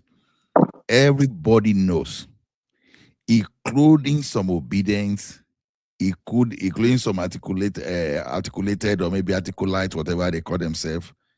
They've started changing their ways narrative. Because the narrative cover this thing, you understand. See the way you just rubbish net fund. Now, take one between a Emefiole stealing your treasury and Malami. You understand, getting his over 200 billion assets, you understand, auctioned. You know that 200 billion we are talking about might just be like a very tiny, irrelevant, insignificant recovery from what he has stolen. So between the two, and now using the money for the benefit of Nigerians, you know, having program and net fund, and helping people through digital learning. Patrick say he doesn't see the subsidy money where he go. When the state governments are getting doubled of what they are getting before. That's bad, my brother. That is corruption. You see the category of people that don't see development are the one that they've sealed up their mind. Even though they are not stepping out of their room. About MFL. Even when they are not stepping out of their rooms, they know what is happening in Saudi Arabia. They know what is happening in United States of America and everywhere in the world. Let me tell you, a simple, if you even know how to use Google or your YouTube, just a simple use of Google Ads, to some extent, will still tell you where and what are going on in Nigeria. But when you decide to think you can come online and lie to everybody, I'm taking my time now. Allow me to. Ola, let him round up. He asked what he wants to say in his head. There's nothing you can tell Patrick. Let him round up. Let me talk to MFR, CB, our former CBA governor. Let me come for that. You see that man? That man is the best CBA governor I've never seen since Nigeria have the independence. That minus corruption. Wait, let me come. Minus corruption. That man. That man the father you see today. That man for that thing. 100%. And the small business in that country, that man more try. Hope you are recording this thing. This thing is going to be a blockbuster. It's recorded in the YouTube now. Everything is this is an Hollywood film. That's good. Thank you. I will tell you the reality. Small business, this man try a lot in that country. Minus corruption. The man is supposed to be best CBA governor. Let me tell you the truth. You bragging today about Faraday. That man make it possible. Are you sure even corrupt? Are you sure it's even corrupt? You borrow Donko there how many billions of dollars to build that refinery? Okay, this one now, this current CBA governor, what that man is doing, nothing. Only saving money. Your people is dying. You are saving money. Let us tell ourselves truth. That man is crying. Didn't to be save the money. What's changed? It's not saving. It's one of those things you use to promote Obi. What's changed? No, but you people cascading Obi now. Obi is saving money and they're working. But this one is saving, it's not working. It's different things. Let me tell you, that MFA you see, that man, minus that man, refinery will never come to pass. But for that refinery, make sure that thing come to exist. Give that man kudos. Minus corruption. The man is supposed to be best CBA governor. Let us tell ourselves true. Now, Emefiele helping borrow money from foreign banks, Abi. Emefiele helping borrow money from foreign banks. I told you minus corruption. That man. Hold on. Just relax. So if you went to the UK to borrow, let's say, 1 billion pound sterlings to build things in Nigeria. So you will borrow Naira in United Kingdom, and the CBN governor in Nigeria will now help you to convert it to Naira, right? That's the economics behind that. Is how Emefiele helped. You see, sometimes it's good for people not to even talk about what they know little about. So if not because of Emefiele, Dangote would not have got dollars to build refinery. Kudos. Did you even know how Dangote even got the loan that financed that refinery? Do you know? So guys, don't just talk what you don't know. Say I don't know. I don't talk about it, please. I know everything. Just too ridiculous. I know I cannot play politics. I will say the truth. You know everything. I yet you are telling me that the Emefiele was the truth. I'm not APC. I'm not APC member. Emefiele is the APC. You're working with APC people, but I'm not APC. I will say the truth. That man. He's trying his best. Minus that you lose Nigeria. It's supposed to be number one, best. Have you finished your submission? Instead of being a pilot talk, how that you had How did they make Ola, refinery? Ola, you Please, can't let us change move on. Patrick's mind. Yeah, let's move on. Let me Patrick, I think just a Let lie me now. finish my no, submission now. no. Pat Ola, It's enough now. Let other Ola, people speak now. So what? Let me round up, Patrick, please. round up in 2 minutes, please. So we have Okay. many people on the. Okay. As I say, P2B is my candidates. P2B and Kwankwaso. P2B, we no need that net fund. We need our school fees come down to 15,000. Let people go to school. Let people going back to school. But it's still in the net fund now. People still not going to school because the school fees is more high. I don't know why 419, this current government is doing Nigerian people. All those money now you giving the low. Most of money, you cannot get them back because you don't have system. Nigeria is not digitalized. Nigeria is a country, it will give people money, they will take that money, run away. All those money now you can't learn from. All those money, you can never see them. Nobody will pay that money because you don't have the system. Another government will come, will pay that money. It's debt in Nigeria. So it will be as a president 2027, it will remove that name form. They will bring that school fees down to 5,000, 10,000. If it's from primary school to secondary school will be free education. They will take that money you will give these governors, make free education available all over the country. You don't need to give all those governors that money, our subsidy money. You don't need to give them that money. So when P2B is a leader, don't want to see all those big politicians and drink water and keep cover for ground. He will face masses. He will make sure masses of the country will benefit more than all those rich people. So that net form is all the stolen money. Nigeria government will give you all those students. They will study, they run away. They cannot pay back. So later, it will reduce our school fees down 5,000. So you cannot be increasing school fees, and it's the same thing, increasing all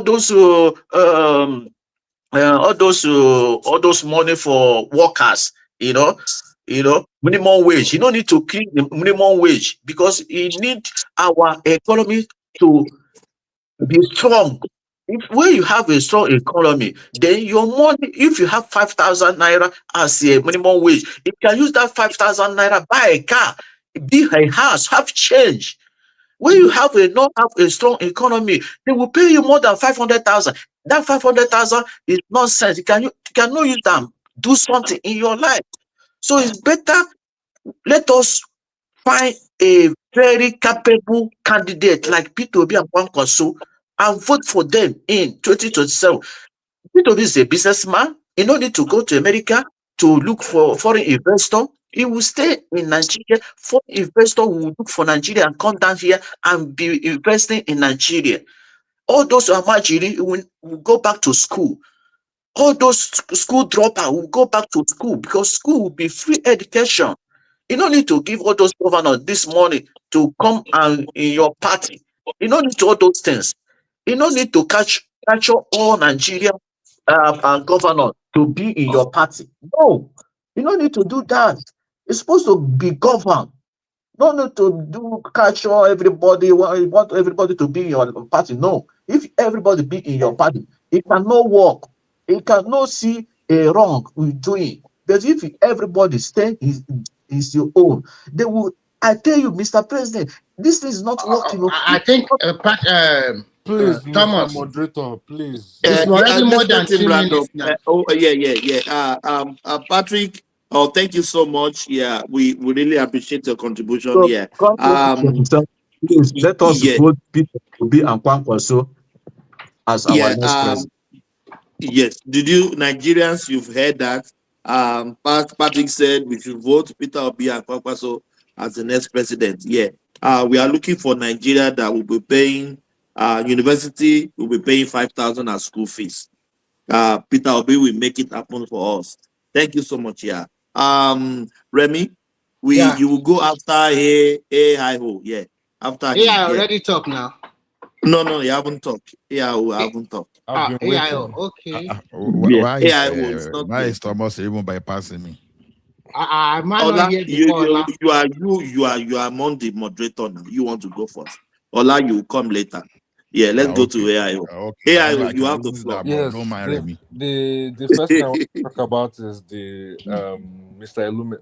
Elumelu situation. We talk about it. Let me just refresh you. Elumelu, the lady that I think I will not call it disrespect in Nigerian term, calling him by his name. We talk about Adeleke visiting Tinubu at Aso Rock, telling me he's still supporting 2027 for the election.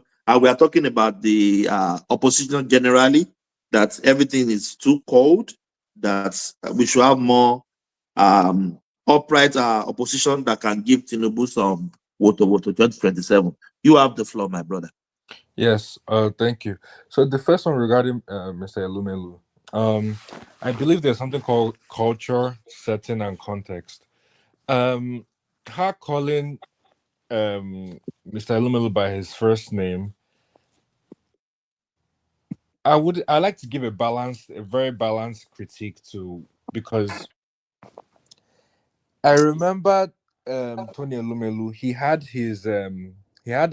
like a talk at Stanford University in San Francisco with someone from that school, black students, MBA students, and the lady called him by his first name. That was a fireside chat, and he was okay with it, right? Now, this lady also called him by his first name as well. It's not necessarily a problem, but at the same time, I understand that the culture within we live in Nigeria and whatnot, you want to address somebody properly, and because of the setting and whatnot. What I didn't like is her response and saying that it's an Oyinbo thing. It's not an Oyinbo thing. But you, my brother, sorry for coming in. Yeah, let's make the conversation so that everybody can enjoy us. You already said it. The lady that called Elumelu by his first name happened in Francisco in America. So is it not Oyinbo thing? It was a Nigerian lady that did that. But it's not in Nigerian soil. It's in Francisco, isn't it? Is it not Oyinbo land? But why did she? Okay, why did she call? If she met Tony Elumelu and she would still call him Tony. If they had a fire, it may not. If it is in Nigeria, you may not know. But that's anyways. Yeah, maybe can't pronounce his last name. It's not that easy to pronounce. Elumelu. Yeah, I know. Yeah, but anyway, let me clear something there, please, if you don't mind. Let me clear something. Ola, let's hear. Ola, it just started now. Let him flow. No, I know. I want to contribute to what you are saying because go on. Yeah. You still have the floor. Yeah. Ola, you can be 10 years older than me. If you are classmates, it's totally different. You understand? So your classmate addressing you by your first name is totally different from a random person that you don't know, or someone that is far from you that you don't really have anything together that is calling you by your first name. But this person was not a classmate. Well. This person, I don't understand that. I agree with you, Mr. Ola. But this person was not a classmate. This person was an MBA student at a Ivy League school that was having a fire session with Tony Elumelu, and she called him by his first name, and he's okay. We don't know what happened, but maybe behind the scenes they might have already had discussions, preparation, like, oh, how do you prefer to be called? That's a whole different topic. But that's where it comes to cultural context. I feel the lady herself erred in that because she doesn't know Tony Elumelu personally. She should have just said Mr. Elumelu just to be safe. And that's where it should have ended. But then also, I also believe Tony Elumelu saying that, oh, I don't do that Oyinbo. I think that was being disingenuous of him. He should have just said, hey, I prefer to be called. No, he doesn't do Oyinbo in Nigeria. He does it when it goes, just like someone was saying. If he goes to Paris, he becomes a Parisian. If he goes to London, Londoner. But he doesn't do it in Nigeria. That's what I think. That's my interpretation. Yeah, that was okay. Just the way he responded, I necessarily I didn't like it. But anyways, the girl should have some. I think the girl should have some common sense and some nuance of the space. AIO. I agree. Now you are going to Nigerians. Now you are speaking like in Nigeria. Now the lady should have some common sense. Yeah. Even if you can't pronounce, even if you can't pronounce someone's name, you call them sir, ma, sir, ma. Yeah, exactly. So even when we brought up sorry for cutting you off. Comparison of Dr. Ruben for cutting you off. For example, and let me give. That's a whole different. That's journalism. In journalism, they don't care about all these titles that we give doctor. That doesn't mean anything in the field of journalism. You're a journalist. Simple. They will call you by your first name. That is world class standard. It's not. There's nothing about trying to be sanctimonious or trying to be like, let me Mr. No. So that one is completely different. So she's a reporter in a line of duty. Now, that being said, that's regarding that situation. Sorry. The next situation I want to talk about is regarding opposition. To be honest with you, to be very blunt, the opposition in Nigeria, they are all intellectually bereft. That's the word I like to use. It's kind of similar to what's happened in the US with Trump, for example. The Democrats just focus on, Trump is doing this, Trump is doing this. They never focus on, what can we do better? It's always that's Trump what I said earlier Trump on. Is doing this, Trump is doing that. That's what is going on in Nigeria. It's just Tinubu is doing this, Tinubu. They can't even come up and say, okay, you know what? This is my ideology, this is my philosophy, this is how I want to operate under government if I was in government. No, they don't want to do that. They don't want to do that because they'll come and give us an excuse that you know what? They don't want APC to copy our idea. And for me, it's very annoying when I hear that. I'm like, that's not an excuse. If you have something, don't be lazy and just expect your way to. The reason why Tinubu is in office because Tinubu worked himself towards that office. He did not just come one day and say, all of a sudden, I'm going to become president of Nigeria. He did the groundwork. He did the hard work to make himself. Yes, we might talk about rigging and whatnot, and selection and whatnot, but he built the relationships across the political aisles, for him to become president of Nigeria. Simple, full stop. So when it comes to this opposition talk, I don't grade any of them. All of them are useless, in my opinion, including Peter B. Peter B is useless, and I'll say it's even though he's a businessman and everything, I just feel the way he's navigating and everything he's just wasting people's time. Yeah, none of them are really serious about actually being president of Nigeria. So that's that. And then the third, the Adeleke. Atiku talking about Adeleke, I don't really care about Atiku, whatever he has to say. Inconsequential to me. I really don't care. Let him go and do whatever he wants. You can say whatever nonsense he wants to say. There's something I want to talk about though. Is regarding I saw the comments that the Cardinal made regarding Tinubu, and as I'm an Anglican, right? And something I respect about Catholic Church is that they don't care about your status in society at all.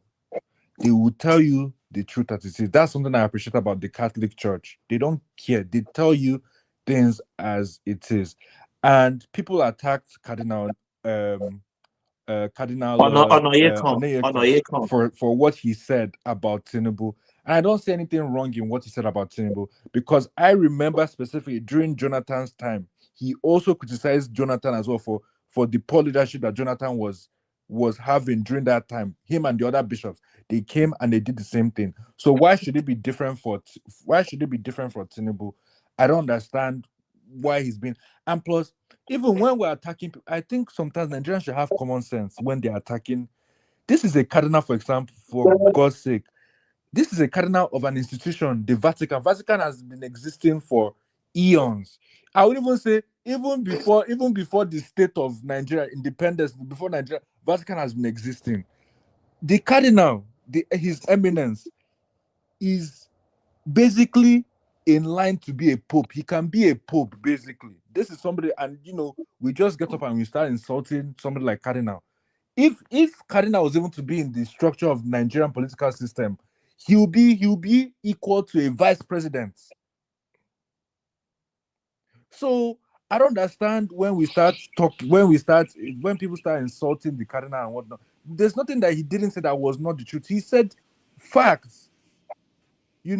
So I don't agree with anybody who says that he's mincing words. For Christ's sake, the man is 83 years old. What's he afraid a quick of? question for you. A quick question. You mentioned the Vatican now. Now let's assume the head of Isheshe in Yoruba land or the head of traditional leader in Nigeria now criticize the government like the Vatican, the cardinal did. Do you think it will have more weight? That's a very good question. Do you think Nigeria will complain? Because Madam Sister, you are still there. I think this religion has overshadowed our faith. Who is the Vatican or Cardinal? They are not our religion. It's a religion imported to our society. Yes, Mr. Remy, I agree with you. They are not our religion, right?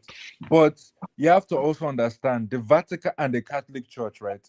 The reason why Cardinal Onyeakon can come out and speak the way he did is because at the end of the day, unlike traditional rulers, he's not dependent on any money or any from political leaders.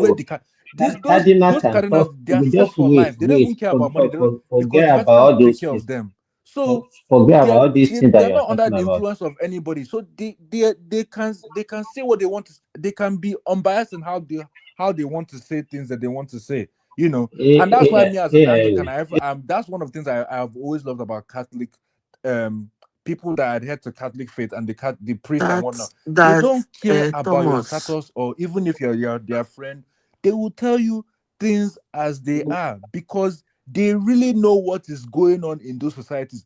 Even to the point, even more than I will even debate and say potentially more than even the traditional rulers, because the traditional rulers, they are supposed to really know their communities, but some of them they turn a blind eye for the sake of I'm being paid by XYZ person.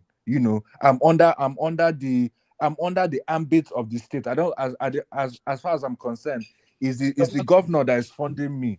The same thing with the cardinal as well, because they have political interest. And because of their political interest, that is why they are also dabbling in the politics of the cardinal nation. Does not have any political. They have political interest. That is why you see that. Let me tell you this, and I'll keep quiet. Can I say something? No, sorry, Madam Mia. Let me finish this. That is why you see that push in Nigeria between Muslim and Christian fighting. You must have a Muslim Christian. You must have a DP Christian. That is the reason. That is the political interest. Okay. So you can say Mr. Remy, I disagree with you. You can say that the Pentecostal that they have political agenda. That I can understand. But when it comes to that Catholic, like I said, so-called man you are defending is also supporting Peter Obi glaringly publicly. So what are you talking? He has a political interest. It's as simple as ABC. Don't defend Can them. I say something? I'm not defending Cardinal. I'm just saying that at the end of the day, this man is not beholden to any powers that exist in Nigeria. So because of that, he can say the thing. And plus, he's free. Is he not free to support Peter? I'm not a supporter of Peter Obi, but as a Nigerian citizen, he's free to support whoever wants to support. But that doesn't stop him that he should not say the truth about what is going on in the country. Hold on, please. Which he has done. Look at where's Pastor Adeboye. Can you hear me? Did you come out and criticize Tinubu? Even me that's of Anglican faith, have you seen the archbishops or in Lagos come out and talk about criticize Tinubu that what Tinubu is not doing? Because anyways, Anglican Church, they are messed up. I don't know how they sometimes I don't like my Anglican faith, but the way they do things. But at the same time, I just don't understand how we can see somebody like that and debase them and try to insult because of they give their own unbiased, take. And plus, you have to remember one thing: the Catholic Church, right? Whenever they know what is going on in our societies, like I said, more than the traditional, because at the end of the day, when you go to Catholic Church, you're if you're going to Catholic Church and you're giving offering, for example, and you used to give offering of $2,000, 2,000, sorry, I said dollars, 2,000 naira, and now you're not even giving, now it's reduced to 500. They know that something is wrong. What is going so, and they have that information, they have that network, so they can speak from whatever information they are giving is credible information. They are not just talking out of their mouths. No, they know what they're talking about because they are very involved and they are very grassroots. Can you round up in that's all can that you I round have up in 2 minutes? say regarding the topic, regarding all of that. And as far as I'm concerned, this election has already. The last thing I want to talk about actually before Mr. Remy needs to speak. One of the people that I have problem with this presidential cycle is Showore. I don't know what that man is doing as the presidential candidate of his party. It seems like his strategy just to come and criticize, insult, lambast everybody, but he doesn't have a sense of what he wants. It's like he's just using that presidential candidate for clamor, for people to know that, by title, I'm a presidential candidate. But what do you want Showore to That do? man is a terrible. Where I is he don't gonna get the money understand. from? I feel like they should. If INEC can remove his party they should remove his party, because I don't know what he's doing in Nigeria at all. Anyways, that's all I have to say. So, Mr. Remy, Oh on to yeah, you. thank you so much. Yeah. But before I will make a comment before Remy come in. If you are a cardinal, we intends like a respected clergy. You are criticizing a government, then you are supporting another opposition candidate. That sounds to me, it doesn't make any sense. That means you are partisan. You are almost like a politician. So that is what I would say. Yeah, you can swallow it or you can vomit it. So Remy, you have the floor, my brother. Okay. I wanted to say something, but don't worry. Yeah. No, Madam Sister wanted to say something. Madam Sister, Maybe can you allow me to chip in something? Yes, you will, of course. Yeah. Thomas, you know go on, who Madam feed, Sister. you know who feed these people? Who? Not Donald Trump. I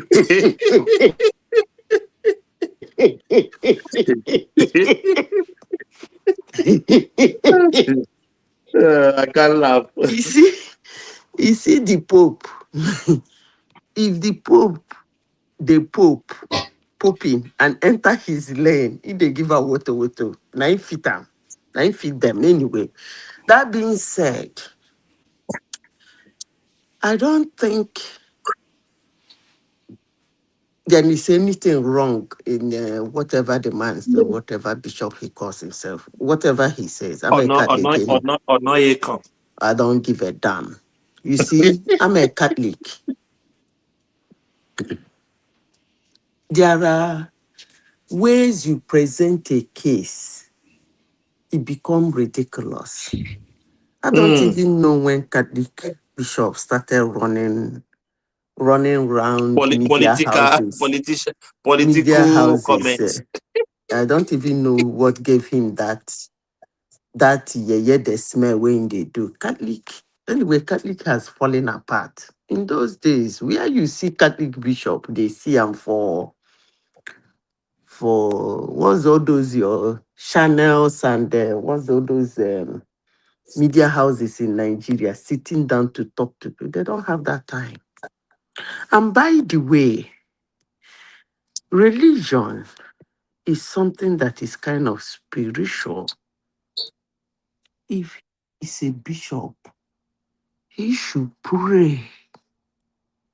That is his job.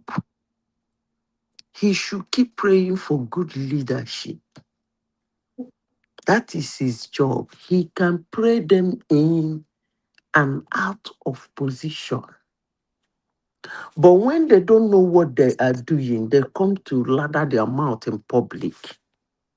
And listen, let me tell you this thing.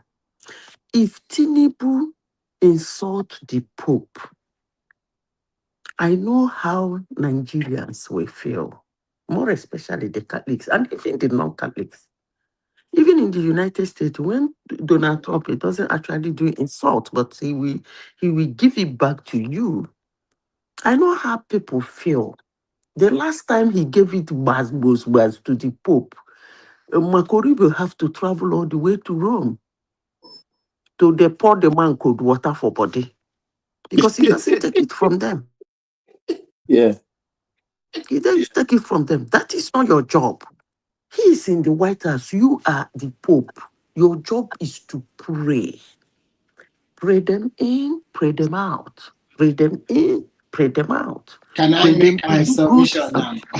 And pray them not to do good and have a good destiny. Instead of, anyway, there is a topic I want to discuss today. I couldn't finish. For all those people who abused me weeks ago, I want to bring the topic back. Continue. Yeah, let's go to Remy, then we'll come back to you. It's good to be here once again. Yeah, I will start from that. I'll quickly start from that cardinal itself. The cardinal to me behave even like the cardinal is not among our discussion today. I think somebody brought it up. Yeah. No, you can speak. I was just saying, you can speak on it. Yeah. I know some of the topics. To me, I just think you behave like a small child. You are not the spokesperson of those groups that went to go and meet the president. Remy, sorry.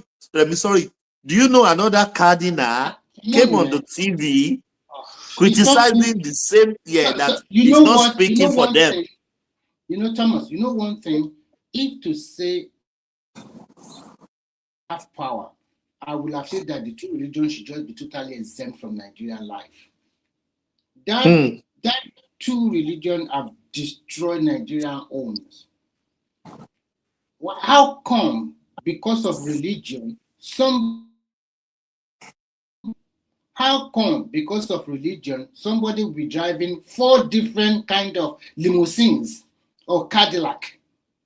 For God's sake, and why your congregation, they are as poor as anything, and every month or every weekend you are collecting money from their hand. You are not creating jobs for these millions of people that come to your congregation all over the country or all over the world. And you are flying private jets. And that private jet, to even make it worse, that private jet you also have at the airport, you don't want to pay the parking fee there. And you are collecting thousands or millions of money every weekend. So you see, the mumu in Africa is too much. I don't want to dwell on it too much. We are just too mumu people. The so-called developed country we are all living, how many of these white people do you see rush to church every Sunday? How many? Even if they go to church, their brain is not under their foot. You can't manipulate them. Compared to Africa, even if you go to all this Saudi Arabia and the rest, how many of them go to mosque to go and do their worship every now and then, like in Nigeria? So sometimes we are just deceiving ourselves. With the so-called say, we are highly religious, we are also not very truthful. We are not honest people. So let's just put it aside. If I should have my way, the two religions should just be exempted from our life totally, okay? And then we will live a more peaceful life, okay? It's quite unfortunate. Remy. Now, let me talk about Atiku. Actually, let Remy conclude. Yeah. So actually, from day one, it's not strategic enough. And how come in Africa you have been contesting for the presidency since 1992? For God's sake. Now you are 80 years old. And you think an average Nigerian, especially I will exempt the Northwest a little bit. I will exempt the East. You said North Central. Even the Northerner, they're already tired of voting for you. They are tired. If they can have, is it only you? And how come in this 2026, and you are telling Nigeria, initially, you already said that in pre-2023, you said you are going to remove subsidy. You have said that. And now you are saying no, because you think we are stupid. When this guy already generated enough revenue, and our external reserve already over $51 billion, and then continue to generate more. For the first time in the history of that country, our non-oil export is over 12 trillion naira. 12 trillion naira. And you think because of that money, then you just come in and then you just be using money to subsidize what? So sometimes I think the problem we're having in that country is that the level of education that our people have is not good enough for them to do research or even seek for knowledge by themselves. That is the problem we are having. Because when the majority of the people that are educated illiterate, then what do you expect? When a lot of Mumuish people, because they cannot hear from the truth, from the left and right, so they just believe anything. I think when you look at the Nigerian government is really trying. They subsidize education in Nigeria. They subsidize health in Nigeria. They subsidize virtually everything in Nigeria. Because if truly we want to use what other countries are using, what is our tax ratio in Nigeria? It's not even up to 10%. Why an average country in Africa is about 16%. We are not paying tax. We are not, the head, you go to the teaching hospital in Nigeria, is virtually free. Education from primary school to secondary school in Nigeria is free, unless you say you want to send your children to private school. And then if you send your children to private school, you need to pay, isn't it? Yeah, thank you, my brother. And then the university now, they now say, even if they increase the university tuition to 10,000 or 1 million naira, they say you can get a loan. And when you get a loan, it's when you get a job that you start to pay back. At least all other countries in the world, they are doing it. They have student loan all over the world. Even here, that people education in the university for the citizen here is free, but they collect huge amount of tax. It's one of the highest tax country in the world, even on number 2. So even if you make 6,000 euro in a month, you can cover as 2,500 to 2,800 from your salary. Where they start taxing you. So what are we talking about? Can Nigeria pay tax like that? So sometimes I wonder, when Nigeria says, we want our country to be like a developed country, can you do this?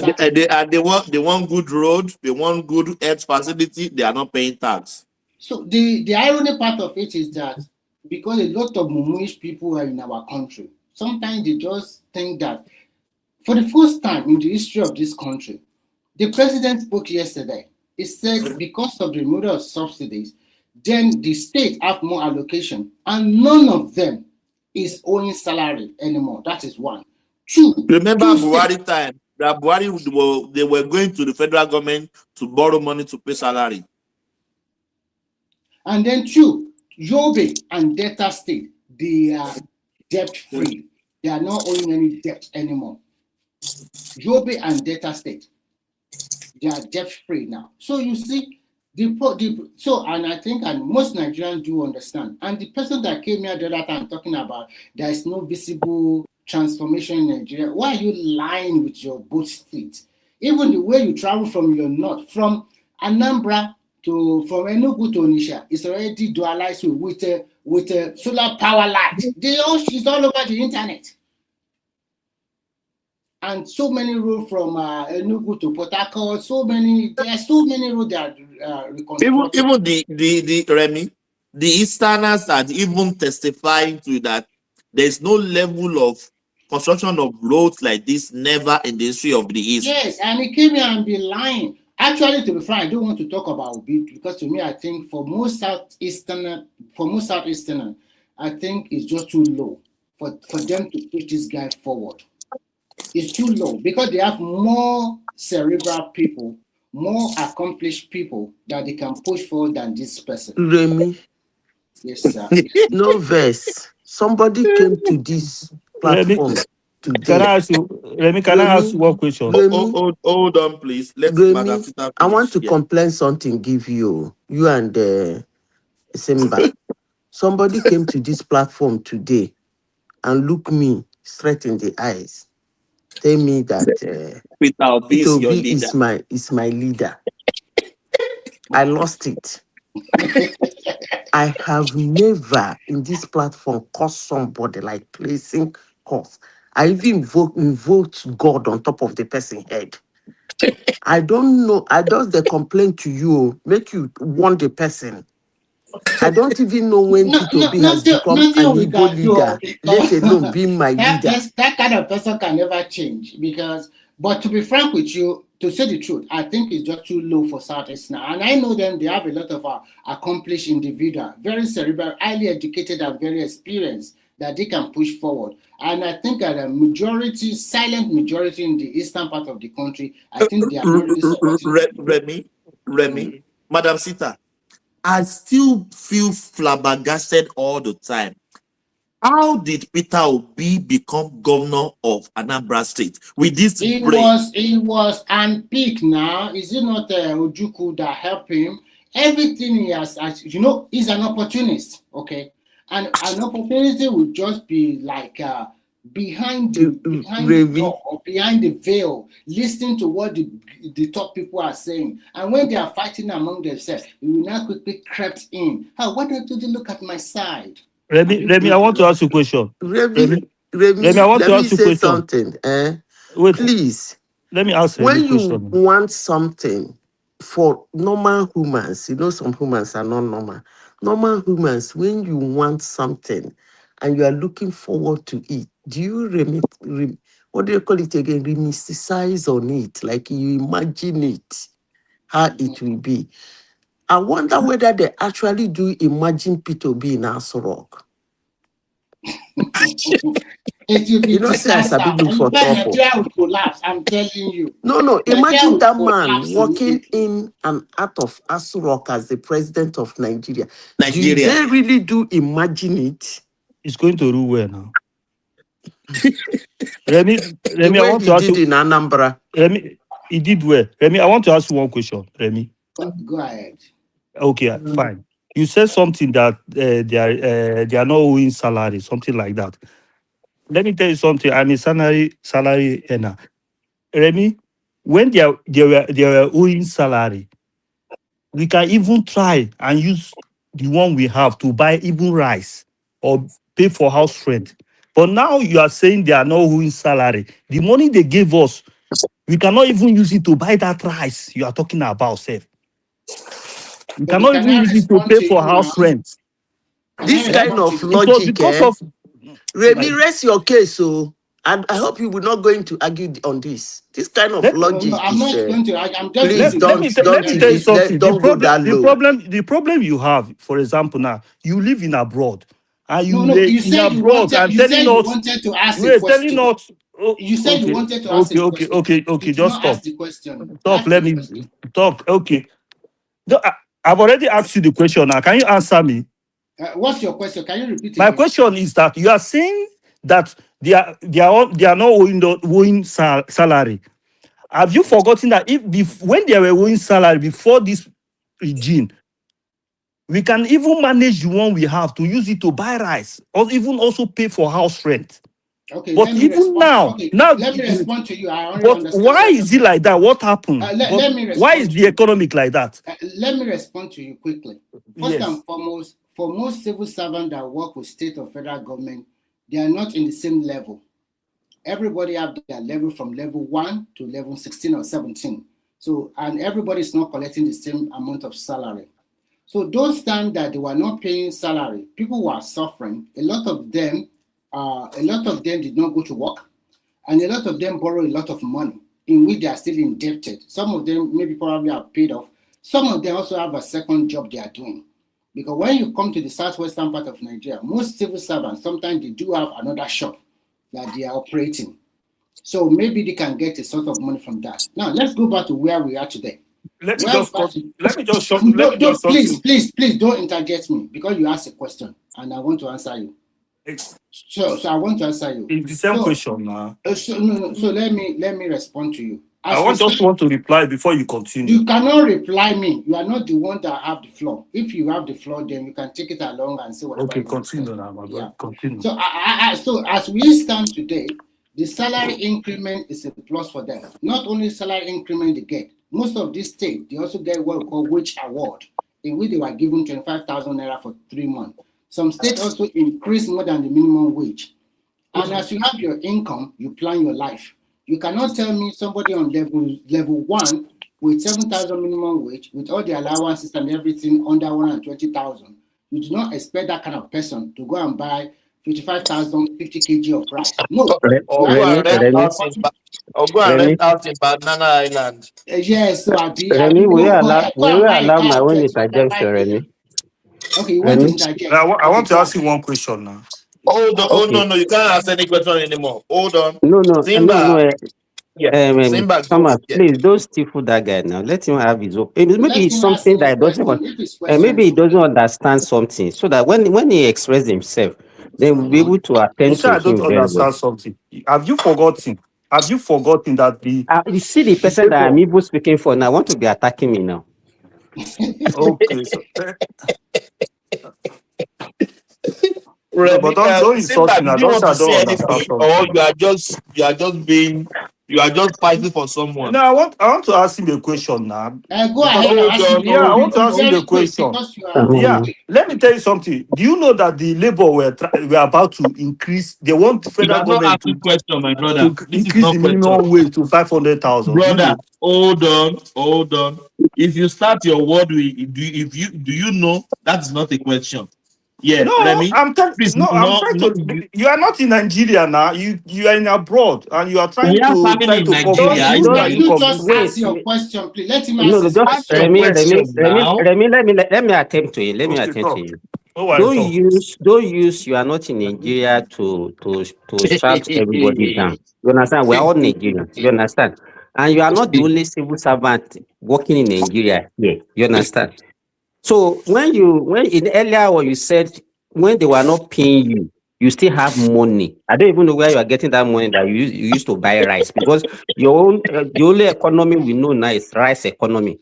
So because I work as a civil servant in Nigeria, and I knew what I passed through even from the time of Jonathan, from 2012 to 2015, when even in 4 months in a row, I will not receive salary. In fact, that was what drove me into agriculture.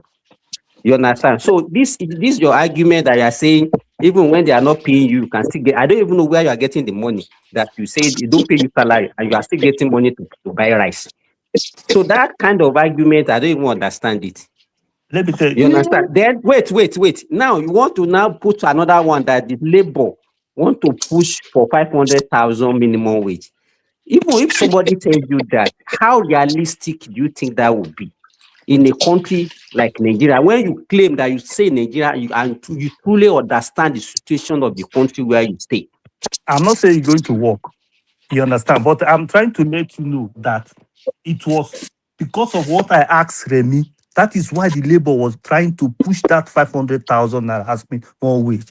Because you said they are paying salary, but the money they are paying, you cannot use it for anything at all. No, My brother, say the truth, my brother. Why you just say the truth? You cannot use it for anything. No. Listen carefully. Look at how houses. You can't even pay for where you are living. Even buy a bag of rice. The money they have, cannot. But when they were not paying salary, even anything you have, because of things are not so expensive, you can use it to buy something. You can use it to buy something. Hold on.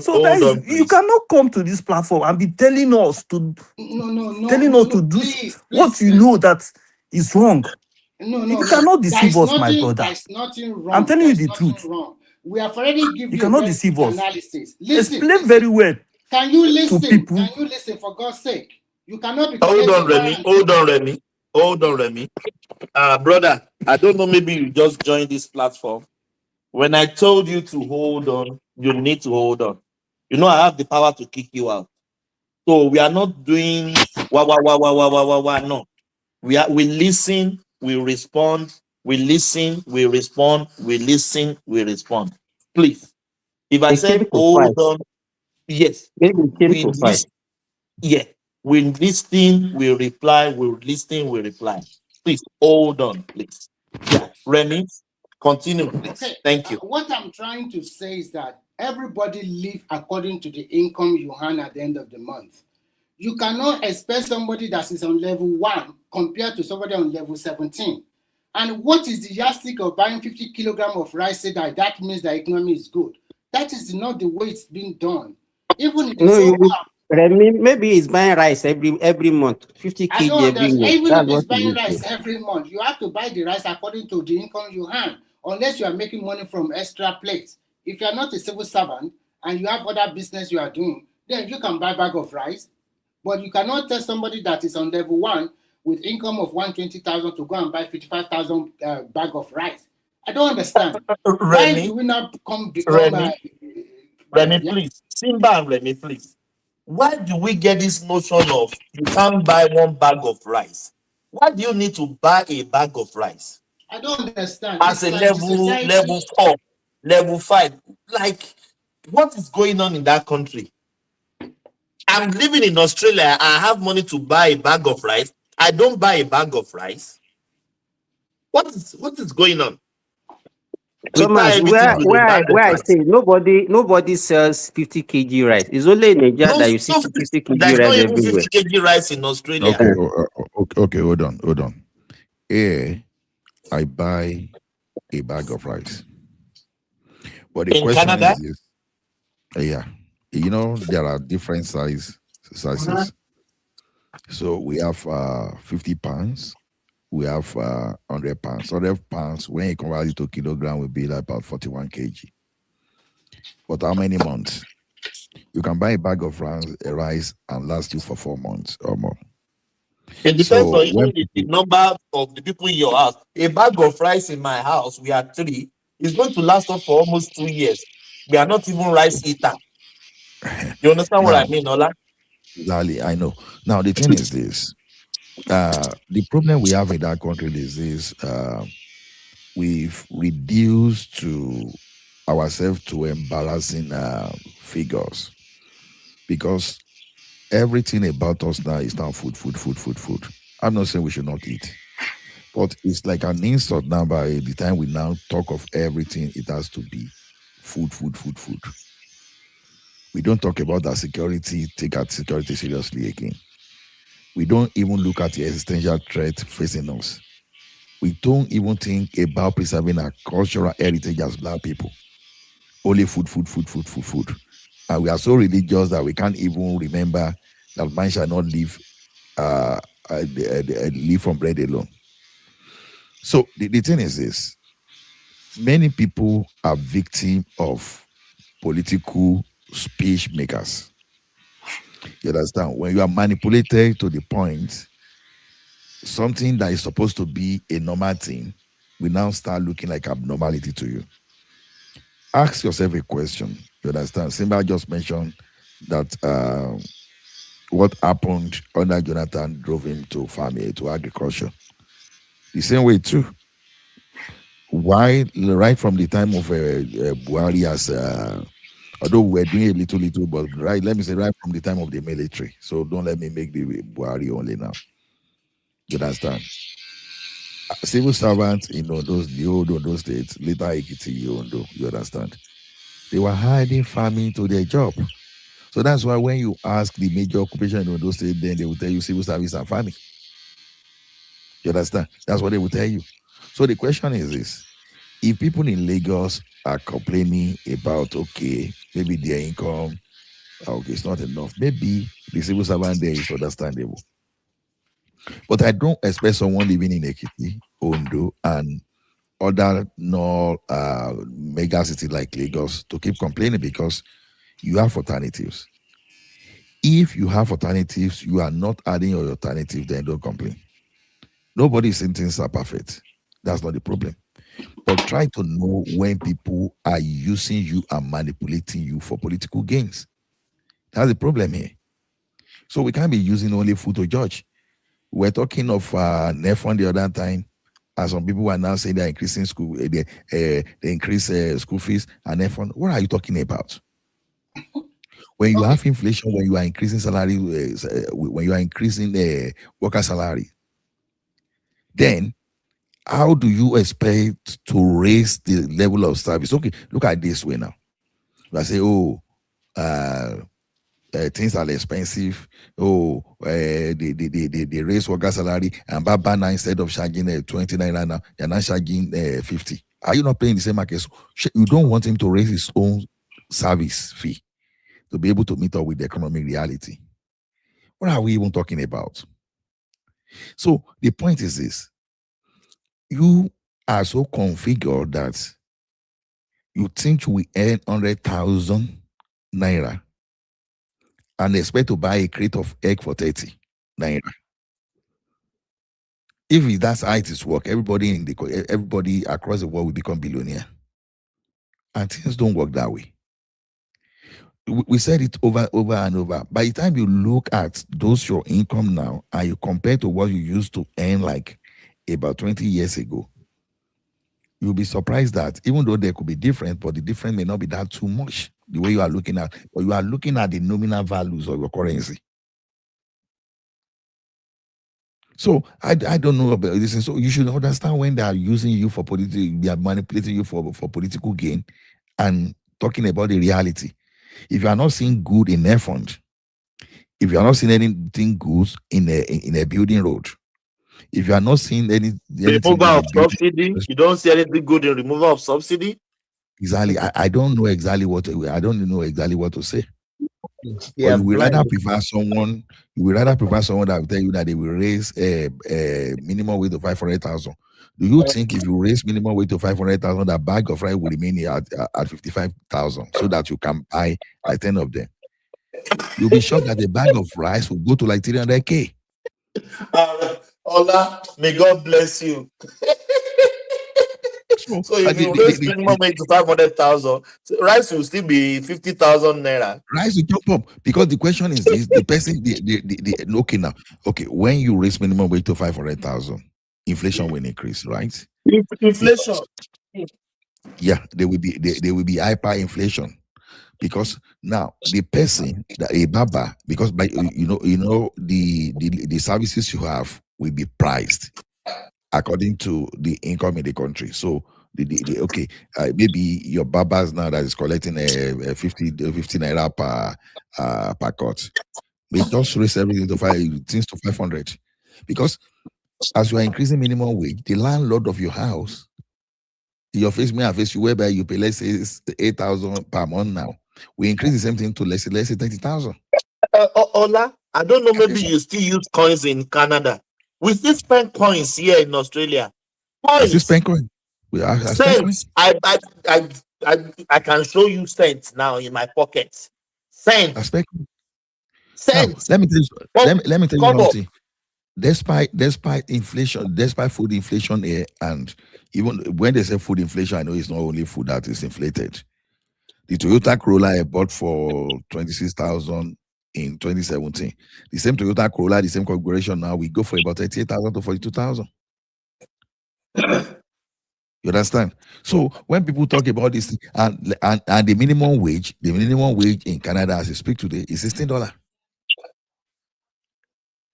So when they said they increased minimum wage at the time they were increasing, they just added only $1 extra. And yeah, things have gone double in price. Fortnightly before, my wife used to use $250 to buy grocery. Now it has doubled almost to $450. The foods are expensive, my brother. Foods the same are bag expensive. of rice, the same 100 pounds, which is 41 kg bag of rice that you will buy for like $60 pre 2020. You understand? It's what we are buying for close to $130 now. So the thing is, the problem is that it's becoming annoying as I find it very funny that it's only in my country that they are shouting they be in power, even when people are hungry everywhere. You understand? So the thing is, I don't know. We are not even thinking of how to even secure ourselves, how to make sure that some foreign people don't come and overrun us or those stuff. Rice all the time. Rice. Everything about food. Yeah. If you say the only food our ancestors they think, there will be no soil for us to say Nigeria today because everything about them will now be food. Ola, sorry, I don't know the guy that was talking earlier. Is he still on the platform? Yeah, he left. He left already. Maybe he was angry. Maybe because we didn't allow him to talk. No. He doesn't have data. That one cannot have data. They are from Nigeria. They don't always have data. I'm just joking. I'm just joking. Put me on. I'm just joking. I'm just joking. No, don't take it too hard. Okay, Thomas, hold on. Even you say you are joking. I think he's here now. Hold on, sir. You say you are joking. Even you are joking. But if you are really hungry, how did you get money to buy data? It's only the people in Nigeria that are not having data. It's only the lazy people in Nigeria that are not having food. I've been worried. I stay in Warri, one of the most expensive city in the country. I am telling you, things are working now. It's only the lazy people. Please continue your conversation. I enjoy you people, I beg. No, the thing is that people are manipulating. Ola, please stop. You hijack me. You bully me. Ola, let me have the floor. Three things. You just do everything and don't put me aside. Thomas, hold on. No, it's not fair. No, Remy, you know, wait now, Remy. Ola is your friend now. What is your problem? It's not my friend. See the way you just bully me out of everything. Simba, wait. He just bully me and take over finally. Thomas bullied me to yield for Remy. I was on the forum 1 hour before. Just take like 5 minutes talking. I was 1 hour in the. It was before you, Remy. I just bullied you. Now, and he has already made his own submission. Do you want to add more, Ola?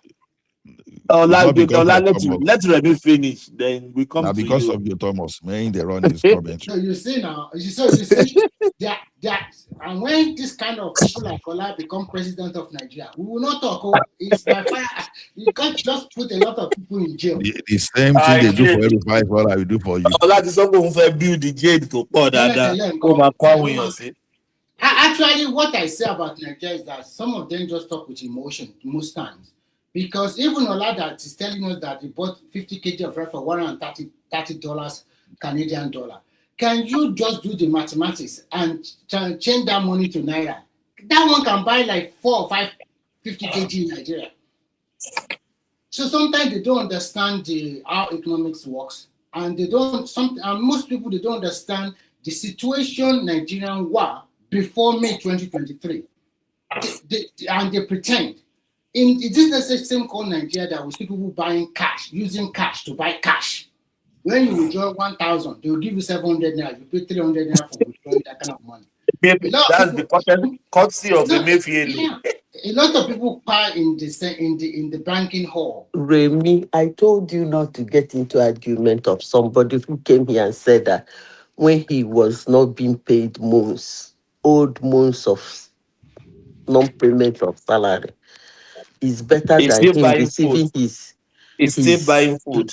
salary every month. And you still jumped into that argument. And now you are still saying that Nigerians talk from emotion. I think you warned me because I was even raking my head when Patrick was talking. I was like, oh God, how can we just stop this guy? We should just stop it.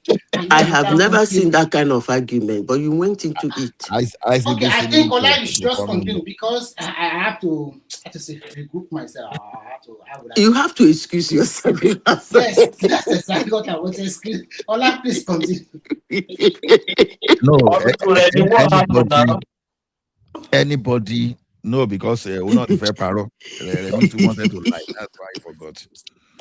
You know, if you are saying the truth, you don't have to remember anything. You always.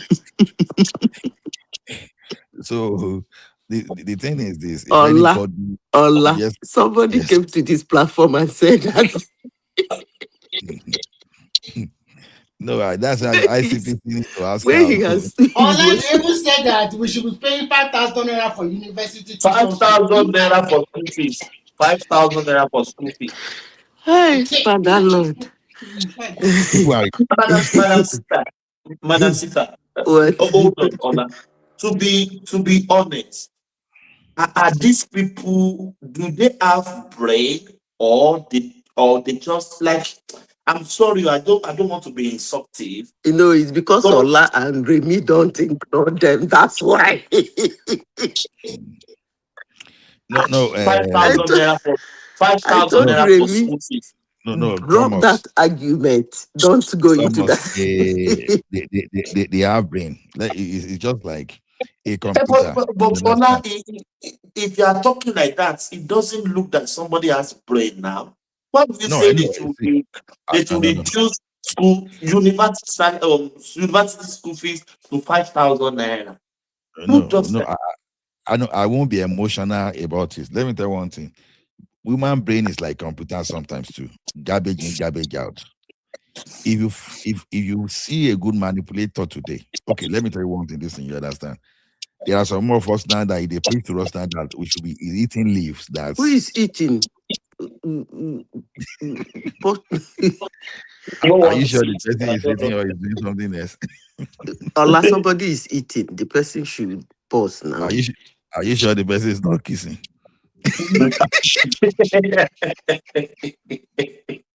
Which one? Ola to survive? Yeah, go on. Now, the thing is this. Computer brain, human being can sometimes be like computer, garbage in, garbage out. Now, you see many people you see today, they talk the way they talk because they are victim of trusting those people that are not trustworthy. You understand? Look at it this way now. Some people now, they can mobilize crowd. They can mobilize people in thousands. Now you see, in thousands people will follow them, and they will do exactly what they ask them to do. That is exactly what you are seeing today. Many people will come and express different people's capacity, what they heard, because what they heard and believed to have been the truth, that they will come in and say it innocently. You understand? I know some will say it innocently, but why some will say all those things, arrogantly too. Because when people are saying they should be paying 5,000 school fees, you wonder how many people. Remy, Ola, it's not primary school. It's not kindergarten or university. I know, because if only that person understand how much it even takes to even clean university environment for cleaners to pay cleaners, then you run water, you run electricity, you do a lot of things, and you pay lecturers. You stock your library, you have library. So the thing is this. You see, when people were saying this in the other time that NEFON is rubbish and all those stuff, because people might not be getting this. NEFON, some of us see NEFON as a step towards university becoming self-funding. It doesn't mean that government cannot pay them out. But when you want this university to have autonomy, because the best thing you can do for our university is to have the autonomy and to be able to be self-funding. Yes. Now you start like NEFON, and over time when the thing becomes so who is this person now? We pause him now, Ola. I don't even know. Now Thomas get power. What is it, Madam Sita? The noise that is doing pure, where is it coming from? There is no noise doing anything. Maybe it's your computer. Okay, let me go out and come back in. Ola, are you hearing any noise? I know me, I don't understand, so that's why I just put. So maybe you hear, I don't know. Yeah. So the thing is, people. I just encourage people that talk only within the topic you are comfortable with. Don't go into what you don't know. If you're a farmer and you are so grounded in farming, talk about farming. So if you know little about economics, then talk about economy. So, but if you don't know anything, like sorry. yeah. Before you came, I don't know, maybe you have been listening. Madam Tito gave us an example of a cousin or a family member. He will not listen to normal news or normal television news. He will never. He will go on the YouTube. Some people get their information from podcasts, from people that just think, people that they don't listen to normal news. They don't search for anything. They don't go on Google to ask for questions. They just see one guy that has one big speaker that put one headphone on the head, telling them rubbish, and they will take it, cook and tinker. That's the problem most of our people. Yeah. That is the problem. It's just like someone listening to Rufai on let's say Rufai Oseni on an economic matter. You now go ahead and start arguing when you have the like of Rotus and you like the like of Soludo and co are talking about economics. You understand? That's the situation we find ourselves in that country. So, and social media has made things worse. So that's why I said they are not necessarily stupid. They are not necessarily, you understand, it's just because of what they had and they now become the victim. So I think it is the irresponsibility of the elite that intentionally misled the populace. No, so those are the people I can actually blame. You understand? Look at that our friend now that when you talk of Obi now, for example, in fact, if you ask that guy to go to shrine and go and swear to something that can even have negative impact on him, he will swear. So because he so much believe that Obi is the second coming of his own Messiah. So they know the truth. They're pretending. They know he's not. Don't worry about that. They know. Yeah, they know he's that's not. why They're I say. pretending. That's why I say some people. I'm not putting Obi down. I can't open pure water company and put Obi as the manager. I had this question before. How, Madam Sita, this is your brother. How did Peter Obi become governor of Anambra State? With this brain? Let me start with what Anambra people suffer. Let me start with what my father said. I've said it in this platform before. You know, I own my submission. When Ojo Zokanu, I want to use Ojo Zokanu to answer that your question. When Ojo Zokanu, can you hear listening. Me? Yeah, I can hear you. I'm listening. When Ojo Zokanu became the governor of Abia State, you know, when they bring him on the news and he's talking, do you know what my father will be shouting? What? How did we get here?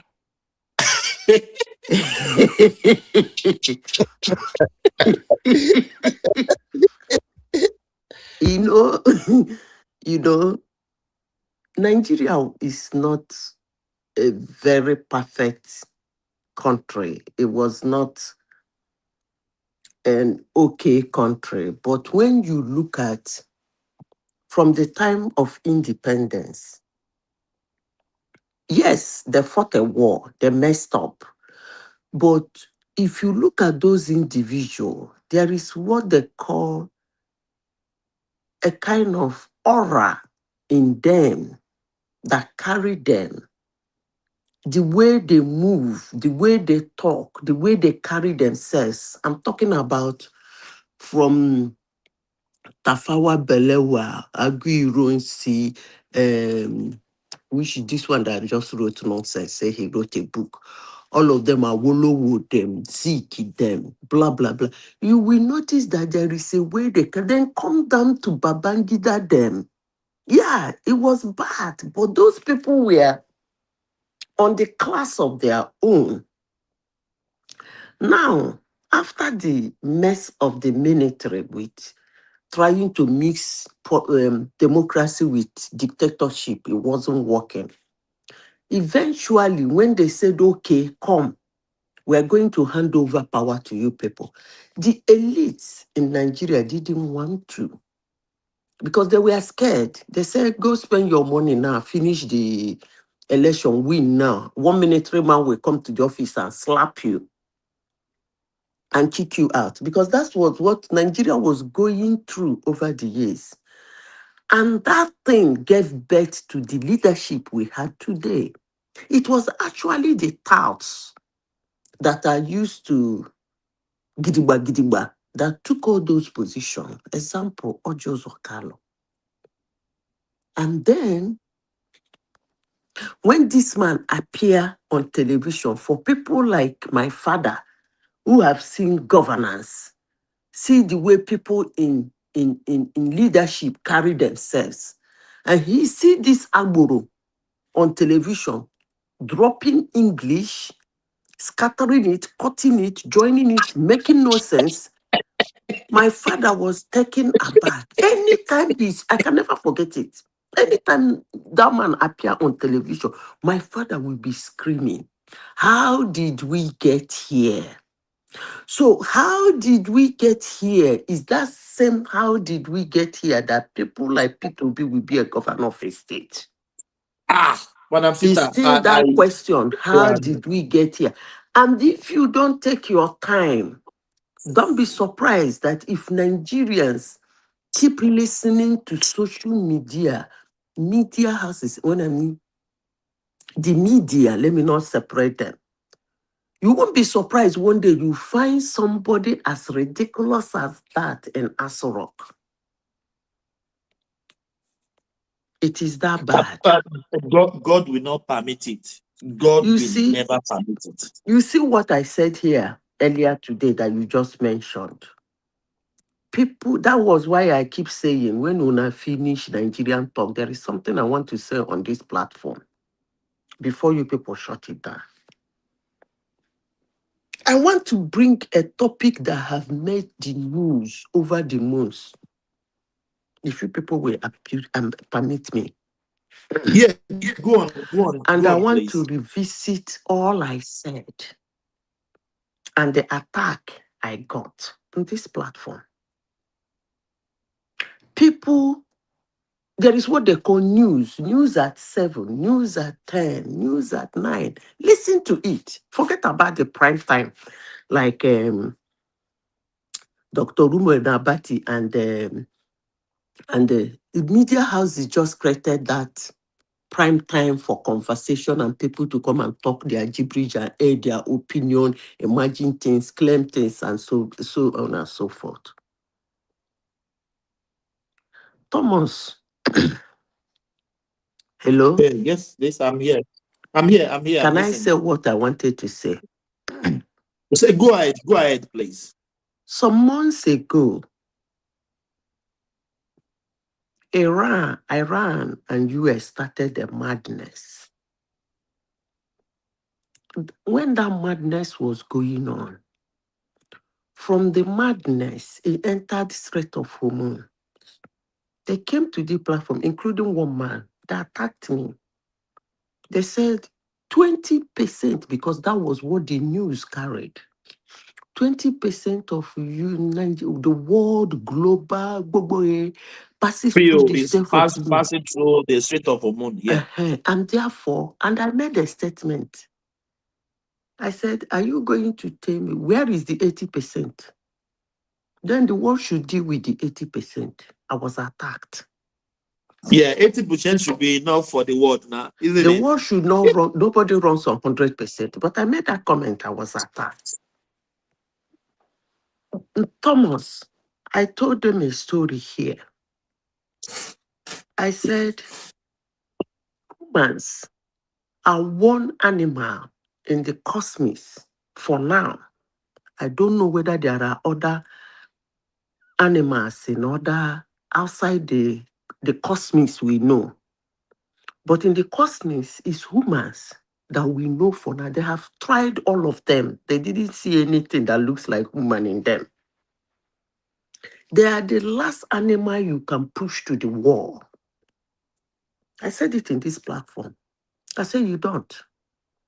If you push them to the wall, it's either they break that wall and make their way, or they push you so back that they can make their way. I got abused. I gave an example. I said, some time ago, a woman that was given, an Indian woman that was given a job in the United States, Thomas, had the effrontery because she was listening to media to delete Donald Trump from the Twitter. I had a friend that time that was, hello, are you there? Hello? Hello? Hello? I Hello, they hear madam, you. please. Madam, they hear you. But I don't know whether the rest people know they hello. You they hear me? Yes, so me, I dey hear from Nigeria. Oh, I dey enjoy madam story. Oh.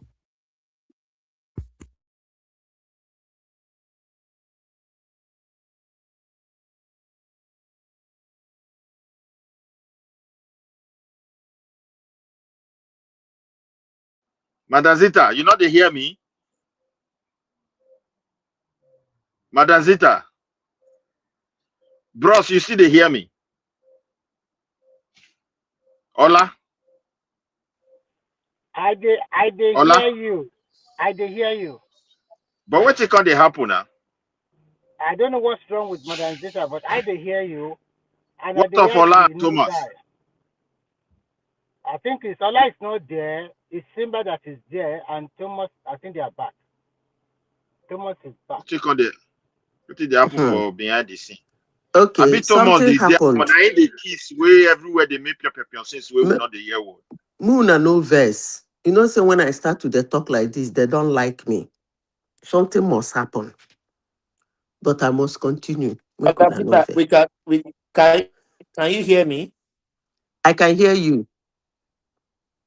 I can hear you too. So you go on, please. Okay. So this woman, I don't know where I stopped. In the year 2020. You said the Indian lady delete Donald Trump's account also. Yes, he deleted it from Twitter. I had a friend that time. That friend of mine was and is in the military. He's an ardent supporter of Trump. If he had seen that woman, he would have gone her down. But I told him something. I told him that woman had just made a lot of millionaires. He said, why did I say that? He said, I told him that the algorithm for Twitter is going out.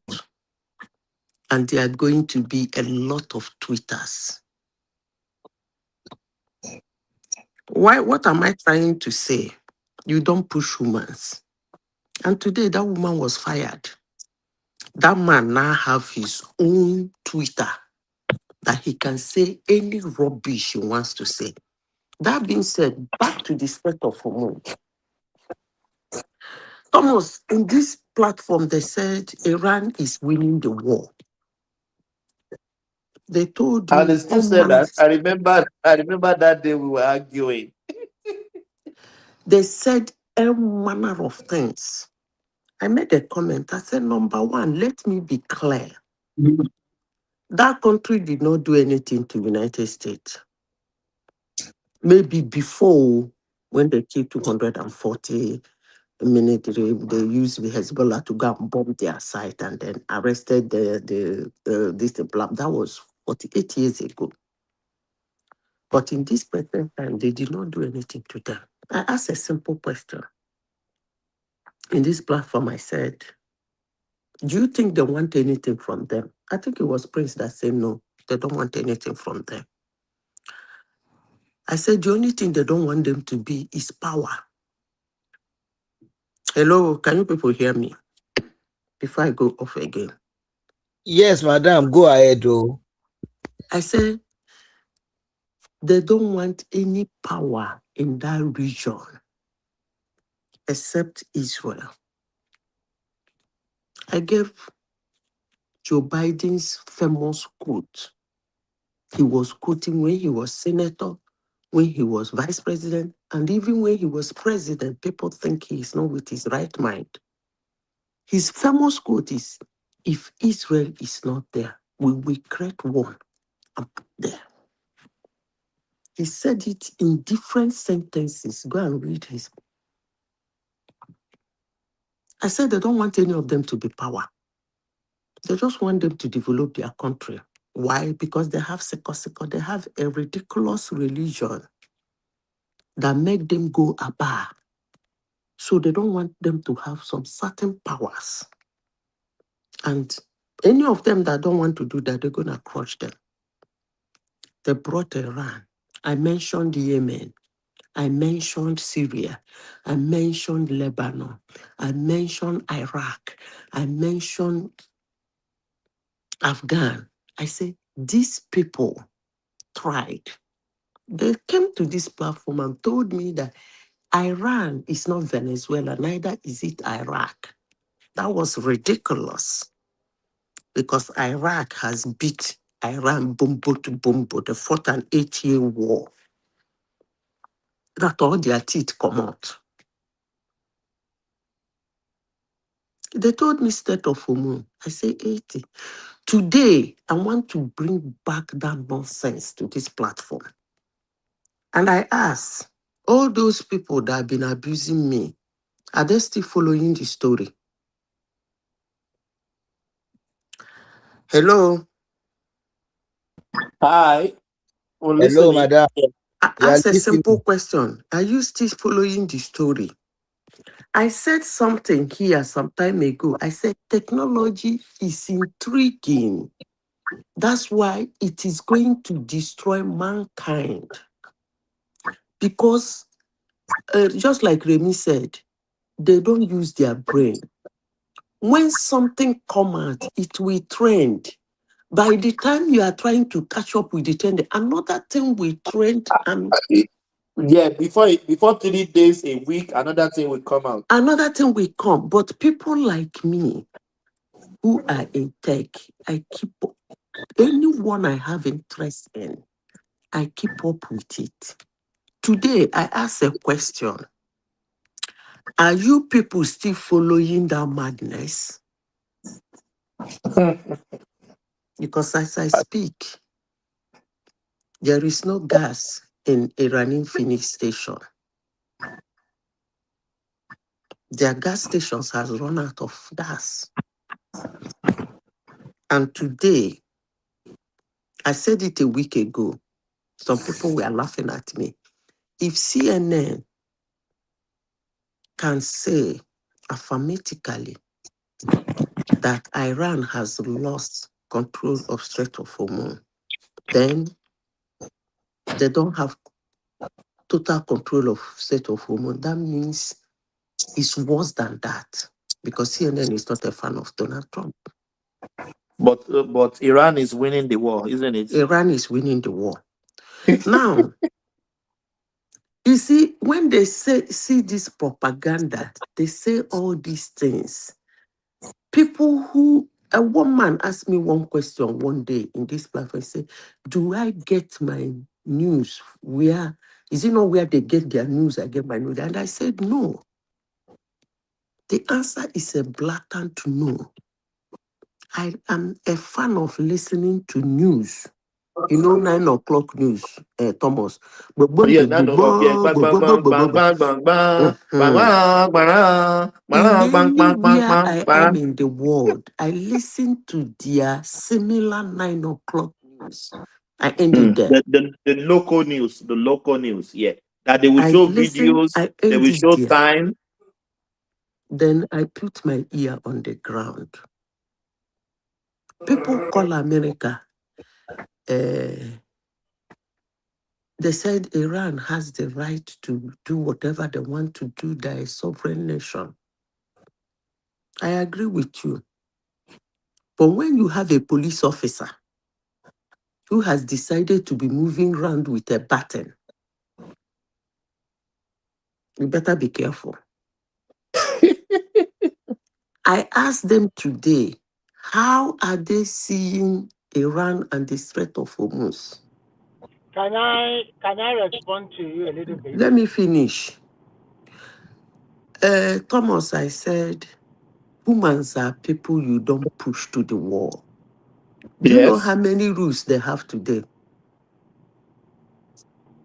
Do you know how many rules that have been created? I said it in this platform. When they were saying it's only Strait of Hormuz, it's only Red Sea, Houthi whisper, I said, you do not know humans. They are the least people you will push to the wall. I said, now, Ocean, no. How many percent of the planet Earth is land? Small percent. Small percent. The rest is water. I say, and you look at them, you think they cannot create roots. And the man has terrorized Oman.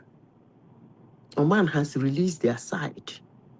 So they are now in that side now. Okay, before I continue, you said you want to ask me a question. Go ahead. I'm not asking a question. I just want to say something. What I say initially is that destruction. And destruction is so high that it has affected the rest of the world. I see people that are fighting senseless war only because of power, just to control. Whatever you have said and whatever you are going to say again, even nobody controls the Strait of Hormuz we are talking about. It's just affecting the rest of the world because we are suffering it. I don't know where you are. Maybe you are, because every day the price per liter is continue to increase. Remy, okay, let me answer you. Hold on. Thomas, hold on. I initiated this topic. Let me finish first. Okay, finish. Let him finish. Let me finish. Whatever the mighty power of America do they have, I think they don't know how to end the war. They don't know. They don't know what to do anymore. Because when you are fighting against people who are ready to die anytime, they don't even care whether 50 million people die. They have been in that kind of, their life has been in that for more than 4 decades. Nothing special with all the bomb and whatever they are going to drop on their head. It's just a matter of death and they will replace them immediately. What I'm just trying to say is that this is a war we should avoid. But we went ahead. The way he went ahead and did it. Even the so-called Americans, they are already tired of it already. And they are also complaining bitterly in the country. But if you are just talking about just to come here and show the power of the mighty America, everybody agree. But what is the aftermath of the result? Is that what they want themselves? I don't think so. So to me, I think it's unnecessary evil of both sides. Unfortunately, that is where we find ourselves. Okay. I'll stop here. First of all, I want to say something. Most of the circumstances and situations that come out from war is actually artificial. I repeat myself again. Most of the circumstances that come out of some actions are actually artificial. Excuse me, why is it artificial? They want to create that artificial pain or artificial situation or artificial enjoyment to push a narrative towards that action you have taken. Thomas, as I said before, 20%, 80%. Where is the 80%? Nowhere in the world run on 100%. I rest my case. Nowhere to be found. Let me say this. I noticed that when you listen to the media, you believe, as I said before, I have a pantry. I won't go into details. I give food to the, never mind. In the United States, if you listen to the media about cost of living, it is high, okay? It is high. They call it affordability. It is high. But it is high in the store. But using it to get Americans angry is political. I repeat myself again. If you walk into a store in the United States, things has gone up significantly. But if you go to campaign and stand and be saying affordability, people are struggling to eat in the United States, that is actually laughable. You might not like me, but I will say that. The number of food in the United States is unimaginable. What of the affordability?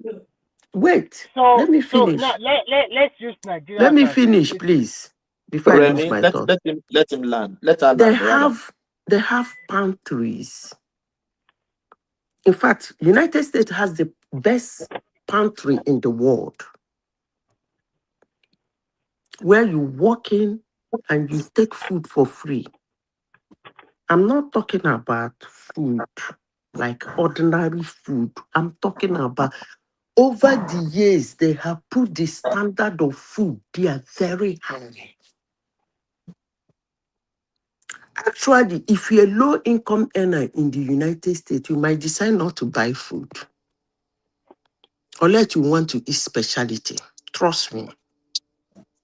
Unless you want to eat something special, like you went to the pantry, you didn't see what you want to eat special, then you can go to the store. It is actually funny the way the economy runs, because the way they load food in their pantry, I wonder why their grocery stores are still on. They don't only load food in the pantry, they give them food stamp. So that is why I said, if somebody mounts the podium to campaign, and that person is campaigning on affordability, it's political. Okay. What I wanted to use Nigeria as a case study is this. In December, price per liter of petrol before this Iran-America-Israeli crisis was around 723 naira per liter. Yeah, almost 70, almost 730. Yeah. They even had different price. But immediately this crisis started, we are not talking about developed countries that they have pantry or they have a way to cushion the effect for their That means you didn't hear what I said. No. Let me finish. I'm Can I say something? No, Please. you will say something after. I will say something after. You will say, don't worry, you have your time. You will say your time, don't worry, they will give you more time. What I'm just trying to say is that the superpower, they can fight among themselves. In fact, I want a situation where America will face China or America will face Russia. Let them go and slug it out among themselves. They will. And let me see. And the rest of the world can come together to fight religious extremists, fight people that torment trouble using religion on both sides. Because I cannot leave one side, because what Israel are also doing in the Gaza is not good. It's condemnable. So look at a lot of these developing countries, they don't have a dog in the fight, but we are suffering for today. If there is no crisis in that Iran or whatever war, maybe the price per liter of petrol in Nigeria will be around 600 naira now. Who knows? But at least it's about 720, 723 naira per liter. But now it's about 1,100 or 1,200 naira per liter. That means you didn't hear what I said. And the senseless war, no, you don't need to respond to me. And the senseless war they are fighting, nobody knows when they are going to end it. Everybody is showing their muzzle. The people you are fighting against, there are some superpower behind them, also supporting them. So the crisis continues. So at the end of the day, what is the point that they are trying to put just to show ego? I am the most powerful one. I am another powerful person is behind me. To me, I think what we are doing in this world, we are doing great disservice to humanity, especially to a lot of developing countries, and which are being mumuished by religion and other unnecessary sentiments. If I wish that African can come together, united, and start trading among themselves, doing a lot of things among themselves in total honesty and fairness, I think we'll be above all of these shenanigans that all these superpowers are throwing left and right and something like that. At the end of the day, who suffer is now. America is not suffering anything. But all the countries around Iran, they are suffering. Like Saudi Arabia, like Oman, Bahrain, they are throwing missiles to them, killing their people, destroying all facilities and whatever you can say. So sometimes we should this act of senseless war should be condemned, no matter what who is fighting or who is not fighting. Thomas, Thomas, are you there? Wait, finish. Let me say something before I lose my thought, okay? Thomas, are you there? Thomas. General Thomas. Yes, I'm here. Okay. You see, when I discuss topics, I don't throw my emotions into it. And that's why people don't like me. They call me wicked we have woman. to be emotional sometimes. They call me wicked woman. They call me winch. I don't care. You see, when I was discussing this topic, I said something. I said, they create a situation because of the action. They thought, how can a war start? The war was going on. Everything was okay. Immediately, they made an attempt on that Strait of Hormuz. That day, the oil shoot up. You see, they did that thing. They did that thing thinking it was, let me not talk too much. Let me speak pidgin English. The thing saying that person wearing head correct the White House. You understand? They think by even Iran came out and say that US will seize Chege, that the price of oil will get to $200 per barrel. Up to today, I don't think it has gotten to 120. Okay? No, he hasn't. So they did that thing to pressure a crazy guy to stop what he's doing, but it's not working. Do you understand? They did a lot of things. Even the home country was trying to, I asked my husband that question. I said, you people that in this thing, how come somebody will tell me to come and tell him my strategy for a war? How does it work? Who does that? I don't know, but the Congress will say he has no strategy. He's not telling us his strategy. I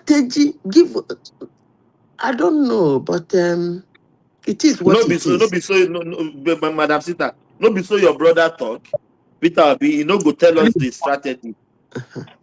He said, give us the strategy. Please, bro. Okay, go 1 ahead, minute. please. Go ahead. Yeah, go on. Since that my brother we talk last, because me and I'm from Nigeria and I they talk, are they warriors? I they talk to you. Since that my brother take Nigeria do case study, I want to ask him if he understands that anything that happen around the world becomes a money-making game for Nigeria elite. Did he even know that? Thank you. No. I understand. Please let me land. I work in Warri in a depot, petroleum reserve tank depot, and we know what is going on there. Do you know that all these private depot owners are the biggest cabal that you can find in Nigeria in the petroleum sector. In the world, though, God bless you. I work in one of the petroleum plants, in one of the petroleum tank farm. We that live here know what is happening here. So immediately the American Iran something started. These elites in Nigeria has already see it as their own way of. It's not America or Iran that is suffering also. Just forget that one. It is our elite at home. It is the capitalists, people that wants to make times 100 of what they of what they want to bring. See, do you know the reason why there is serious war between the cabal and the Dangote? Bros, I don't want to say pass like that for now. Remy, respond. Remy to disappear. Okay, what is that? It's called artificial scarcity. No, That's what I did not disappear. I did not disappear. I'm back. All these things you're saying, all these things I'm saying, I understood very well. I know it's an opportunity for the elite to make money. But what I'm trying to tell you is that when you disrupt the system, then the world itself will suffer. Because the elite that are making money, if you just oppose it with the population of the rest of the world, they are not up to 10%. So what you are saying, I understand that Americans can use it to amass wealth to themselves. A lot of Nigerians can use it to amass wealth to themselves. But when you now just suppose that elite you talk about, how many percentage are they in Nigeria? Are they using the wealth they get from this crisis? Are they using it to create more employment opportunity for the people? Especially in the third world country. In America, maybe they have a system to see check the way they, just like I read the report recently that all those money bags in America that make a lot of money, they are also saying that they should keep their profit. And a lot of people are telling them that part of the profit they make, they should pay more tax to the government. But they are countering those people back that when there is a slump, they also make a lot of loss. This is their time to make money. That is America for you. But in Nigeria, we don't have something like that. So, I'm not looking at it emotionally. I'm just looking at it that when you disrupt the whole world system, everybody will suffer one way or the other. Inflation is rising in America. The world did not disrupt it. In the whole world. They created it. Hey, it's the man that came that disrupted now. He deliberately did it now. And people are suffering. He did not disrupt anything. They created the results. Maybe the industry you are working is the oil industry you are enjoying to the bank. But the rest of people that are not working in the oil industry, they know how they are suffering. They know how they are laying people off. They know how. So you cannot look at it from one angle. So. Bros. See, let me tell you something. All this ebing pawon that they are shouting. You don't see person where hungry. I am not talking about being power. I am looking at my own case all over the world. Don't talk about being power to me. I know that one is too childish. Wait, now let another person. We did the country. Make we talk. Look. The problem now. I will keep quiet. I just like to vote. Hold on for 1 second. Hold on for 1 second. You take the floor again. See, me, I am not here for being power. That one does not concern me. Every word, whether in Europe or Asia or Americans or in Australia, a big power everywhere. Everybody. Social service. So I don't want you to be talking about you are in Nigeria. You might be in Nigeria, but I have a lot of people in Nigeria also as well. I can get my first-hand information. My people, I cannot bring all my family members to abroad. So please, I beg you, don't always talk that because I'm in Nigeria. Not that way. So you are saying you're getting your information from the right source. You should be getting your information from the right source. What exactly? See, you are hurting the sensitivity of good Nigeria. If many times that you people abroad are reporting back what is happening at home to us, you are hurting our sensitivity. It is true. Poverty day. Don't be say poverty no day. But somebody mentioned something here on this platform since that I've been listening since. Is people no one cut their coat according to their cloth. See, I'm the one that mentioned it. I'm the one that mentioned it. Okay. Wait. Well, okay. Listen to me. See, let me tell you something. The things where Nigeria don't chop now with the vomit. Either you like it, you may like it, you may not like it. Shall you understand me, bros? The thing where Nigeria don't chop now with the vomit. But the only problem where we get is say the people where we the vomit and put for their hand are very few. God go help us if you feel understand. And the media that you mentioned on this platform about when animatologists don't become an analyst, a political analyst on radio, on television, what do you expect? They will give you wrong. Yes, so Rufai is an animatologist now. So what do you expect? I mentioned something on the comment section. We have more illiterate graduates in Nigeria than people that went through school and school went through them. Because yes, but because many in Nigeria today cannot think twice. Many only see the negativity. Don't blind many in Nigeria. And we don't want you people abroad to join them so that you can be positive enough to enlighten us. Please get your information from the right source.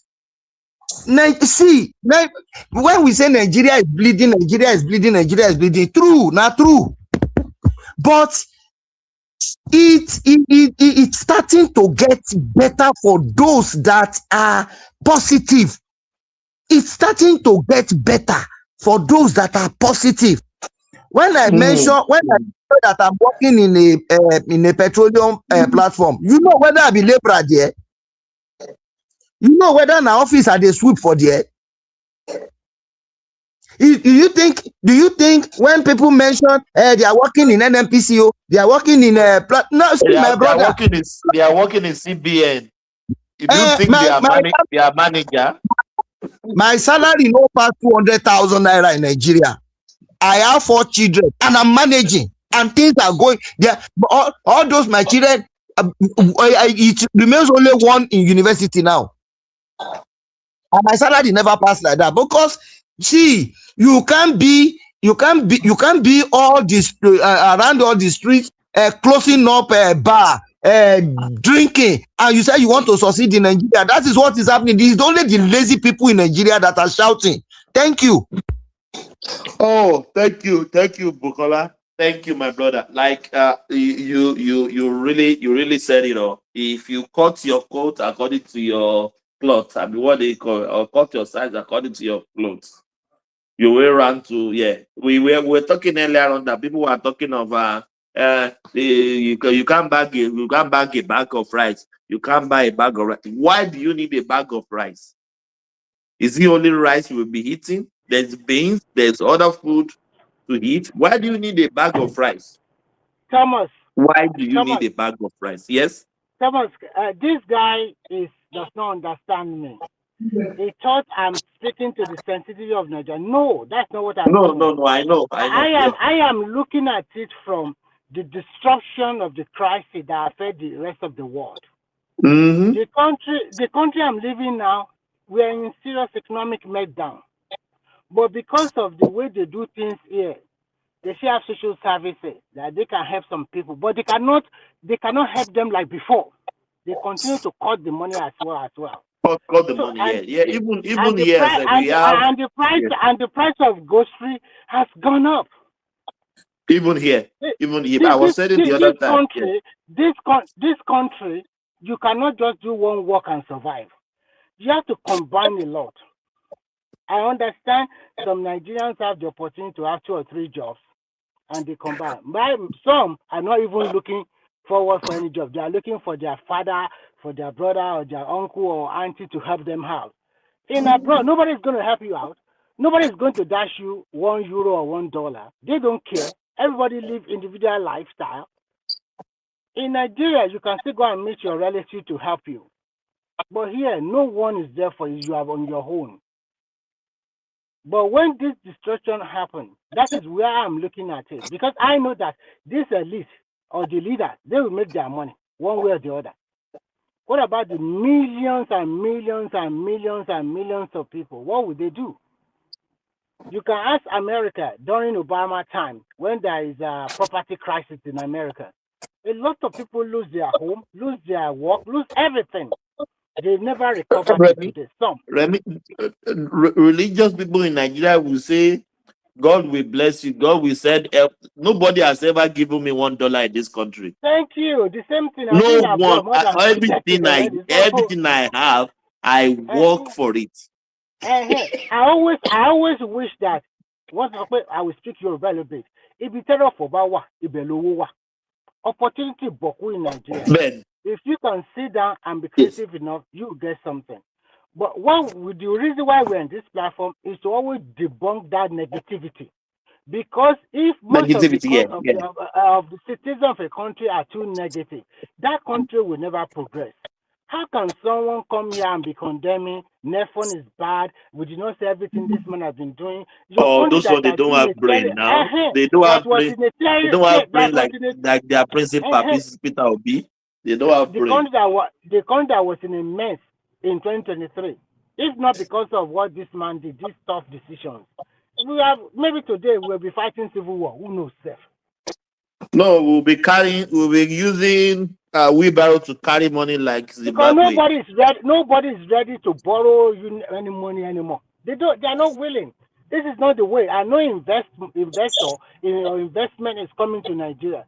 This same government, more and more investors are coming to Nigeria. But Remy, what you are saying, let me tell you, what you are saying, as basic as it is, millions, hundreds of millions of Nigerians don't understand what you are talking about. Nothing, Simba, nothing. They don't understand nothing. So I don't need to. I'm just wasting my saliva. So let me tell you, an average Nigerian doesn't understand. Yes. You live abroad and you live in Nigeria. At least you can give us like a first-hand information. Yeah. Go on, please. Me, as I'm talking now, I'm talking from Lagos. Are you kidding me? You're already in Lagos. Yeah, I'm talking from Lagos. Even yesterday, it was even a festival galore in Lagos. But they are doing Sheshe Day. Yeah, it's Sheshe Day. And it was party all over the place. Alaji. I don't see that a lot of people hold on, guys. Thomas, you can't just allow Simba to just say that without questioning him.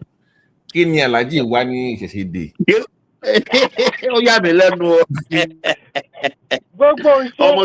Ọmọ Yorùbá ni mí o.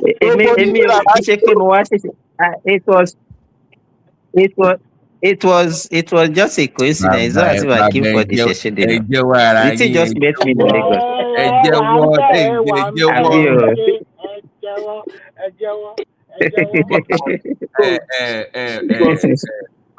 Hello, BT, how are you? How many states for Southwest we give that holiday? All six. Is it all six? Okay, the entire.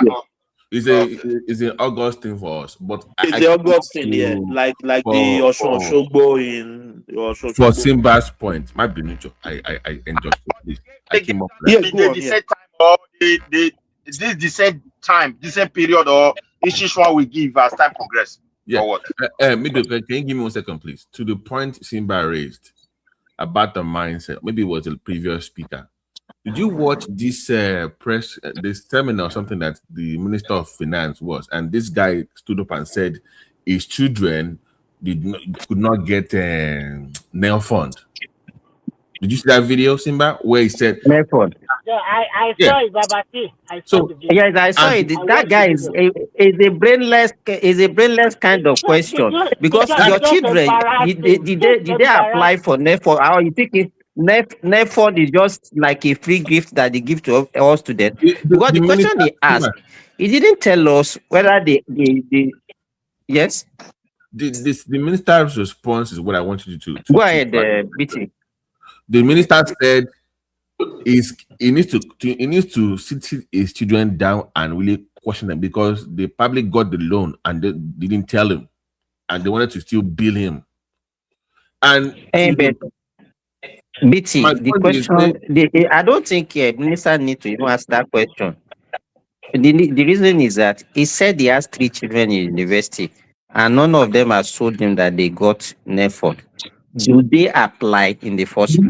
Because not everybody that they give now. So apply before you can get it. And that is the problem. Nobody care to apply. What you don't apply for, how do you expect? Did you want them to come and take it to your house and give you? Especially in the southern part of Nigeria. I'm addressing. In the north. Oh my goodness, guys, listen. I want to address what the speaker said. Go ahead, BT. The mindset, that negative. If you're too negative towards the government, you wouldn't even bother to do your own research about what is even it's even available to you in the system. So that's my point. That when people are too negative about the system, about the government, what they can easily get becomes difficult or impossible, because they're already negative about the system. And that's the big issue with Nigeria. You have so many things that you can do on your own and also with the help of the government. But because you think you don't like Tinubu, or you don't like the APC, or you don't like Nigeria, you turn off all those things and you lose opportunities. Babati, do you know there are many opportunities government are giving grants for farmers, for this, for that? But people who, because you don't like the government, it's just, if you are negative of everything, there's positivity will never come your way. You are losing out, my point. They are losing out on so many things. On so many things. Okay, let me just leave when the NEFOD came out, did Northerner queue into it? And I even hear they are getting stipends, maybe 25,000 or 20,000 every month. That one is free. Can you imagine? Law school, I should be getting 25,000 free every month as a pocket. It's just like a pocket money now. Yeah, so he elevates many things. Okay, my senior sister, it's kids. I gave them some stipends, like your pocket money every month. The kids are telling me, brother, the stipends you are giving us is really helping us. You can imagine when I'm growing up, I can't even see any brother or sister to give me any stipend. And these people are getting stipend every month. Some people even say they get double. I saw the video in the Northerner that they were happy, they were singing, shouting Tinubu, Tinubu, Tinubu. Has this ever happened in the history of the country? That the students are getting 20,000 stipends free. They are not paying back. Thomas, yes. I want to say this. Yeah. The government themselves, they need to improve in their information, because what you do for people and you didn't say it out, sometimes you will not also reap the benefit that goes with it or praises that goes with it. So they should work hard on their information, and that's just my recommendation. No, I disagree money. With you. I disagree with you, sir. Do you know why? I disagree with you? No, I disagree with you. If if I need something from government, I don't care about. They don't have to praise anything. They don't have to praise themselves for doing anything. I'm the one that needs what they're offering. I should do my own due diligence to investigate, to at least apply for that thing first. Thank you. Just saying Lamba. No. Wait. Bro, wait. Once again, is the mindset. Oh my God, it's Lamba. They say it's fake. It's not coming to our region. That is already effed up your mind already. So even if Tinubu says okay, it's good for you, you will still say it's fake already now because your mind is already effed up. That's the problem. Yeah, but the mindset. See what you said. You are correct. I'm not arguing that. 100% very correct. But the thing is this: yes, the current administration is fulfilling their promises on that basis. But however, if they don't sell it out for Nigerians or also consume that effort that they are putting there, it is for their own disadvantage as well. That's what I'm saying. If you don't agree with that, let's leave it there, because if Nigeria don't know, on the last day they are still going to say no. So that matter question Minister of Finance. Midwest, in your university, they are putting out information, but the thing is this: the media, the social media has taken over the confessional media houses. Bukola, my brother, what kind of sane? No, Bukola, my brother, what kind of sane human being relies on Facebook for news? That is the problem. You know, in Nigeria they overdo everything. Since social media, Nigeria doing. I was not raised that way. No. I was not raised that way. Back in the days, you sat down, you watch news at night, you read news, you actually search for information. That's the way somebody with a brain actually behaves. You don't go on X or on Facebook for news. That is low IQ thinking. You go for now, you know how Nigeria do things. We have, okay, wait now, Babati. We have the mainstream medias all over Nigeria. Why are they not amplifying this information? Why are they not doing it? It's just to see them, but they can invite people. I only see a lot of people coming to come and criticize the government. Midway, you do not get it. What they are trying to say is that how come the northern student got it? How come the northern student go for that loan? Why does Southern do not know about it? We are telling you that. Listen. We are telling you that the northern people have their transistor radio. They listen more to the local news. They watch the TV. They watch the NTA. Where your own student is about negativity in the south. Do why for south? You see, Remy, we've been making this mistake. We were raised with that notion that the northerners, they don't have preview to informations or what is going on in Nigeria, or they are a set of people, which is very wrong. Go back to history. No, in the South before, Dr. Babati said, when I was growing up, we watched TV, we listened to radio. It's because of this bad social media that came and no, it has nothing to do with social media, because those days when I was growing up, every you see, every northerners you see, they have small radio with battery. They listen to their news in their language. They give them information about what is going on in that country more than we in the south. But maybe we believe we are more English, spoken of English, we are better than them. We cannot dispute that. At that time, this time I'm catching up as well, both pidgin and all. So okay, we just know that maybe we have the preview to the information more than them. No, right from time, anything that is free, any help, any support, they don't withhold it for their people. The information. Midwest, just telling the truth. Midwest, should people be brother?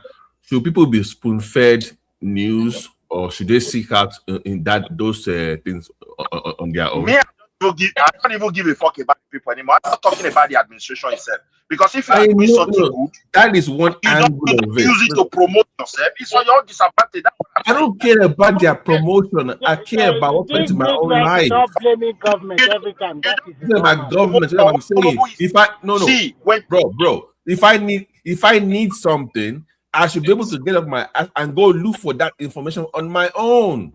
God That is bless my you. problem. God bless you. I agree with you on that. Look at it. We have to talk about the political aspect of it.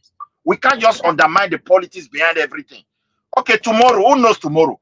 If the government is out from office tomorrow and there are numerous challenges across the globe, we're talking about war, we don't know how it's going to end.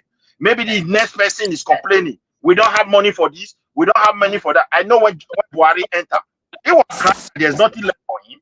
We cannot forget about that. He cried, him and his team. The coffers is empty. Okay, maybe the next man will come and there will be questioning how come we find ourselves here? We didn't benefit anything. It is then we'll be telling them there was net fund or what? The parties inside, they do their best. This never was created. Sorry, this never was created by an act of the parliament. It's already under the law. So any government that come in, unless you have to go to the National Assembly and discrepe it, they abolish it. So every government must continue. It's not something you just think that, okay, if another government can just stop it. No, it's not going to work that way. No, it's created by law. And then what you should say, Babati already tell you the truth. If you are looking for a job, you have to go and look at job website by yourself. If you want to get a student loan, as a student, you ask around or you look for information for yourself, you are the one looking for something. Even the government does not publicize it. How come some section of the country knows about it? Why some section think it's all lies? It's not going to happen. So let's be truthful here. We should blame people in the South for their negativity. Their negativity in the South is just too much, or even too much go up. So see the way they are jubilating all over in the northern part of the country, receiving 20,000 every month, taking up all their student loans, taking the student loan. ABU in Zaria got over the first tranche, 5 billion naira for their student debt. And where you in the South you are talking about. I bet don't blame government about this one. We just blame our people, especially in the South. I agree with you, bro. I agree with you. For South, Midwest is always blaming the government. You know him for that. You blame the government for everything. Government did not do this. Government did not do this. Government did not do this. What are you doing? And Thomas, in that same campus, you have people getting the same thing. So you in that same campus that you have people getting that same loan. So you don't talk to them about anything meaningful. It's about Davido and Wizkid. That's what you discuss with your friends. Babati, there are some still obedient till today. They said this next one is fake. It doesn't exist. What do you want to do about that? That is their problem. So even if I put out 10 adverts on TV, they will still not believe me now as a government. No, anything about Tinubu is fake. The political angle to that thing. The obedient will never tell anybody that net fund is available. They will never agree that there is cash transfer program. They will never agree that there's any road is being controlled, even if they pass through that road every day. They will never agree. Somebody said he used 3 days from Abuja to East. He's a liar. See, Remy, look at my own recommend, Thomas. Not that I blame government for. I beg you, don't blame government. Just say another thing. You can say another thing. Remy, hold on. Midwest, Remy, hold on a moment. Hold on. Midwest. Since the day I know you, you always blame government. I don't make excuse for no. Wait. I don't make excuse for my government. The reason is this. Look, net fund is good. They are able to start it. This administration is running it, and you call it loan. Okay, the source of the money is government money. Only God knows now where that money is actually coming from. If the next administration why are you talking like a novice? I bet I'm sorry to use that word now.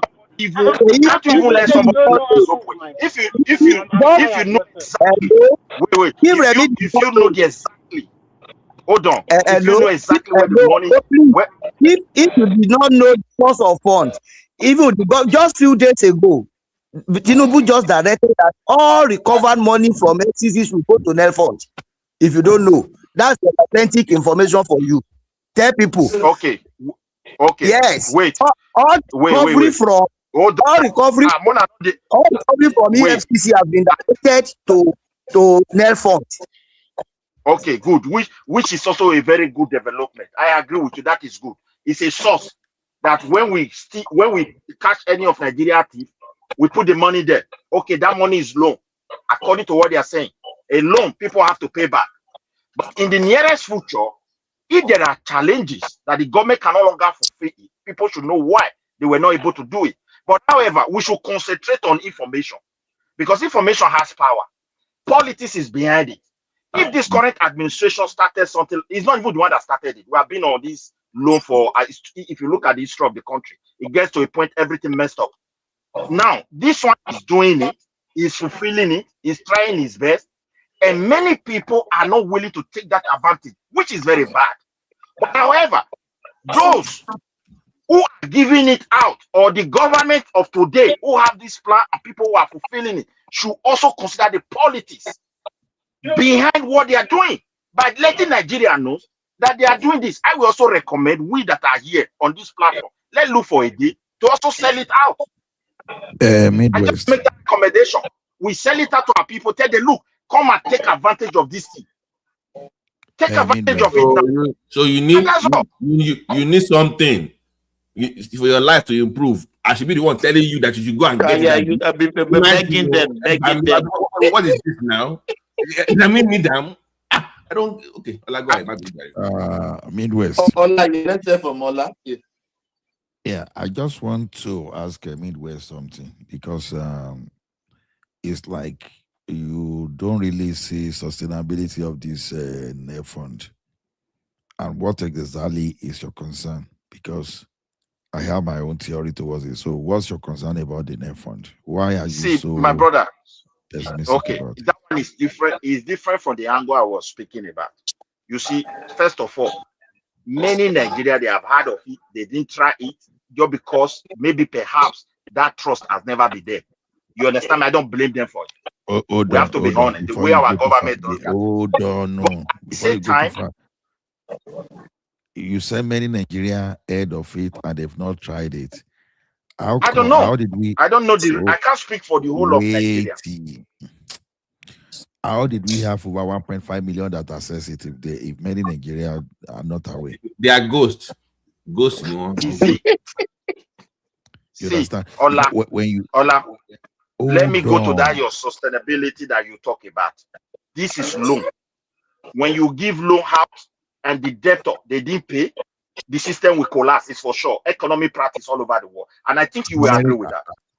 As American, even this, it's not yet time. It's not yet time to pay now. Why are you scared of paying? Why are you scared of paying? And people are not even collecting yet. Okay. Wait. Negativity, no need. Wait, Midwest. Ola, please hold on, please. Move forward, Tomo DLM. Let's even let's even once say next tomorrow, people don't pay back, but the government has lifted people out of poverty. People are already educated. Abishe Mokparoni, even if they don't pay back, fine. Thomas, God will bless you. Okay, let me add to this a little bit. Greetings, everyone. Greetings, all these for people. Hey! Stop harassing me, West. Stop harassing me, West.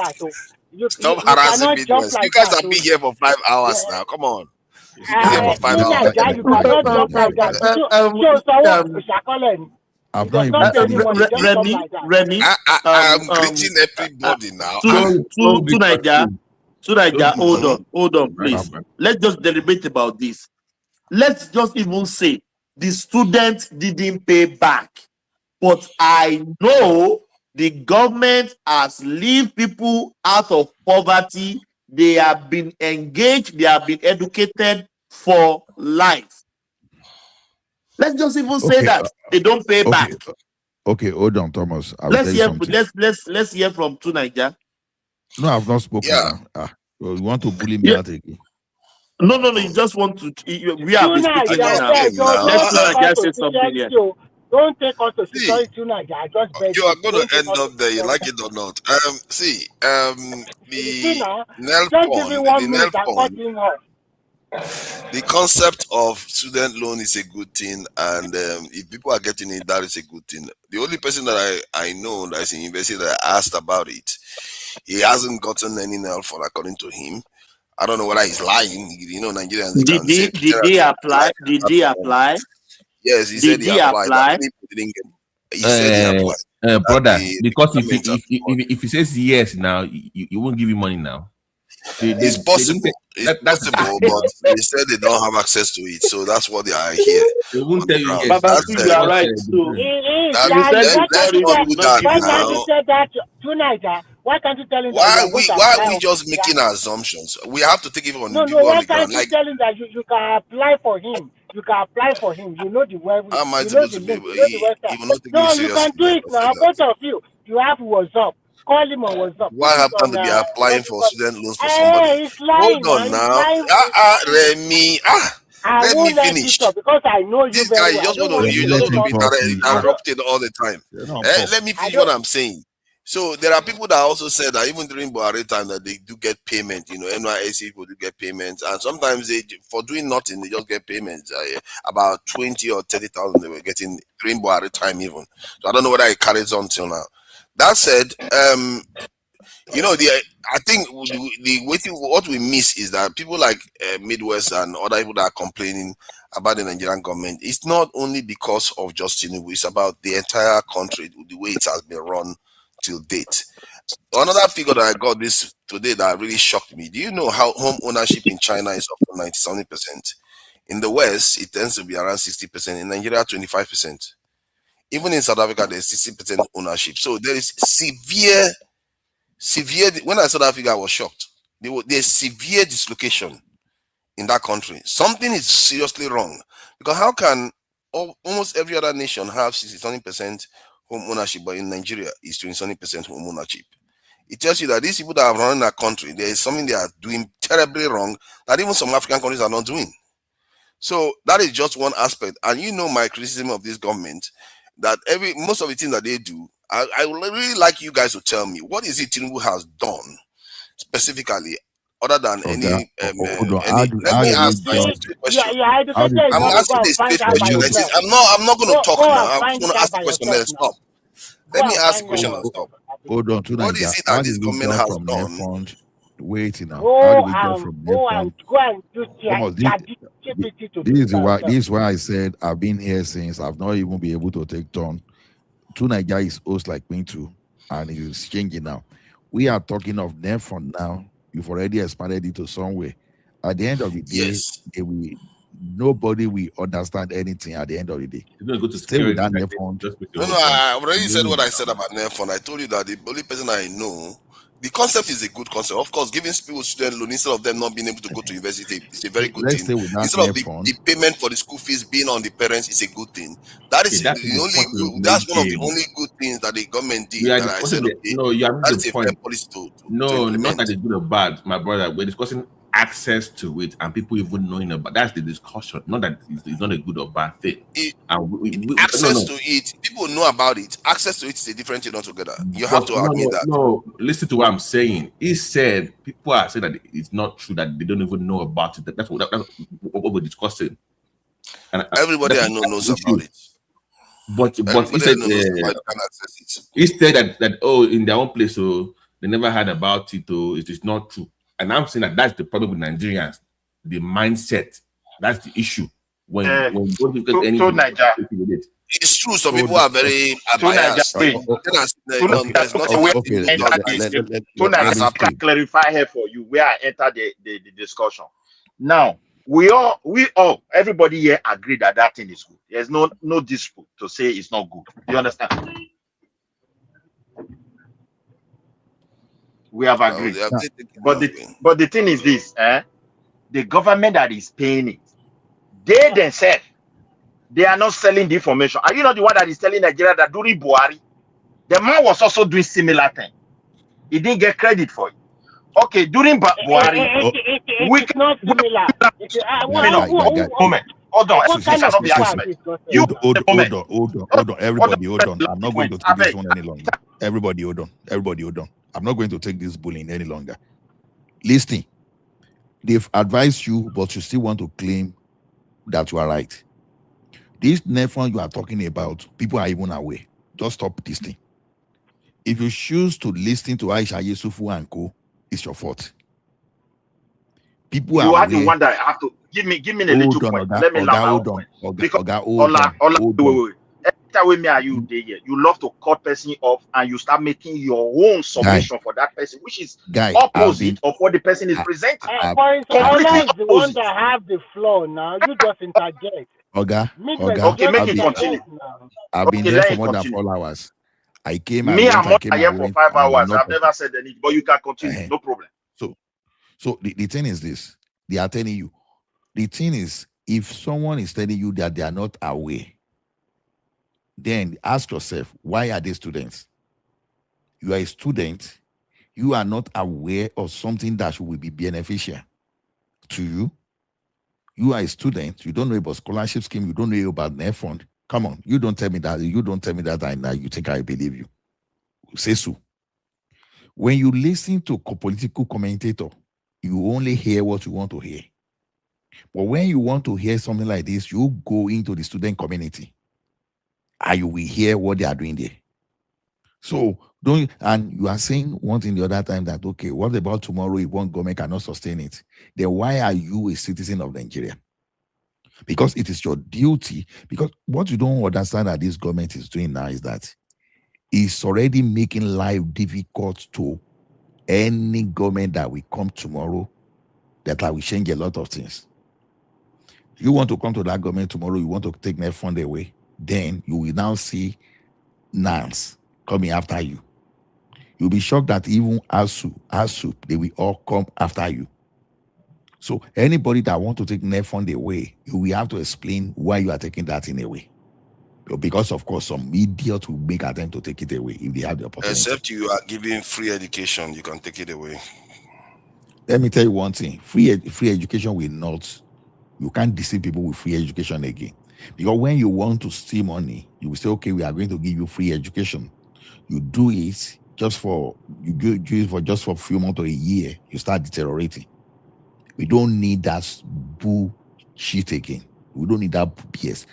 There's nothing wrong. There's nothing wrong with this model. And the idea that people will not be able to pay back, I don't know where we got this idea. If 1.5 million people graduated, you are saying all the 1.5 million people will be unfortunate and they won't be able to get job they won't be able to get job. That's exactly what you are saying. Let me tell you one thing: in the banking system, even in the banking system, it is not everybody that borrow money that have ability to pay back. Not because some of them did something bad, just because business went wrong. You understand? That's why you make provision for bad loan. And because of that, you will never close the bank down. You won't close bank just because people are not paying debt.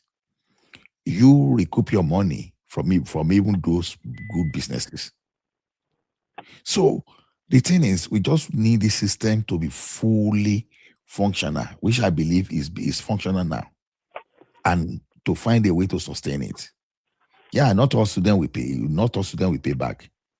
And you say the economy will going to collapse once they are not able to pay. As American system collapse, as the Canadian system collapse, many people are having student loan in United Kingdom. 1 trillion in America still owing debt, student loan. Exactly.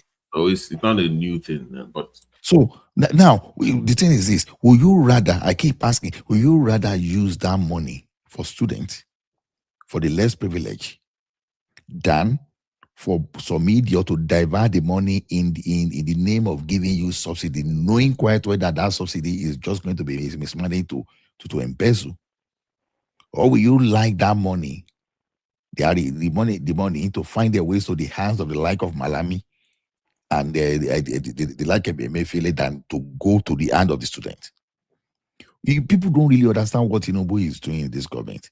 At the end of the day, he's setting up those people that will take over. Because if you want to take over from Tinubu now, you must have a very strong excuses to take a lot of things away. You want to return subsidy like that idiot elderly man that is saying is going to return subsidy. How? So you are I going to think there take are money from the complications state. in the process too. Like if you go to Nigerian universities, what tends to happen is that when you have some delays at the university, let's say you don't finish in the year that you're supposed to finish, the next year you will have to pay school fees. And I don't think NELFON covers that. I think NELFON is restricted to the specific amount of years you are supposed to be at the university. So I know of somebody that has to be paying school fees because of delays to their master's degree. Every year they have to be paying now. Like, but you have already paid this year before. If they didn't complete the course, why do you have to pay again? Say that's how they do it. They just make you pay every year. It doesn't matter whether you completed the course the year you are supposed to complete it or not. So you can see that there are so many systems in Nigeria to ensure people are really, really poor. This is why you have a country where people are quite desperate. Here's my position. Actually, I wrote an article about this a couple of weeks back when the middle class assumes the role of spokesperson for poor people and then impose middle class talking points on the so-called argument. When people refer to this as like, oh, it's nothing, it's tokenism, whatever. Do you know who this is for? People that in their wallets, they thought that the end of that thing was high school. They never thought of poly or university. They are the one benefiting from this. They're the one benefiting.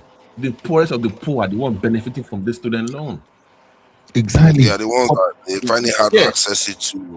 Don't forget that. No, but because interestingly, they're actually the ones getting it the most. Though. Because quite unlikely. They use in my own area. Okay, not that country, but in my own area, the LG Council did a very good job getting the info across to those local small towns about the NEL fund. Like, hey, we're going to expand the spaces in Polytechnic in Abeokuta, for example, or TAT and all these areas. Money there now for Peking to go school now. So in my own area, LG councils and the Obas did a very good job when it comes to disseminating that information to the people. So it was for the poorest of the poorest, not just the regular middle class. So the poor are the ones that are enjoying this in my own area, in my own state. But of course, unfortunately, in media, who is the one speaking? The middle class. And exactly. then they assume the role of spokesperson for these poor people, and they have no clue of what they are going through. Even the 50K of the Akara thing, of Tinubu Akara debate. Oh, how much 50K? Yeah, to you that 50K is nothing, but to the point of that money is a lot. Exactly. I don't know why you are. See, those are things. Say, hold on, sorry. That thing that you said about the 50K too. I don't know why people that support it are struggling to understand why people criticize it, because this is indicative of the way they see their people. They see their people undeserving of civilization. No. Hold on now. If you give somebody 50K to go and sell something, you know that person. Hold on now, bro. You won't let person see. You are doing You are doing. Wait now. Wait. You are doing. I was the one talking. You are you doing. finished talking, and I was the one talking. Go ahead. So, if you give somebody 50K to go and trade, what do you expect them to do with that? Those people are going to be on the road trading. Like they basically roadside trade person. That is not a civilized that person is not about to buy a shop or get a shop to go on. No, you are not aspiring for your people. You are treating them as if they don't deserve civilization at all. That kind of person, what she should be doing is scaling them up, looking for ways to say, okay, you guys come together as a kind of trust. You people work together, open a farm or something, or even open an Akara factory, whatever you want to do. But these people, just see as roadside sellers and artisans that don't have any future. My friend, my brother. Okay, I might have to send you my article that I wrote about it, so you know where I'm coming from. When you say they need to set up this union or factory, these people don't even have a high school degree. they are barely literate.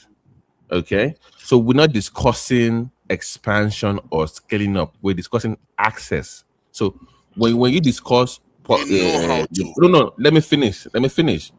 When you discuss poor people's plight, you must always discuss opportunities and access. Middle class wants to scale up for what they already have. For example, if you hear people like that, I'm assuming are middle class, you will say you want better schools, better hospitals.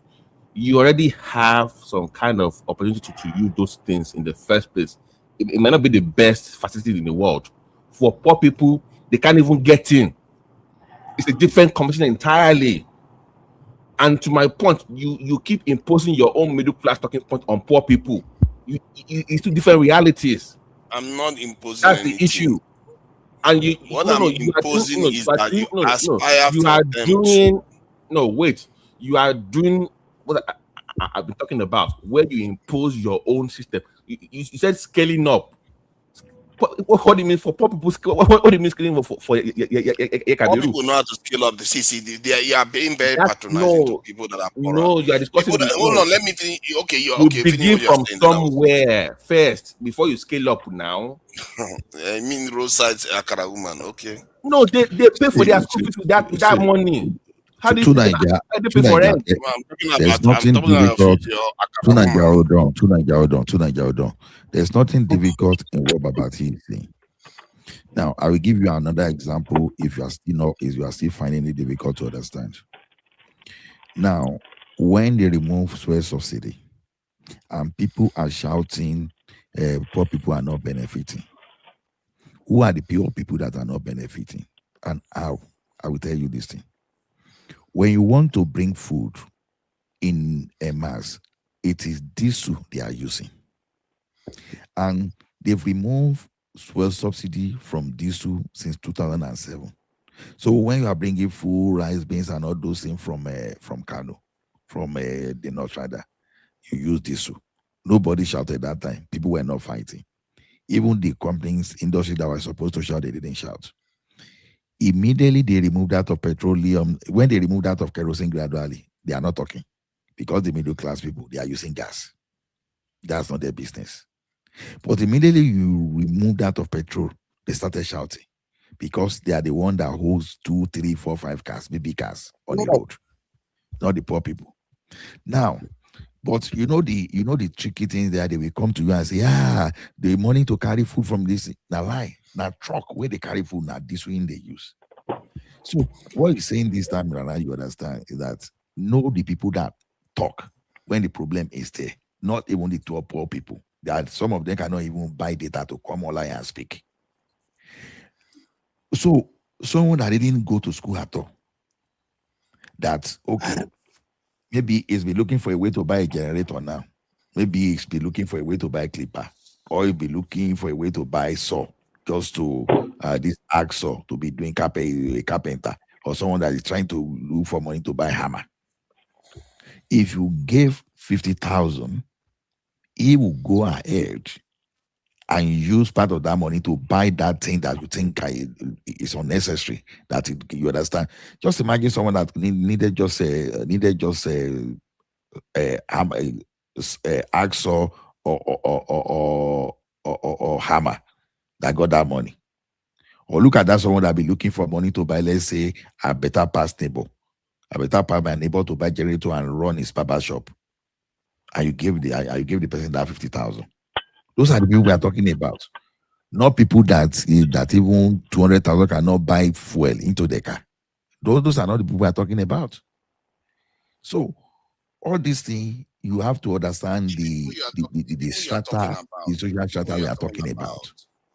Hold on. The people you're talking about are the poorest of the poorest. That is what I'm still talking about. Those poorest of the poorest, they already know how to organize. They already form a local association. They do all those other things. They know how to scale up if they need to scale up. They're not stupid. You know, when we are sometimes act as if all these, just because somebody is not educated, that they don't understand certain concepts. They already do at their own level. And if you wanted to make them aspire to be more, as a leader of the country, because if it was a local charity that is saying this, I can understand. nobody will pay much of attention because that is they are operating at the level that they are at. But if we are talking about like a state, a first minister, this is a first lady, and saying such a thing, and the president supported it, acting as if they are giving the Nigerians a lot to think about. It's like, no, that is not what you should be aspiring to. You should be aspiring to more.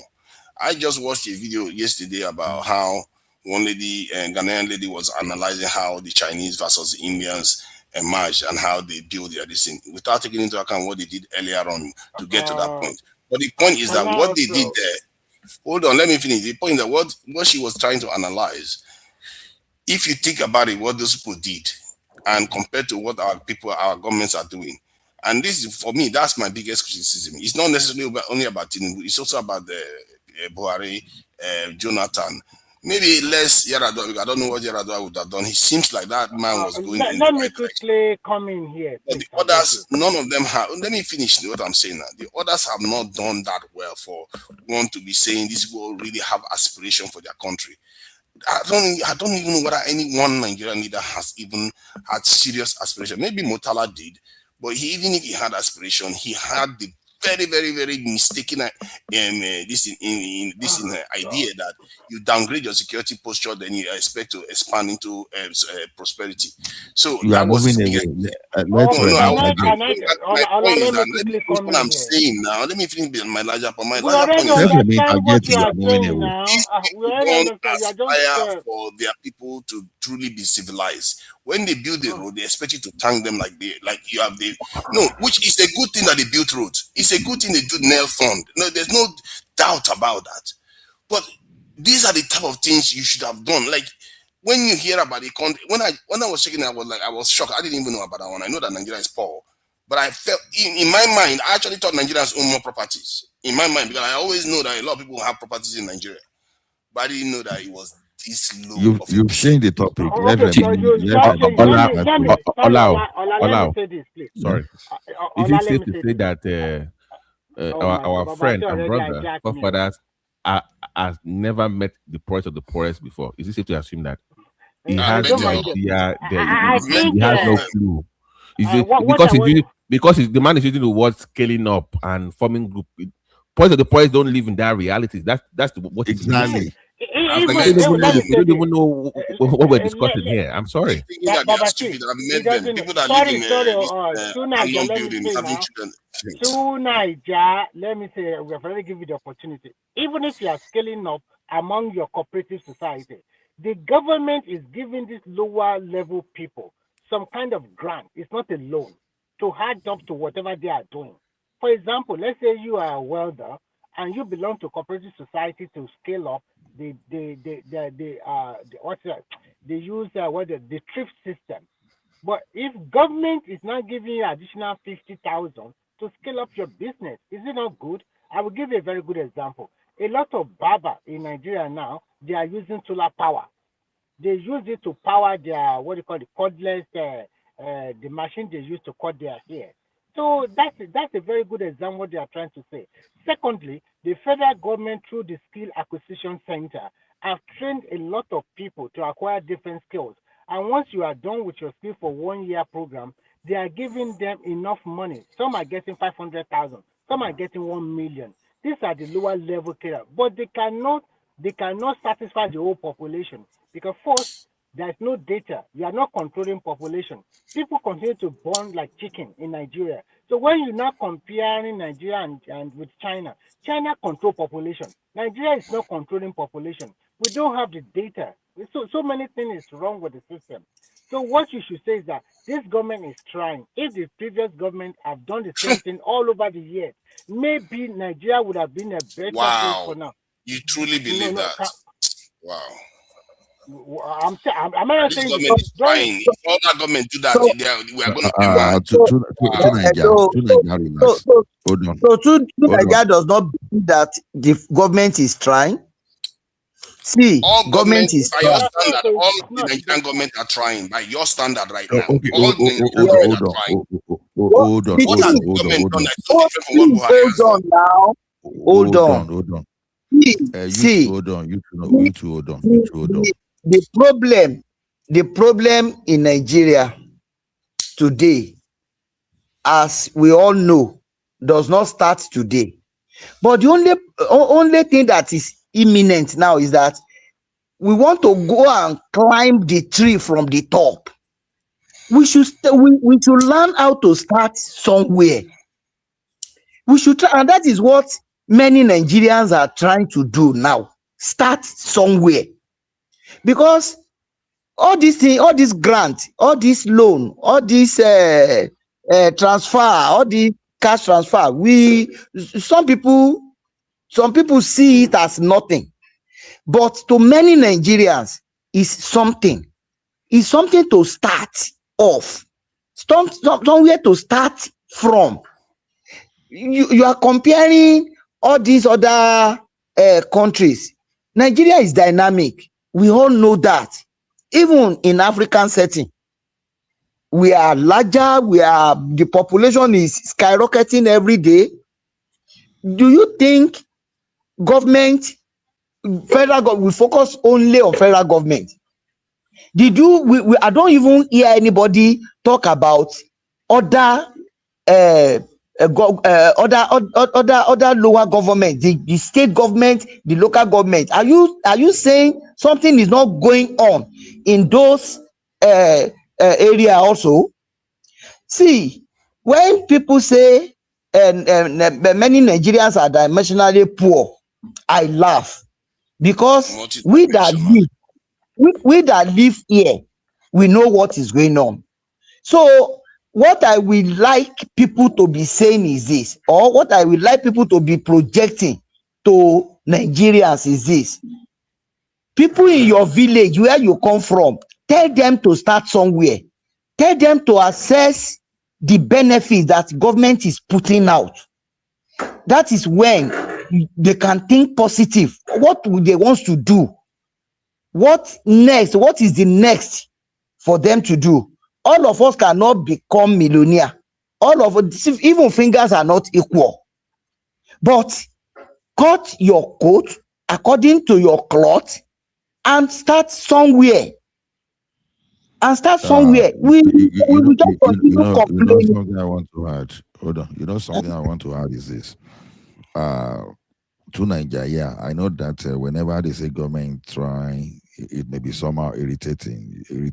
I understand that, but then we have to be very careful of how we compare. When we are comparing these governments, it's just like comparing against the previous governments.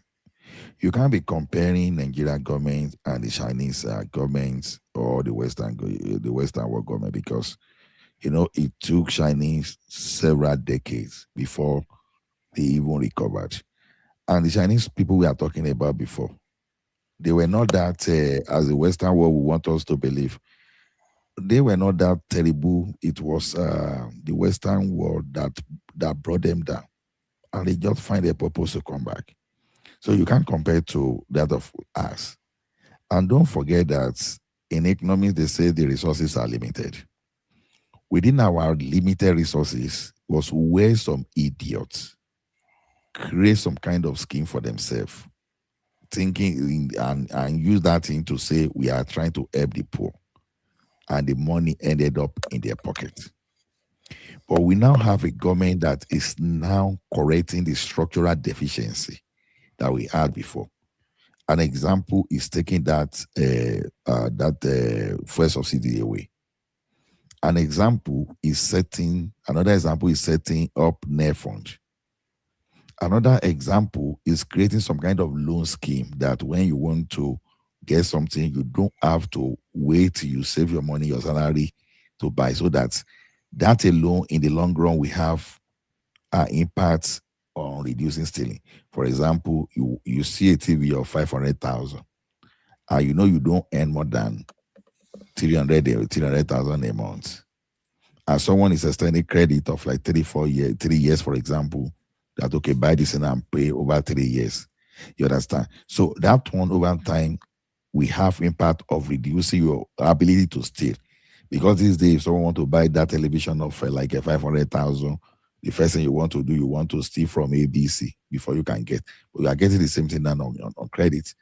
Now, They said this. I received a phone from one man that is talking about mortgage. You want to get mortgage for building, you contribute. You see, all those things are beginning to come. It's not going to happen overnight. It's going to take time for those things to be rooted. It is only the business of the citizen, it's the duty of the citizen to make sure you follow through, not for you to help some dangerous animal in political skin, in politician skin, to come back and reverse everything. Because the danger of what people are doing today is that people cannot see a reformer, a reformist or whatever they will call a reformer or reformist, whatever English you want to use there. You cannot see the reform that is being carried out in this administration. But the hatred for the administration blinds so many people that they just want their own, whatever they've said, to come to pass.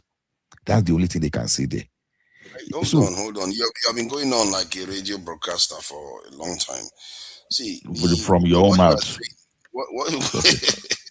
What you are saying about the administration, many people are not criticizing it just because it's the administration, and I'm sure there are people that do that. That's true.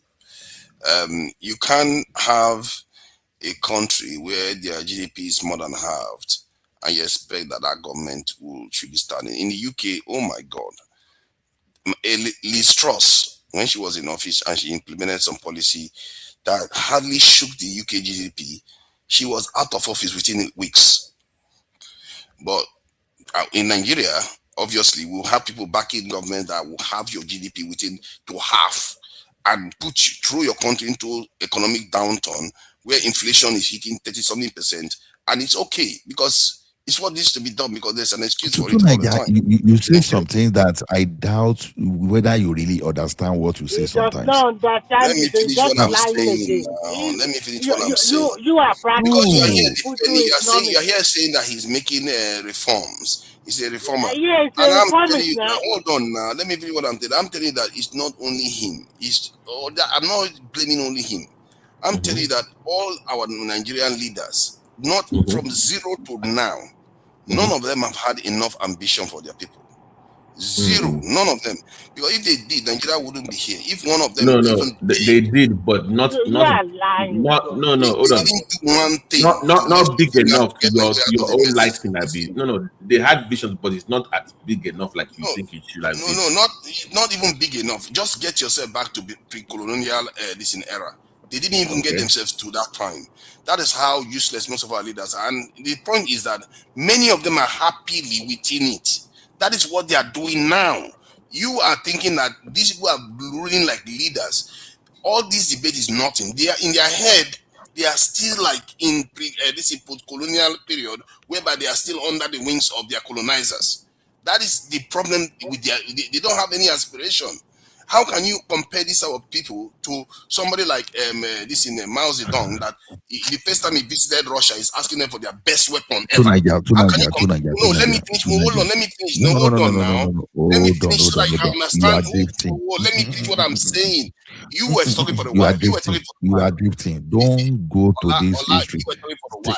I need to stay speak. within this topic. No, don't tell me how to speak. You speak your own too. You speak all round. Guys, don't calm down. No, my brother. I know, but make it more conversational, like back and forth. Not like we just listen to you for 10 minutes. Just no, I agree with you. But he was trying to stop me. That's why. I agree with you. You stop me now, but I now want to draw you back. You are now protesting. I'm trying to tell you that I'm not focusing only on Tinubu. When I criticize Tinubu, it's not only him. And I'm telling you that the reason why I'm concerned, the way we talk, is that if something improves a little bit, we think the job is done. You know, that's my problem. The job is not done. No, hold on. Now, let me finish what you keep trying to interrupt me from policy level. I barely even said one word, and you are jumping in already. My point is that, do you see one of our leaders being as ambitious as someone like Mao Zedong, or if you even go to even in the mullahs of Iran, that they walk out and say you are doing this thing again. That's what we are saying. Nigerian. I'm talking about ambition. I'm talking about ambition. Let me make no mistake. I'm talking about ambition. Tinubu doesn't have that. Buhari never. None of them do. And I keep telling you, you are not getting it. Hold on. You said someone does not have ambition. Are you listening to yourself? You are comparing us to the UK. You are saying half of the GDP. That's why I felt to ask you, do you really understand what we are talking about? You see that? This is exactly my point. He lives in the idea that we shouldn't aspire. No wonder you are defending that. I'm not surprised.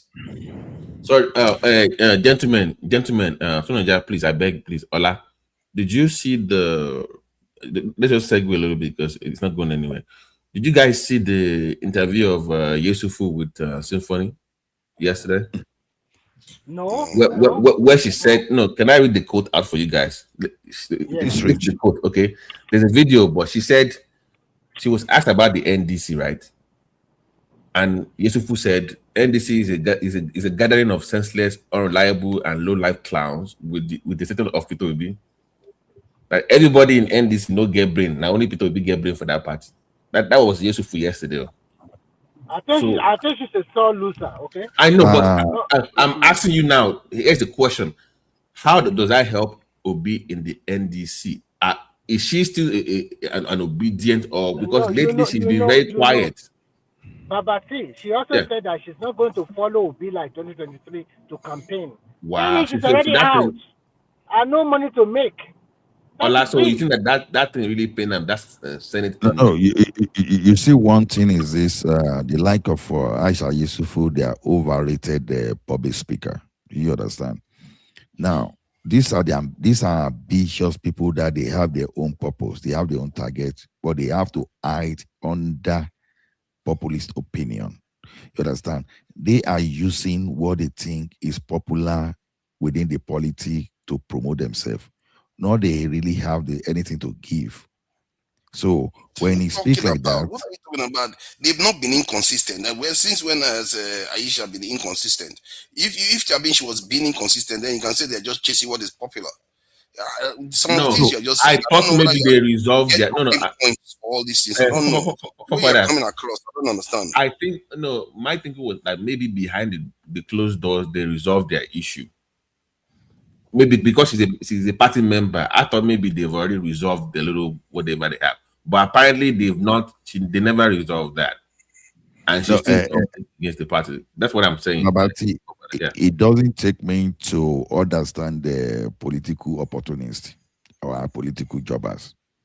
You see, the like of Aisha Yesufu, like I told you, if he has been a proper politician, you know some kind of words you don't utter, even if it doesn't satisfy you.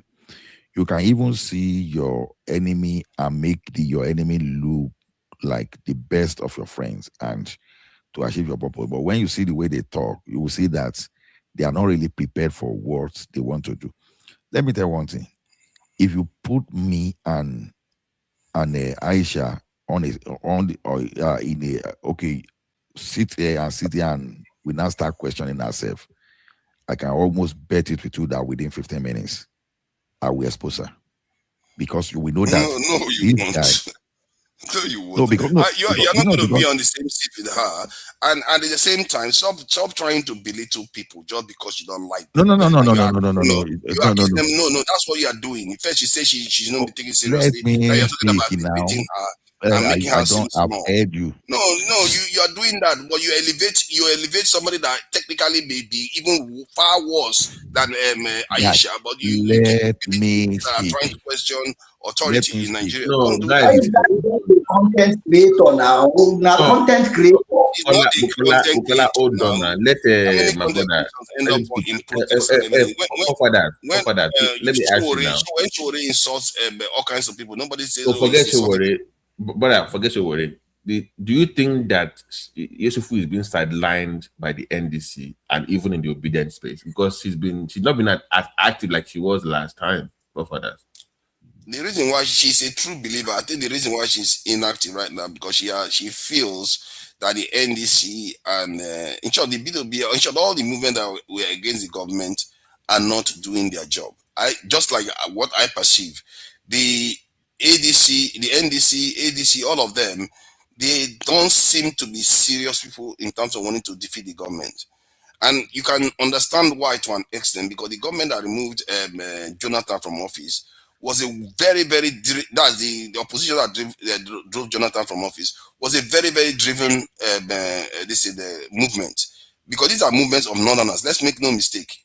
The Northerners that wanted to get their term back in office after democracy was restored, never ruled because Jonathan came in and kept ruling. So the force that was driving them was a lot stronger. But these guys that are here right now, they don't have anything uniting them. They don't have the belly, the stomach to remove the government. The NDC is not, so she would have preferred the ADC be a coalition thing before they jump to the NDC. I think the ideal situation that would have energized the entire country is Atiku doesn't run, PWP is heading in, so in ADC, they don't even need to form NDC, go to NDC. In ADC, and they went after the government. If they had done that, if they did that, they would remove this government from office. But they don't want to do it because they are not hungry enough. Let me say this. They are a bit of the spoiled brats, really. I do not agree with right you. Now, they're acting like spoiled children. The opposition. Babati, you see one thing I was saying before. Can you hear me? Let me, guys, do you want me to talk at all? I'm not here to No, waste time. No, I've not been talking. I just want to quickly say something. I will not take too much time like you guys. What Tuniger is trying to say, that is a lie. I think what will have energized Nigeria is that if Obi deputized Atiku, maybe that one would have been the case. But if it's just Obi against Tinubu, that is a foregone conclusion now. Nothing will happen. So Ola, you can continue. If Atiku endorses Obi and Atiku will never do that. You know Atiku is over. No, hold on. Ola that. Oh, he left. Ola left.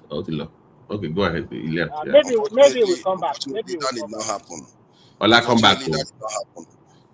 Because I don't blame Aisha, you see, for distancing herself or not being enthusiastic. As a matter of fact, one of my predictions this time is that I think Showore might even get more votes this time, because the people that are supposed to vote than he got before. No, not than who. He's not going to get than who. Well, like more people. I don't think he will get more. Get more than no. Wait now. No. Who's get the vote? From the Obi's camp or from where? He's gonna likely get more from the Obi camp. He's gonna get from Obi camp. He's gonna get from the former Tinubu camp too. Really? He's not gonna get that much more, but he's gonna get more. That's what. That's my. He's not going to get nothing. Watch it now. Watch it if I'm mistaken, because the reason why I'm saying that the people that used to be wanting to vote for P2B, the ones that have lost, instead of voting for Showore, they will abstain. Let me tell you this, Tuniger, let me tell you this. Even those people that are obedient before, more than 50% of them already queue behind Tinubu already. I'm telling you. More than 50%. Showore will get more votes this time. No, but Showore get less votes. You are not talking of everybody getting more votes. You are talking of Showore getting votes. No, but to your point earlier, you said that if Atiku had stepped down in the ADC, it would have been a better ticket to go against Tinubu, and people like Yesufu like quality. But everybody knew Atiku was not going to step down. So didn't P2B think about that before joining the ADC? I think P2B, for me, for better or for worse, he had a bit of a lack of judgment in terms of believing that somehow Atiku was going to make way for him to be leader. Atiku made some noises regarding that, but it's always very, very Machiavellian. He always makes leave room for himself to still be there. So I think P2B made a mistake to go to ADC because it shows lack of judgment. Because leadership, you have to be able to project into the future, isn't it? And the fact that he wasn't able to project into there and then had to move from there made him lose credibility and lose enthusiasm. Make no mistake, these things are happening. It's real.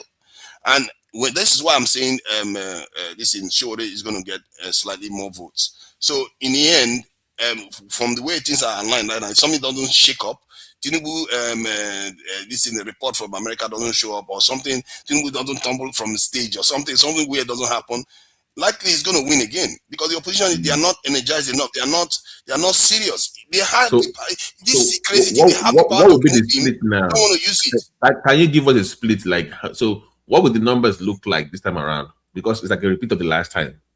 Can you give us If he carries on like this towards the end of the year, I think Tinubu will get into the 40s now, 40%, 60, 45%. Okay.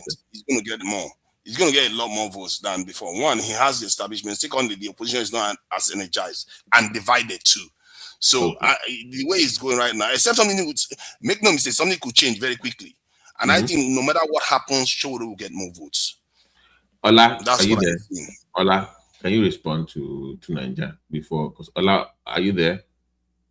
Ola, Remy? I'm here. You only Ola, go ahead. Sorry, welcome back. No, if you allow, not sorry. Go ahead. Go ahead. No, I just the thing is, when I was speaking the other time that Nigeria was just interjecting. Move on, my worry. Just move on. Just speak on Yesufu. Yesufu is being. The NDC made it very clear that all funding has to come to the party now. You cannot open any account for any political campaign. Do you think that's the issue with Yesufu? No, well, I don't really know what is happening there really, but I can only speak to what I observe about those people, or those emergency politicians. Now, some people they come through the back door into politics. Now, we can see Apoti Natasha, for example. He came through that Ajakuta still active, being a Ajakuta still activist. And not only that, he did some kind of a social campaign, help his people, then later became a senator, represented his people. Now, the like of Yesufu, that is exactly what they want to do. And that's the reason they are coming into politics, not just because it's just a kind of ambition, but they just have to have something to ride upon. It started from Bring Our Girl and all those stuff. Baba supported Buhari and all those stuff. She didn't get anything, but later now pivoted to supporting Obi, because going to bigger party, that comes with a serious sacrifice.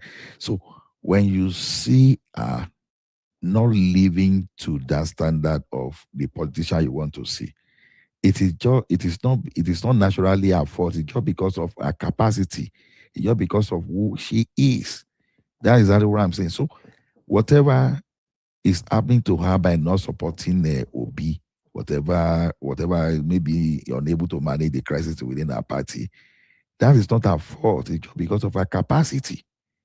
You understand? All those things that they are. So but she appears to be undermining the NDC publicly by saying that the only person that even has any political value in the party is P2B and everybody else is irrelevant. She's undermining the party, which is a member of, by the way.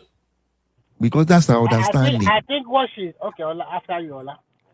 Because that's our understanding of the situation. You see, one thing is this: when you want to call for attention, you have to do something that you believe that is extraordinary. Now, by undermining NDC, she maintained that we give her some kind of advantage. She has already made noise against Jonathan. She made noise against APC. Meanwhile, the same APC you supported to power, but that never benefited you. You move away from it sharply to support where people are dancing to. So when you look at that trend, it's just doing anything that will make people okay. When you say NDC, who are those people in NDC? Who are those people in NDC? So she is just trying to create this figure that I'm different from these people. I'm cleaner than them. And politics of Nigeria, you don't really have to come out that way. You just have to play along Get into that thing before you So start fighting. what is our in the game? What is our angle? Why is she doing that? That's the question. Can I say something too? Okay, sorry. I think Go the ahead. relevancy she's looking for, she's not getting. And she thought that because supporting Obi, I think the blame should be on Obi. Because you are Obi. And Obi is not really pushing people that are really following her. And Obi does not come in handy when she really needed him. So all of this thing talking about is just Obi is the only saint there. Other people are terrible. It's just naysaying. He just want to find a way to opt out. She already cashed out during the Labour Party, but you are now dealing with the big boys like Lord Dixon. They won't give you any chance, and you are not a politician. You are confused. You want to be an activist. You also want to be a politician, and you want to use your activism just like what Ola said. But unfortunately, you are not playing the game as it ought to be played. You thought that politics is just a clean game. No, this is a dirty game. It's a high-stake game. And then you're also going for position where the big boys play, the Senate position. Who are you? You don't have the money. You don't have the connection. You don't have nothing. And nobody is pushing you as a money bag. And you want to play with the But you said we should not blame Obi, but maybe she was expecting Obi to just give it to her because she's been a close ally for that long, right? Yeah, that's exactly what she wants. She just thought that following Obi is a guarantee they'll just throw the Senate seat to her like that. Who are you? For what reason? I think sometimes all of these people. Why do you say who are you? I don't understand. When they have she's far more principled than many of the low life that Calm down, I don't know why you put like in somebody start telling me. I beg, who is moderating? If you finish my thought, you let me know. Calm down, I beg you. Please, now. Just address. Don't attack the person now. Just address the. We are talking about. She's a public figure. That mean well for your country. So can you calm down? Let me say my thing, and then you can come later. Calm down. Anybody that puts herself for a public position, you'll be ready for people to ridicule you, to call you all sorts of names. That is why we say the game is. So when you are calling Tinubu that, you are okay with it. Of course, what can I do? Is your president? You are here complaining about it. You are not okay with it. You are here complaining about it. I know see how you complain about that. Let's not do just okay. I know that because it's okay. It's my point. This argument will not go anywhere, so it's not productive now. So what's the point? Why are you stopping that? Okay, forget the name calling. Just stick to the conversation itself. So in conclusion, what I'm trying to say is that she was bitter that she was not picked and the party was not there for her. They have taught her a good lesson in politics, and I think she will not remain relevant in Nigerian politics even now or in the nearest future. Okay. So, Midwest, what do you think the role of Yesufu is in the NDC, and is she undermining the NDC by coming out publicly to castigate the party? Is it good for Peter Obi's chances in the next year selection? Midwest, is he there? No. Ola? No, of course it's undermining now, but then it's undermining. Are you not hearing me? Okay, sorry, I was on. I didn't unmute my system. The thing is this, it's not good for Peter Obi, it's not good for her as well, and it's not so good for the party himself. But however, you know, when you want to do something, people are skeptical about what you want to do, and they are your close friends. There is also the need for you to consider their interests deeply. I think these are some of the things that is promoting Tinubu as a person. Because when he laid foundation, when he lays his foundation so many years ago, and if you look at those that were still close to him, they are still close to today. Apart from Osibajo, maybe someone introduced, that guy to him because they need a Christian and all those kind of things, because he wasn't in the caucus. No, Osibajo was former commissioner. Hold on, let me have something. Let me have something. We continue. Osibajo was Thomas, former as you commissioner see there, hold on. Thomas, are you there? Okay, tonight, will you shut it down when you are done? I'm feeling sleepy. Yeah, already. don't worry. I will shut it down the moment Rebi wants to say something. So. Okay, go ahead. So what can I? so the so Go the ahead. thing Go is, ahead. it's not good for anybody, and it's not good for them. It's good for Tinubu, and it's good for the. We don't even have any other opposition there, so I think it's good for Tinubu and his group. Midwest, It will be advantageous for them. can I ask the question before you move ahead? She had more energy for P2B in the ADC. When they were, if you notice, when they first joined the ADC, the energy was there. She actually believed in that so-called coalition. But once they moved into the NDC, she felt defeated. Like, okay, I love this guy, but my own opinion is that she was not on board with P2B leaving the ADC, but she had to move. Yeah, that's what I was also trying to tell you. What I was trying to say, because at the beginning, they were not in support for Peter Obi to go to NDC. Looking at the carnival people that make up that party, looking at the structure on ground, but Peter did not listen. It now gets to a point that Peter was even acting like, okay, as far as my interest of them nominating me as the candidate, candidate of presidency candidate for that party, then I'm okay. You get what I'm saying now? So definitely everybody understands that party is not going to lead Peter to any place. So that's why these guys, they are not happy. If you look at it very well, they did continue with Obedient when they entered that party. In ADC, Obedient was still very loud. So, but when they moved to NDC, they collapsed Obedient and they came out with OK. OK is not flying. There were reports that OBJ was the one that kind of encouraged him to leave the ADC. If that is true, what do you think about that report? If it's true that he was the one that kind of told him to leave for the NDC. Where was OBJ when he was joining? When was OBJ when he was joining the ADC to ask him to leave?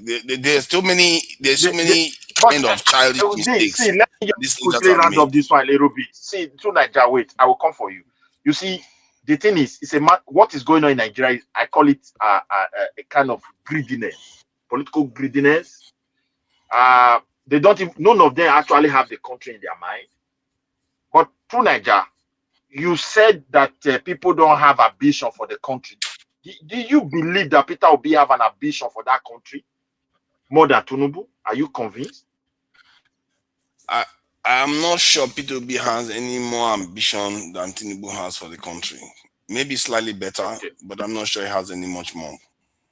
Okay. See, look at now. The reason why Aisha Yesufu is being lackluster towards him now, because Aisha wanted to stand in the senatorial race in the FCT, and you would think you want your, ardent support, most ardent supporters, lieutenant, and someone like Aisha in the House of Senate. You want her to be there because she will be there, just like Natasha Akpoti, trying to hold people accountable there.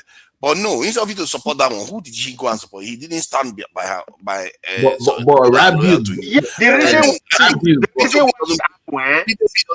arrangement.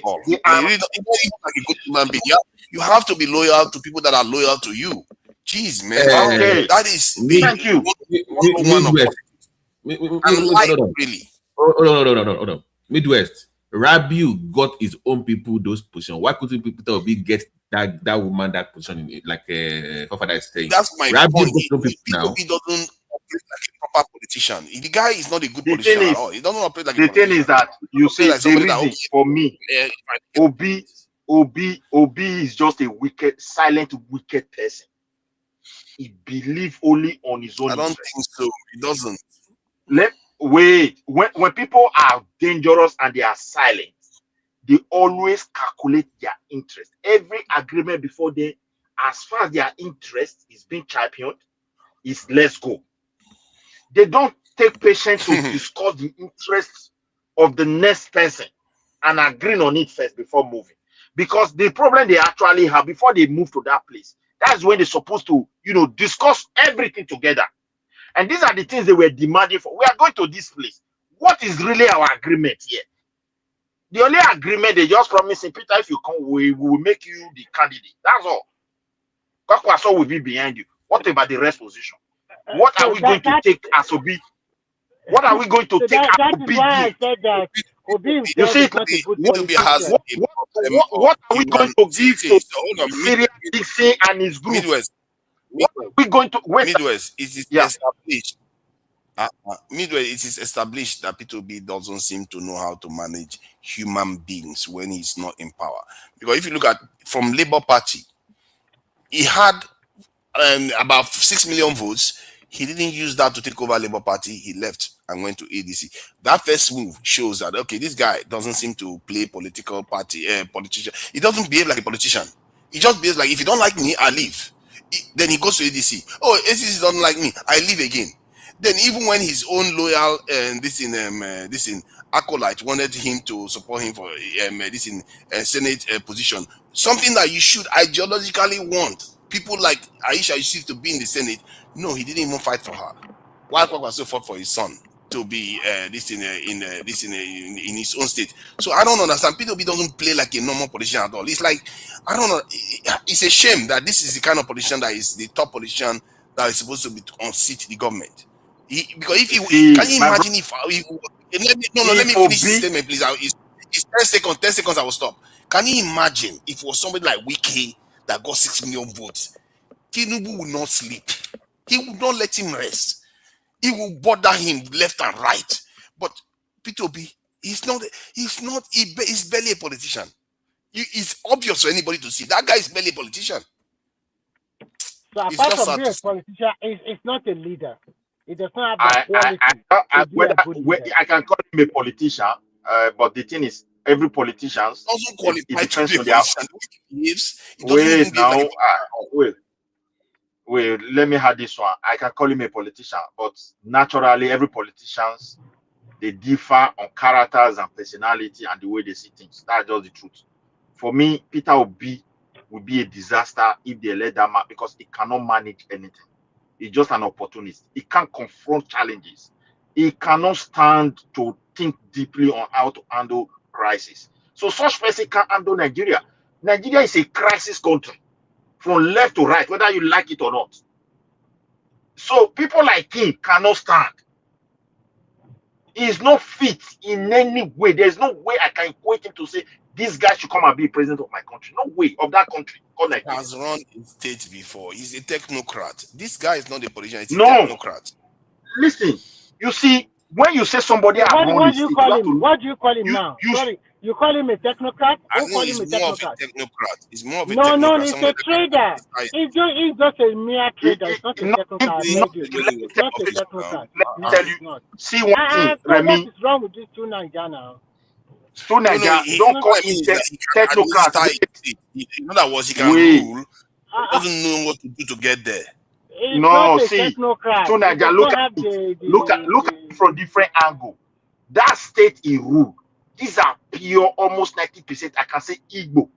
They are all people together. But when you handle a place like Kano, Lagos, even Edo, and some other state like that in Nigeria that is so complex, then you can have sense of how people behave. You try to patch this side, another crisis from the other angle. You try to those were just his people. Completely he met a lot of crises. His own people took him to court twice. He fought to remain in office. So use him. He will know how to stay. Don't use him handling his own state to come and handle a political party that is filled with Yoruba, Hausa, Igbo, I think you are going to he can, but he's just not a good politician. He's not a politician. He doesn't even understand loyalty. No, the guy is wicked. He just believes that him to people like Obaseki. People that always think of their own interest. So once they calculate their interest is straight for them, they don't regard those that have been clapping for them or be supporting them. Even those who gave them those interests, that put their own interest before him, he will be calculating. Once I have the power, I know what to do to those people. That is the kind of person Peter Obi is. Tinubu never behaved like that. That is why he's still winning. Because if he calculate that interest of that person will be so complicated, he will put it for them to discuss it and agree on it or something. When my governor was coming, my former governor, those that received him, they were also having their own interest. They presented everything before him. They agreed. Immediately he got power. He have to push all of them away. In the process, he become a fighter, fighting everybody. You go back to Edo, that election, ask any Edo man, anybody that grew under Obaseki. That's the question I'm still asking them. If you are supporters of Obaseki, the real die-hard supporters, where are they in politics of the land or across Nigeria? He relegated all of them. So the same person, that same character, even double, is what Obi is carrying.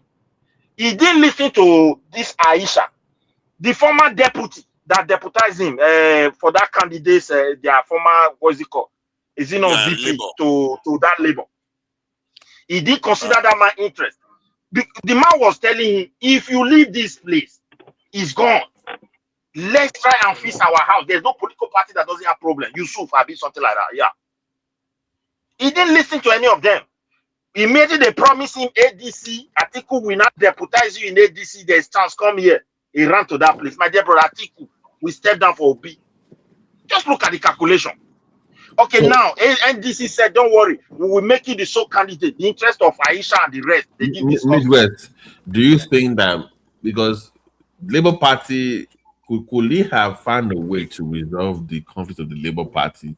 Because I think that was like a better choice for him. The NDC he could have easily found a way. He could have even found a way to take over the entire Labour Party. Because that brand is just for the working class. It kind of suits his kind of person and kind of suits him, but he just he tells you that we don't know the man fully. The man doesn't. We think he's like a revolutionary. No, he's more of you like me, you want to make me. If you put me in that seat, I will do the job that I tell you.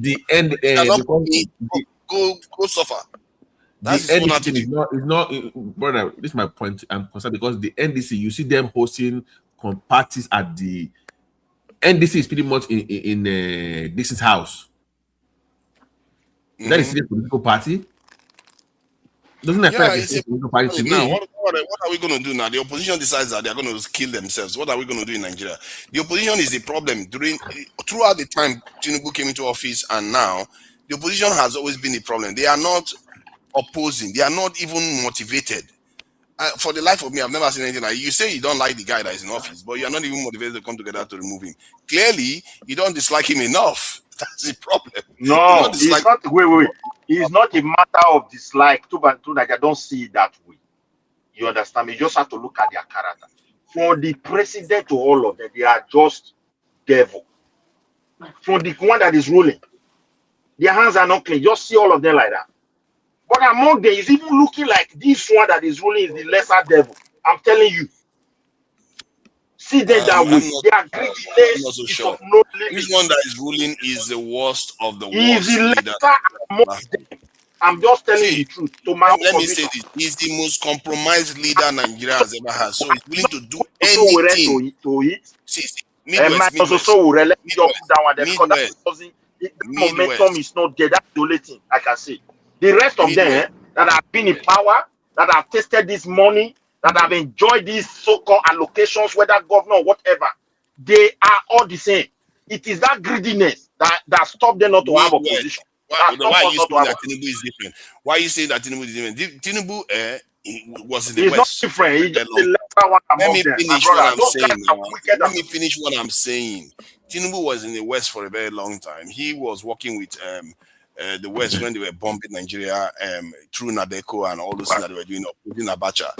So they have a lot of material on him, and we are hearing about all these stuff that they have with the FBI and different stuff. He is the most compromised Nigerian leader ever, and you can see that in the way he governs. This man changed the Nigerian anthem to that of a British woman, and then the way he does things, you can see that he really favors external powers. So, for you to say that he is like the worst of the list of the worst politicians out there, I don't believe that, because he is the most. For me, I feel that this man would do anything more than any other politician in Nigeria. He is willing to do anything, and he has his stomach for it, and you understand what it takes. He's willing to sacrifice even the Nigerian state. If they tell him give Nigerian state to another country for him to remain in office, Tinubu will do it. Do you think Tinubu will not do that? He will. That's the kind of person he is. He's willing to sacrifice anything to Yeah, get what he wants. I am not I'm not going to deny that he will not do that, but Obi will do the worst because Obi is going to do the worst. Wait, Atiku will do the worst. Look, can I have this one? Look at Atiku. So, okay, you went to United States. You want people to bring out the record of the president because he has some case some years ago. All Nigeria must see it, this and that. Okay, when they interviewed him, they say you were once, I think, a public servant. They call those people like custom. How come you are a multi-millionaire? He said I boss Tuke boss in Lagos. People were balancing. That is how he made his money. So his own way is not even clear. Let us be honest with these characters. It's not by just saying Tinubu is a thief. You that is a thief, you are pointing to another person is a thief, and you have to present yourself like I am different from them. Brother, fellas, the last interview P2B was, to me, I was worried because when they asked him like 3 weeks ago, "Where's your manifesto?" The guy said he's still working on. I'm like, at this point, you're still working on the manifesto. You don't even have an NDC manifesto for your own campaign yet. At this time, why are you in the NDC? What are you doing there? They're going to blame Tinubu. No, they won't. No manifesto. I agree on that point. You have had his manifesto even from the last election. Just tweak it a little bit. See, because if the guy doesn't behave like a politician, because if he had it in the last election, people will know what he stands for right now. Then you just tweak it a little bit or add a little bit more. They will know exactly what he stands for. You have 4 years to prepare to people to know what you want. Be more specific about, okay, for this one, this is what we are doing, That way they can campaign on your behalf. You have surrogates campaigning for you for each issue, but nobody still knows where you stand till now. See, some people even argue that P2B is working for Tinubu. That's Tinubu because the way he behaves as an opposition leader, he has given Tinubu the easiest ride of any government that has faced opposition. They have given Tinubu the easiest ride ever. And if you look at who he has around him now. Tinubu Peters with the beret. I'm like, where are the experts? Where are the where are the spokesperson for you? Not some TikToker now. You got 6 million votes. Where are the you know what I'm saying? Where are these people? Where are all these Tinubu Peters? Why are these the ones always around you? Who are these people? But they are all gone. It's not a leader. It's not a politician. It's not loyal to a lot of people. No, give me for my bro. Now, give me former governors. They can speak for your government. People that work with you as commissioners, fellow governors or senators, they can speak for you on TV. Don't show me all these YouTubers and speaking for you. I don't see those people. I'm sorry. But it's dangerous. It's dangerous for us to be calling the election now, though, because elections are very... calling it right now. Don't get me wrong. Like you said, it might change in a few months. We don't know what might happen. But it's not looking good for him right now. Oh, definitely not looking good. Definitely and it's not going to look better for them, my brother. It's not going to look better. Don't expect it to change because the crisis they have is going to deepen and it's going to get wider because they never agree on some certain things. What exactly the party have for obedience? They never finalize the interest of every other. I was somebody in the APC the person was complaining that APC. The person was complaining that they are in ADC. That people have come in from other parties like PDP and everything and taking their position. So there are people that are in APC that are not very happy. Actually, not ADC, APC that are not very happy about influx from other parties. They are saying that they've lost their position in the party and they don't feel that this is energized by the party. Yeah. That's somebody I actually met in the UK saying that kind of stuff. So who knows what is going to happen on the ground? So we'll see how it goes. Hold on. Nothing will happen when it comes to APC. Nothing. Because they have the power. Tinubu will not tolerate anything that is going to draw him back. Adeleke was APC. When Adeleke was winning the state in Osun, do you know how many APC sent You there. He didn't make any. don't understand. You see, don't use one thing to nail everything. Tinubu has No, I'm nothing to not. lose when it I comes. understand what you're He saying, but has I'm just nothing saying to that wait. don't He has nothing election to lose. Wait, Osun State, Tinubu is going to win that place, whether you like it or not. After all, accord, they are not going to have space in when it comes to presidency. Politicians are not stupid. Likely is They going to win will now. have themselves. Huh? You said what? I say like Southwest now. Peter, this in Tinubu is likely to win Osun State now in the presidential race. Okay, It's so likely don't say because that election happened for a purpose. It happened for a purpose. It was also like a do state election. And so Shomole was chasing Obaseki because they were all in APC and Buhari loved Obaseki. Most of these international economy forum, they love to go with that guy. The guy talks to him. He liked the way he educated him. He make him to understand society by economics. So he fell in love with him. So when they were chasing him, the guy was insisting, why did you people not settle this thing? Are you not from the same place? He tried to school Oshomole. Because Oshomole was in the center of that party, he thought he has the power. Okay, like Osun State. Midwest, the mistake you are doing is that it is not Buhari that like Obaseki. It is those because the Mama Dara and his cabal over in that cabinet. They are because they don't want to, they don't like Tinubu. Listen, they don't like Oshiomhole because they know that Oshiomhole is Tinubu guy. So they don't want him to have that power. It's a power play now. They have been planning ahead before 2023 election. They took an advantage. So what they did was that, okay, Buhari now said, okay, if that is the way you want it, it will be free affair. They all agree. No, apart from that, you Edo people as well. You also came out en masse all over the world. I don't know, be Lagos, so blah blah blah. You put now you people now. It's you Edo people that put no. See, the thing is, what we did. Wait, what we did. And let me go back to that. Let me let that point. We did it because the president of that time acted just the way Tinubu said, okay, Mona play the team for Osun. That's all. And that's what they're happy about. Because and the way Oshiomhole played that game too is no, see my own. You be like say you don't understand me. The game where there be one play where they rely on. That is the same way some people rely on when it comes to Osun. Because they have discussed and somewhere along the line, okay, man, not offend you now. Now you sure say this man go fit? Free affair, yes, sir. Okay, let's go and do it like that. And that will play that today in Osun. It's still the same game. So you cannot equate Tinubu with all those guys. They always think of their own. Let me tell you why you prefer Obaseki that time. Remember, it is Oshiomhole that brought Obaseki. And then you guys voted for him. And 4 years later, the same Obaseki now telling you, the same Oshiomhole now telling you Obaseki is not good enough. He now brought Ize Yam or whatever you call him down. Yeah. So that is the major reason. And that is why you guys say, no, we cannot accept.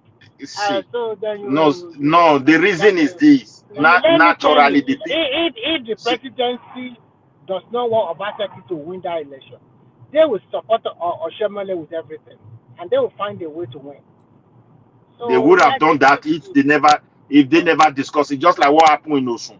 Osun, so okay, somebody want to come and be a member of APC. He want to bring structure to that place. Many people believe, no, we don't want him. And the body movement of the president is that. Actually, to tell the truth, Midwest, to tell the truth, that governor in Adeleke of Osun State, in terms of Yoruba standard, no. That guy is just lucky to ride on the Adeleke family dynasty in that state. And that is why you see that the APC, I know they will never accept for that guy to enter APC. They won't. But to say that Adeleke is his brother, that one that owns the power plant, well educated and the rest, they will accept now. I know them. So that's why they gang up against that now. You know, the thing is this. Okay, the guy is not fit. He cannot win election. Okay, the reason why they do not wait now. The person, my point is, you see, like the crisis that is looming in other parties, as far as they have the power, these guys, they cannot act the way the oppositions are acting. That is why I said after Tinubu, if care is not taken, we may not even have party. Maybe new party will spring up, like obedience coming from nowhere, will replace everything. because there's going to be Obedience. crisis left and right. Which obedience? But as far I bet forget that one. That one don't pass. no, That one don't die. I mean, you not get what they talk. You know, say we're not having obedience now I before now. We're understand not you, having. but I'm just trying to It tell you, just came cannot from. have that. It just came. Maybe another Wait, it movement. just came. No, we may have it after Tinubu after he don't complete it yet, because APC is going to have a lot of crisis. Take it or you leave it. But as far as the moment is concerned, they cannot voice it. They just have to swallow their pain, take the tablet, and move on, because their hands are not pure. They all have skeleton. So if you misbehave, you know what to do and press the button and turn blind eyes. That's all. So everybody understand it. So there's no way he's gonna. I'm just replying to Baba when he said that people are not happy because guys that came for PDB that are taking their point, doing this. And I don't even know. And the ADC, they've been quiet since P2B left the party. We've not really heard anything from that party, really. Have we? Atiku is just doing the job that he's appointed to do now. Atiku has been always a saboteur for the people that want to remove Tinubu. He knows he's not going to win, but he will just be there to just be spoiling everything. Now he's saying after Tinubu leaves office, he's not going to run again. It's like you can't even make it up, that guy.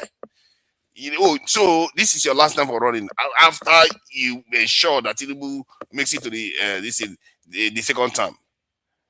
Man, that guy, man, if I didn't know better, I would say he's working for Tinubu.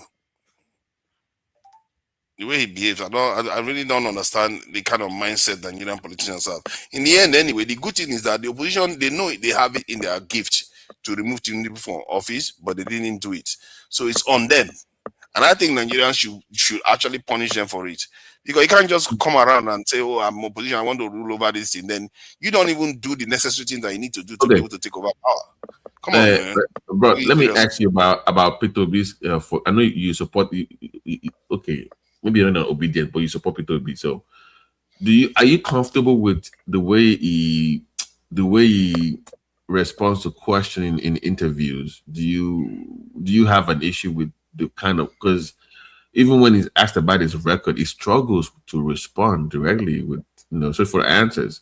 Like the example of, did you beat any schools, and he's discussing grass cutting, and does it concern you as an obedient the way he conducts himself in interviews?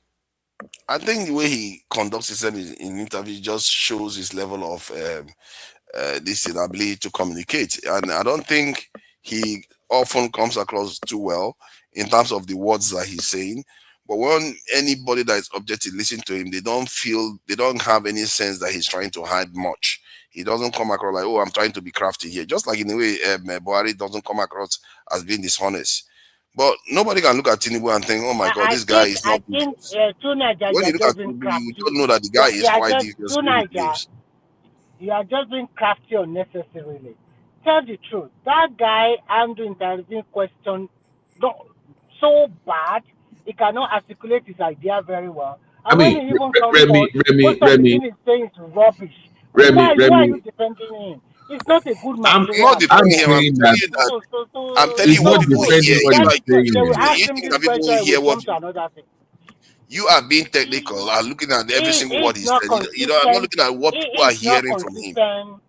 No, it's not consistent. It does not have any ideology. It does not know how to answer question correctly. Sometimes you wonder, this is the question they ask, why are you traveling to another place? Even if you want to maneuver your way, that is not the way to maneuver.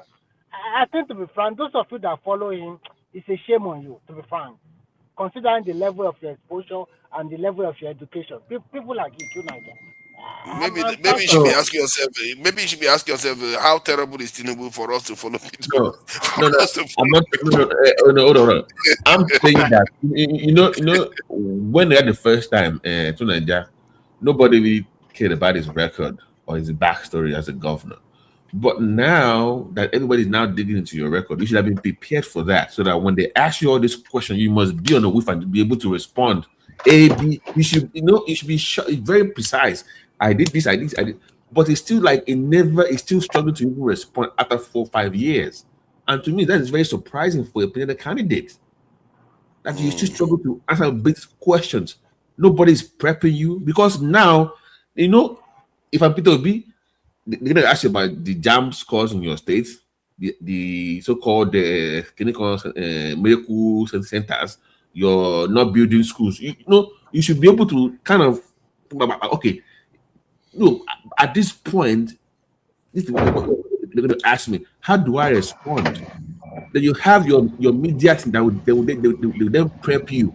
You know what I'm saying? They will prep you. This is how you respond to those questions. That way, you don't sound like you're struggling on TV. He went to Afri TV, the same thing. Arise TV, the same thing. TVC, the same thing. They still struggling. I'm like, what are you, back to back within 2 months, 3 interviews, and you are struggling? These are softball questions. To Naja, you know the problem they are having in NDC. You know, when Labour Party received Peter Obi obedient, they opened the party for him 100% to structure with his team. Why those guys partially they were still retaining their positions. Those that were coming in, money, campaign, promoting, they were not actually promoting that party. Now immediately he left, it's like that party is gone. NDC and his gang, they have this experience. They have also met with those guys that were running that party for years before Obi went there. So because of that, that's why they are trying to cage Obi. They will say, come and sign this. Don't open account. They want the party to be in charge. No, but they have what I'm saying now. Brother, you got 6 million votes. No, listen to me. You got 6 million votes, right? You're a former governor. Yeah. 6 million votes.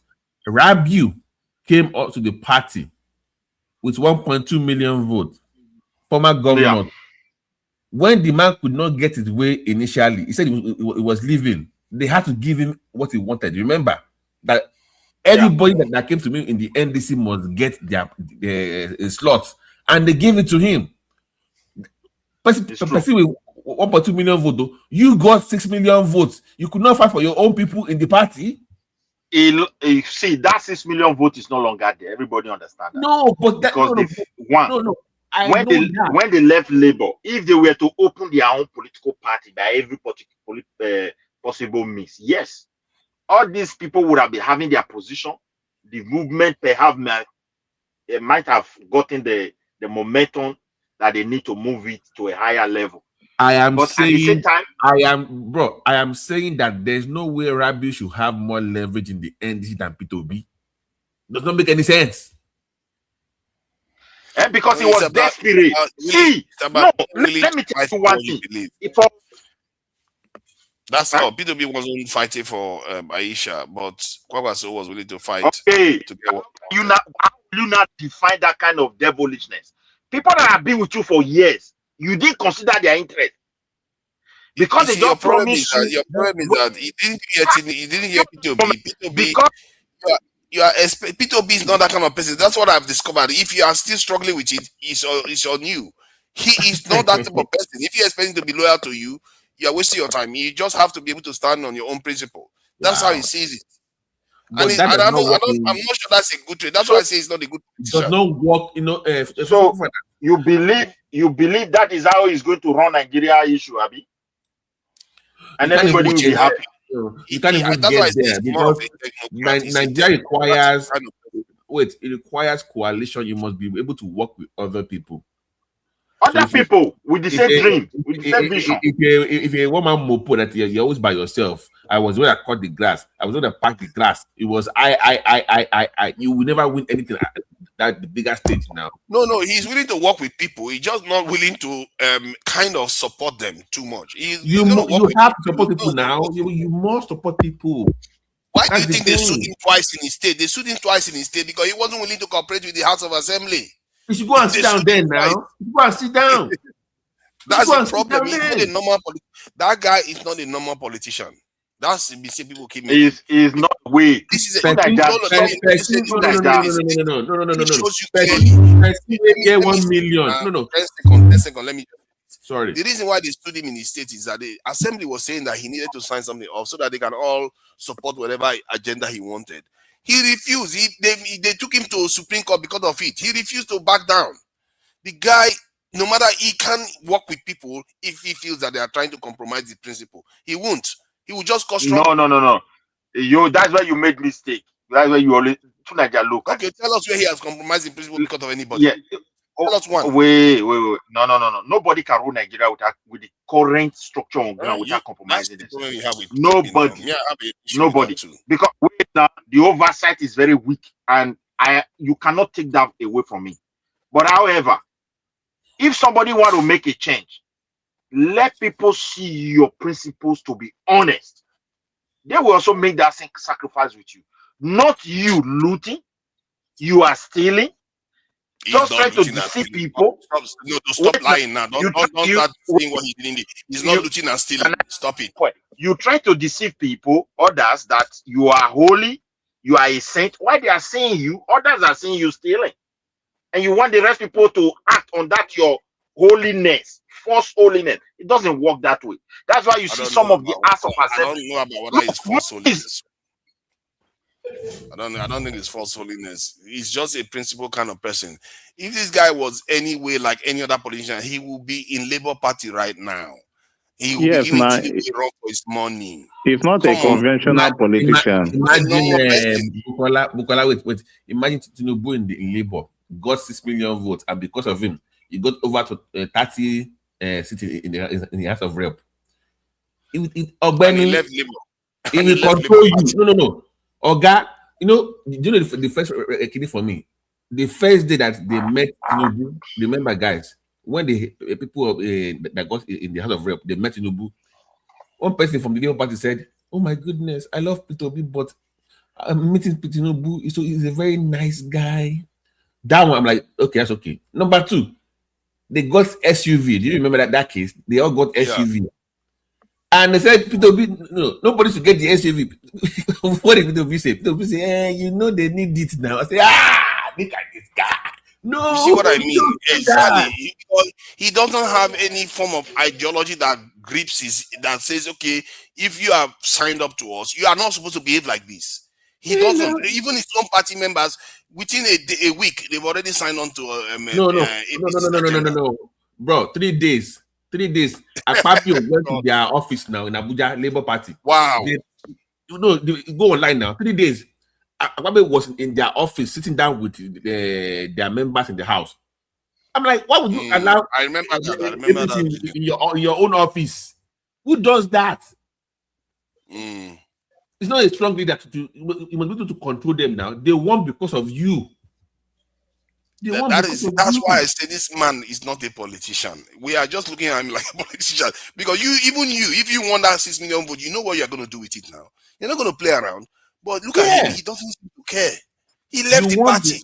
You will do what I want. To Naija, stop seeing it like he is not a politician. Everybody is a politician. Even he is not. Hold on a moment. Hold on, if you win 6 million votes, are you going to leave the party? You can say he's not a smart politician. He's not a smart man. If I am a wicked, wait. If I am a wait, if I won 6 million votes as a result of maybe just having opportunity, I didn't work for it. You understand me? I'm wicked. I will not be able to manage it because I'm not going to listen to people. I will only consider my own interest. If Peter Obi have negotiated obedient movement interest with NDC, he would have this problem. He went there and negotiated his own self-interest. And that is what is killing him today. I'm just telling you, the man, when I look at my former governor of my state, and Obi, I see satanism. These are people that will deceive you to an agreement. Your own interest doesn't make any sense to them. This is pure wickedness of the highest level. That's why I tell you, see Tinubu as a lesser evil in the midst of these so-called people that are telling you we have dream for Nigeria. See it that way. I'm telling you the truth. Tinubu is not good. But when you look at those who have been with him, if they also decide to say, let's do it differently, then we are all in trouble now. If these are the best people we have in Nigeria, we're all in trouble. As a matter of fact, at this rate, I'll probably even prepare. No. I do not agree we know with you. what we have to Midway, be mad for. let me contribute. Please, I beg you. To Niger, don't always say this is the people we have in Nigeria. Tinubu is far, far better as a technocrat. Actually, no. See, he might be better in terms of. Let me finish. Hold on. As a politician, Let Tinubu might be me finish. better, You have been but it talking. I've doesn't been mean that listening. he's better for the country. You have been talking. I've been listening to you. Let me say, because I don't like the way you always categorize. Let me be frank with you. Everybody knows that Obi is not a good leader. He does not have the quality of a good leader. So all of those things that you are attributing to is just a propaganda. And as an opportunist, when you don't have that kind of opportunity, everybody will see the true self of you. You cannot even manage a small party like a Labour Party. You fritter away all those successes that come to you. And then you are not saying blah, blah, blah. The other person turn a lot of things into good opportunity for himself and people that follow him. Look at all the people that have been following Tinubu. He has made a lot of governors. He has even made Buhari to be president of the country. And you are telling me what are you talking here? This is the first time you are having a top politician that knows everything. Look at him from how many from That knows everything. yes, Wow. in Nigeria politically. Give me another one. Give me alternative. Give me one name that is better than him. Where are the former people that work Almost with every Tinubu? person that has come before him is better than No, hold him. on now. Who is better than him? Who is better than? Give him a He's name. the guy that Give halved me a your name. GDP in 1 year and shot your inflation rates to 37% for over a year and a half. Well, what is the inflation rate of Nigeria now? Is it not 16%? 15 point something percent? Yeah, but he did that within Because when he of the was in office. reform. It's because No, of the hold on. reform now. And he I don't want to instituted the talk to you reforms. because you don't He's know the one that about this. instituted the reforms. If you are in that country that you are in right now, and the leader did that to your country, are you going to say, "Oh, it's because of reforms"? No, the citizen of that country will start chasing you with xenophobia. Because if we did not do that reform, today Nigeria would have been divided into 10 countries already. Remy, There would have been civil war. It's not true. It's not true. Stop lying now. Why are you telling? Why are you saying? Let me respond, please. Give me a second. That's on, please. Here's my point. I see what everybody is saying, Buki and Tunanja. But if I am the opposition, I must then come up with better positions. Okay, this is what Tinubu has done. We can do better, A, B, C, and D. But they're not doing that. What is that? What is the alternative now? If you say, okay, it's doing you have Guinea is going up and down. Okay, then tell me how you're going to solve the problem. Just don't tell me that we must remove Tinubu from office. It's not good enough for me. You must tell me why and what you're going to do it differently. But unfortunately, we don't hear that from ADC or NDC. That is the issue. No, I agree with that. It's a problem when the parties, the opposition, they are not doing much. I said it earlier on. They are not. It's almost as if they don't care whether Tinubu remains in office or not. That's how they are behaving. They're not desperate to remove him. They don't have the political reach, and they don't have strategies that can strategize for them to bring out They have everything even they need. They have civil. all they need is their unity. Listen. All they need is their unity. That's all. No. That's all. They don't need much else. No. Forget about that. Atiku, we know, will never step down for Obi. That one will never happen. Somebody that has want to be a president since 1992, and you are telling him to step down for who? For Obi. It's not Obi serious. of He all doesn't people. want Tinubu out of office. He cannot step down. So don't let us go to that place anymore. The point about it is that they don't have good handlers. Look at the way Tinubu turn around. They have handlers. They are not just serious about removing Let Tinubu us from finish office. now. Let us finish. Look at Buhari in 2014, 2013, 2014. Look at the way they packaging. Look at the way they do everything. Obi does not have that one. Atiku himself have some people that can package him, but sometimes he does not have the brain to do it. Okay, I don't know why. So you have to look at in politics. You must package the candidate. You must send him good idea. Look at the best time Atiku really run for that presidency was in 2019 when Obi was his VP. They packaged him very well. In fact, I can say probably, I don't know, the election was, so I don't know whether they rig or they never, I'm not sure. But in terms of Obi is a one-man show. He thought he had it all. He want to do everything all by himself. There's an Yeah, element of truth that it's a one-man show. yeah. And So that's it. in Nigerian politics, so the only area I would say, okay, maybe Tinubu did well as a politician in Nigeria is the fact that I'm not sure whether the effect is a good thing, but he did in the sense that he tried to appoint people that are going to come after him and prodigies, in other words. And it's a big problem in the African politics, and many of our No. Nigerian leaders. Look I at don't this. know whether Look any at the Nigerian leaders quality. has ever brought somebody Look that at can come after. some of the So quality of the ministers. Look at the quality of some of his ministers. Look at the coordinating minister of he has now. Look at some of the interior minister.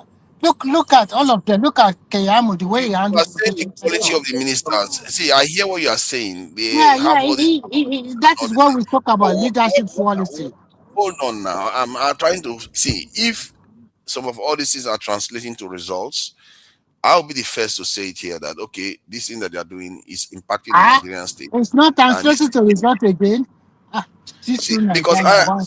I am the only see. Let me tell you something. Let me ask you a simple question. Very very simple question.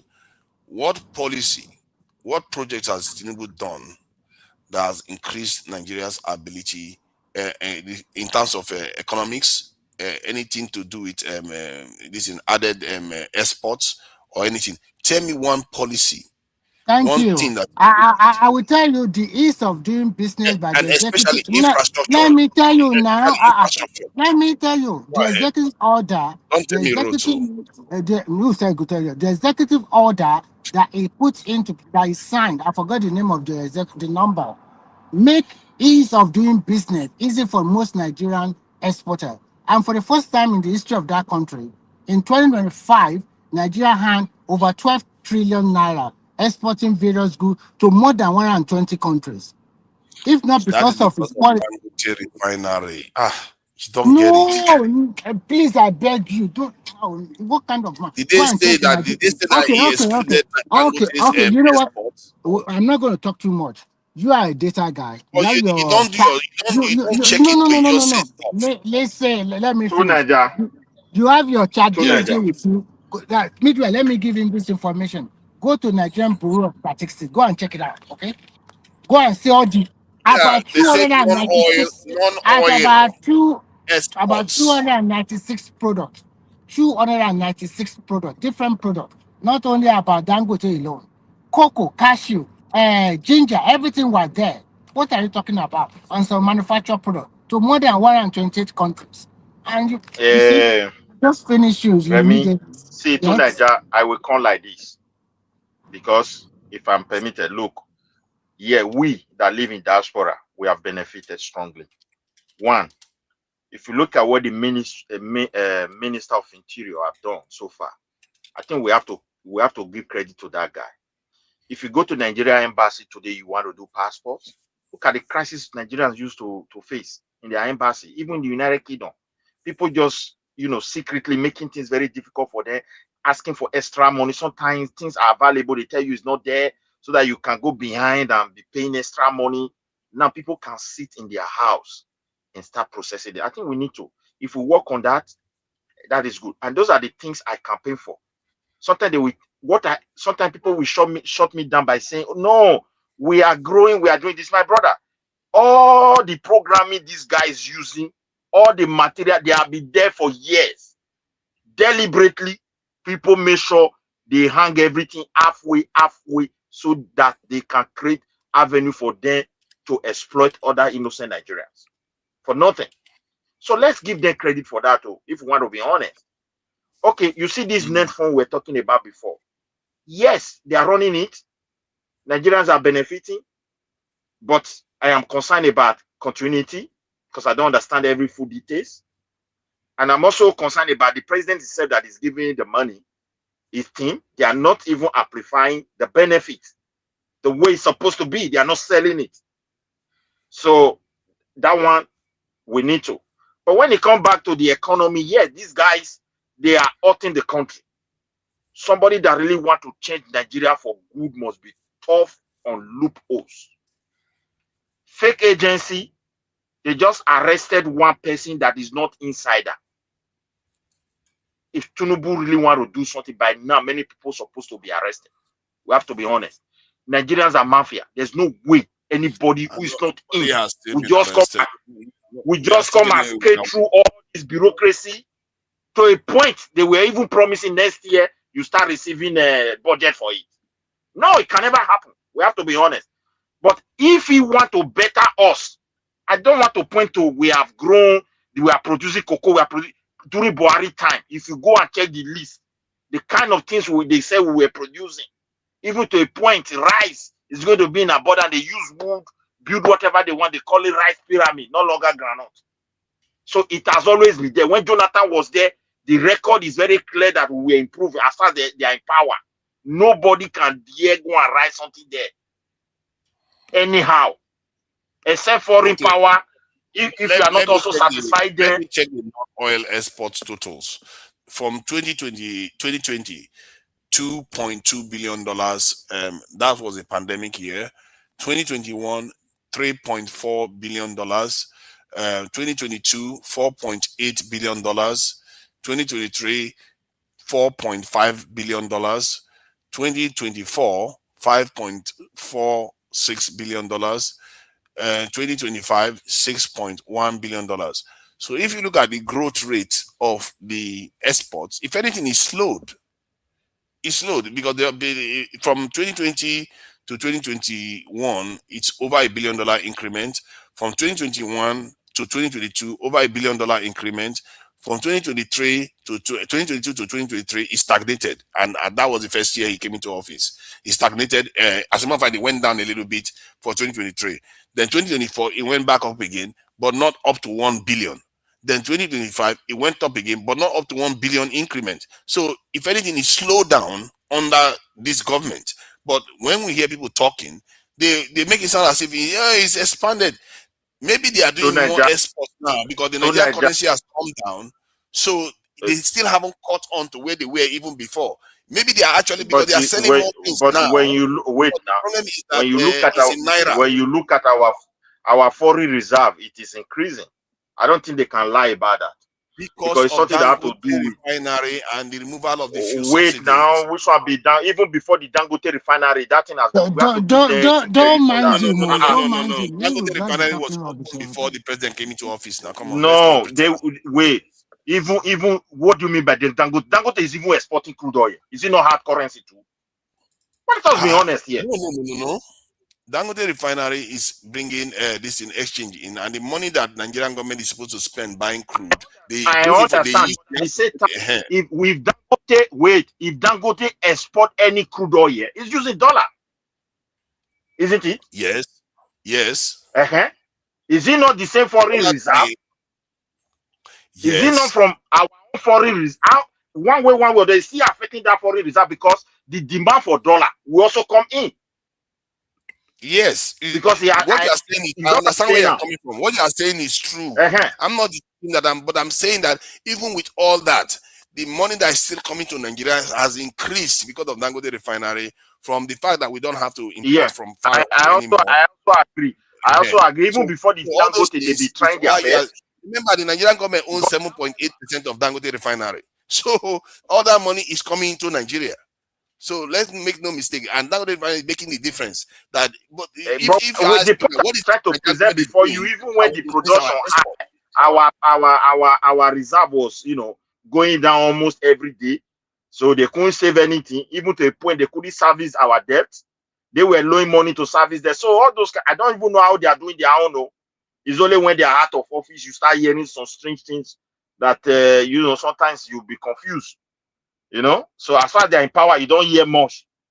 So that's it. But if you really want to help us, it should make it difficult for Nigerians to steal our money. Those that are looting our country, bring discipline to the system, and this is what I expect from him. Not like whether GDP is increasing, the production. Those ones they can put figure there. So after all, they don't give a fuck. That's it.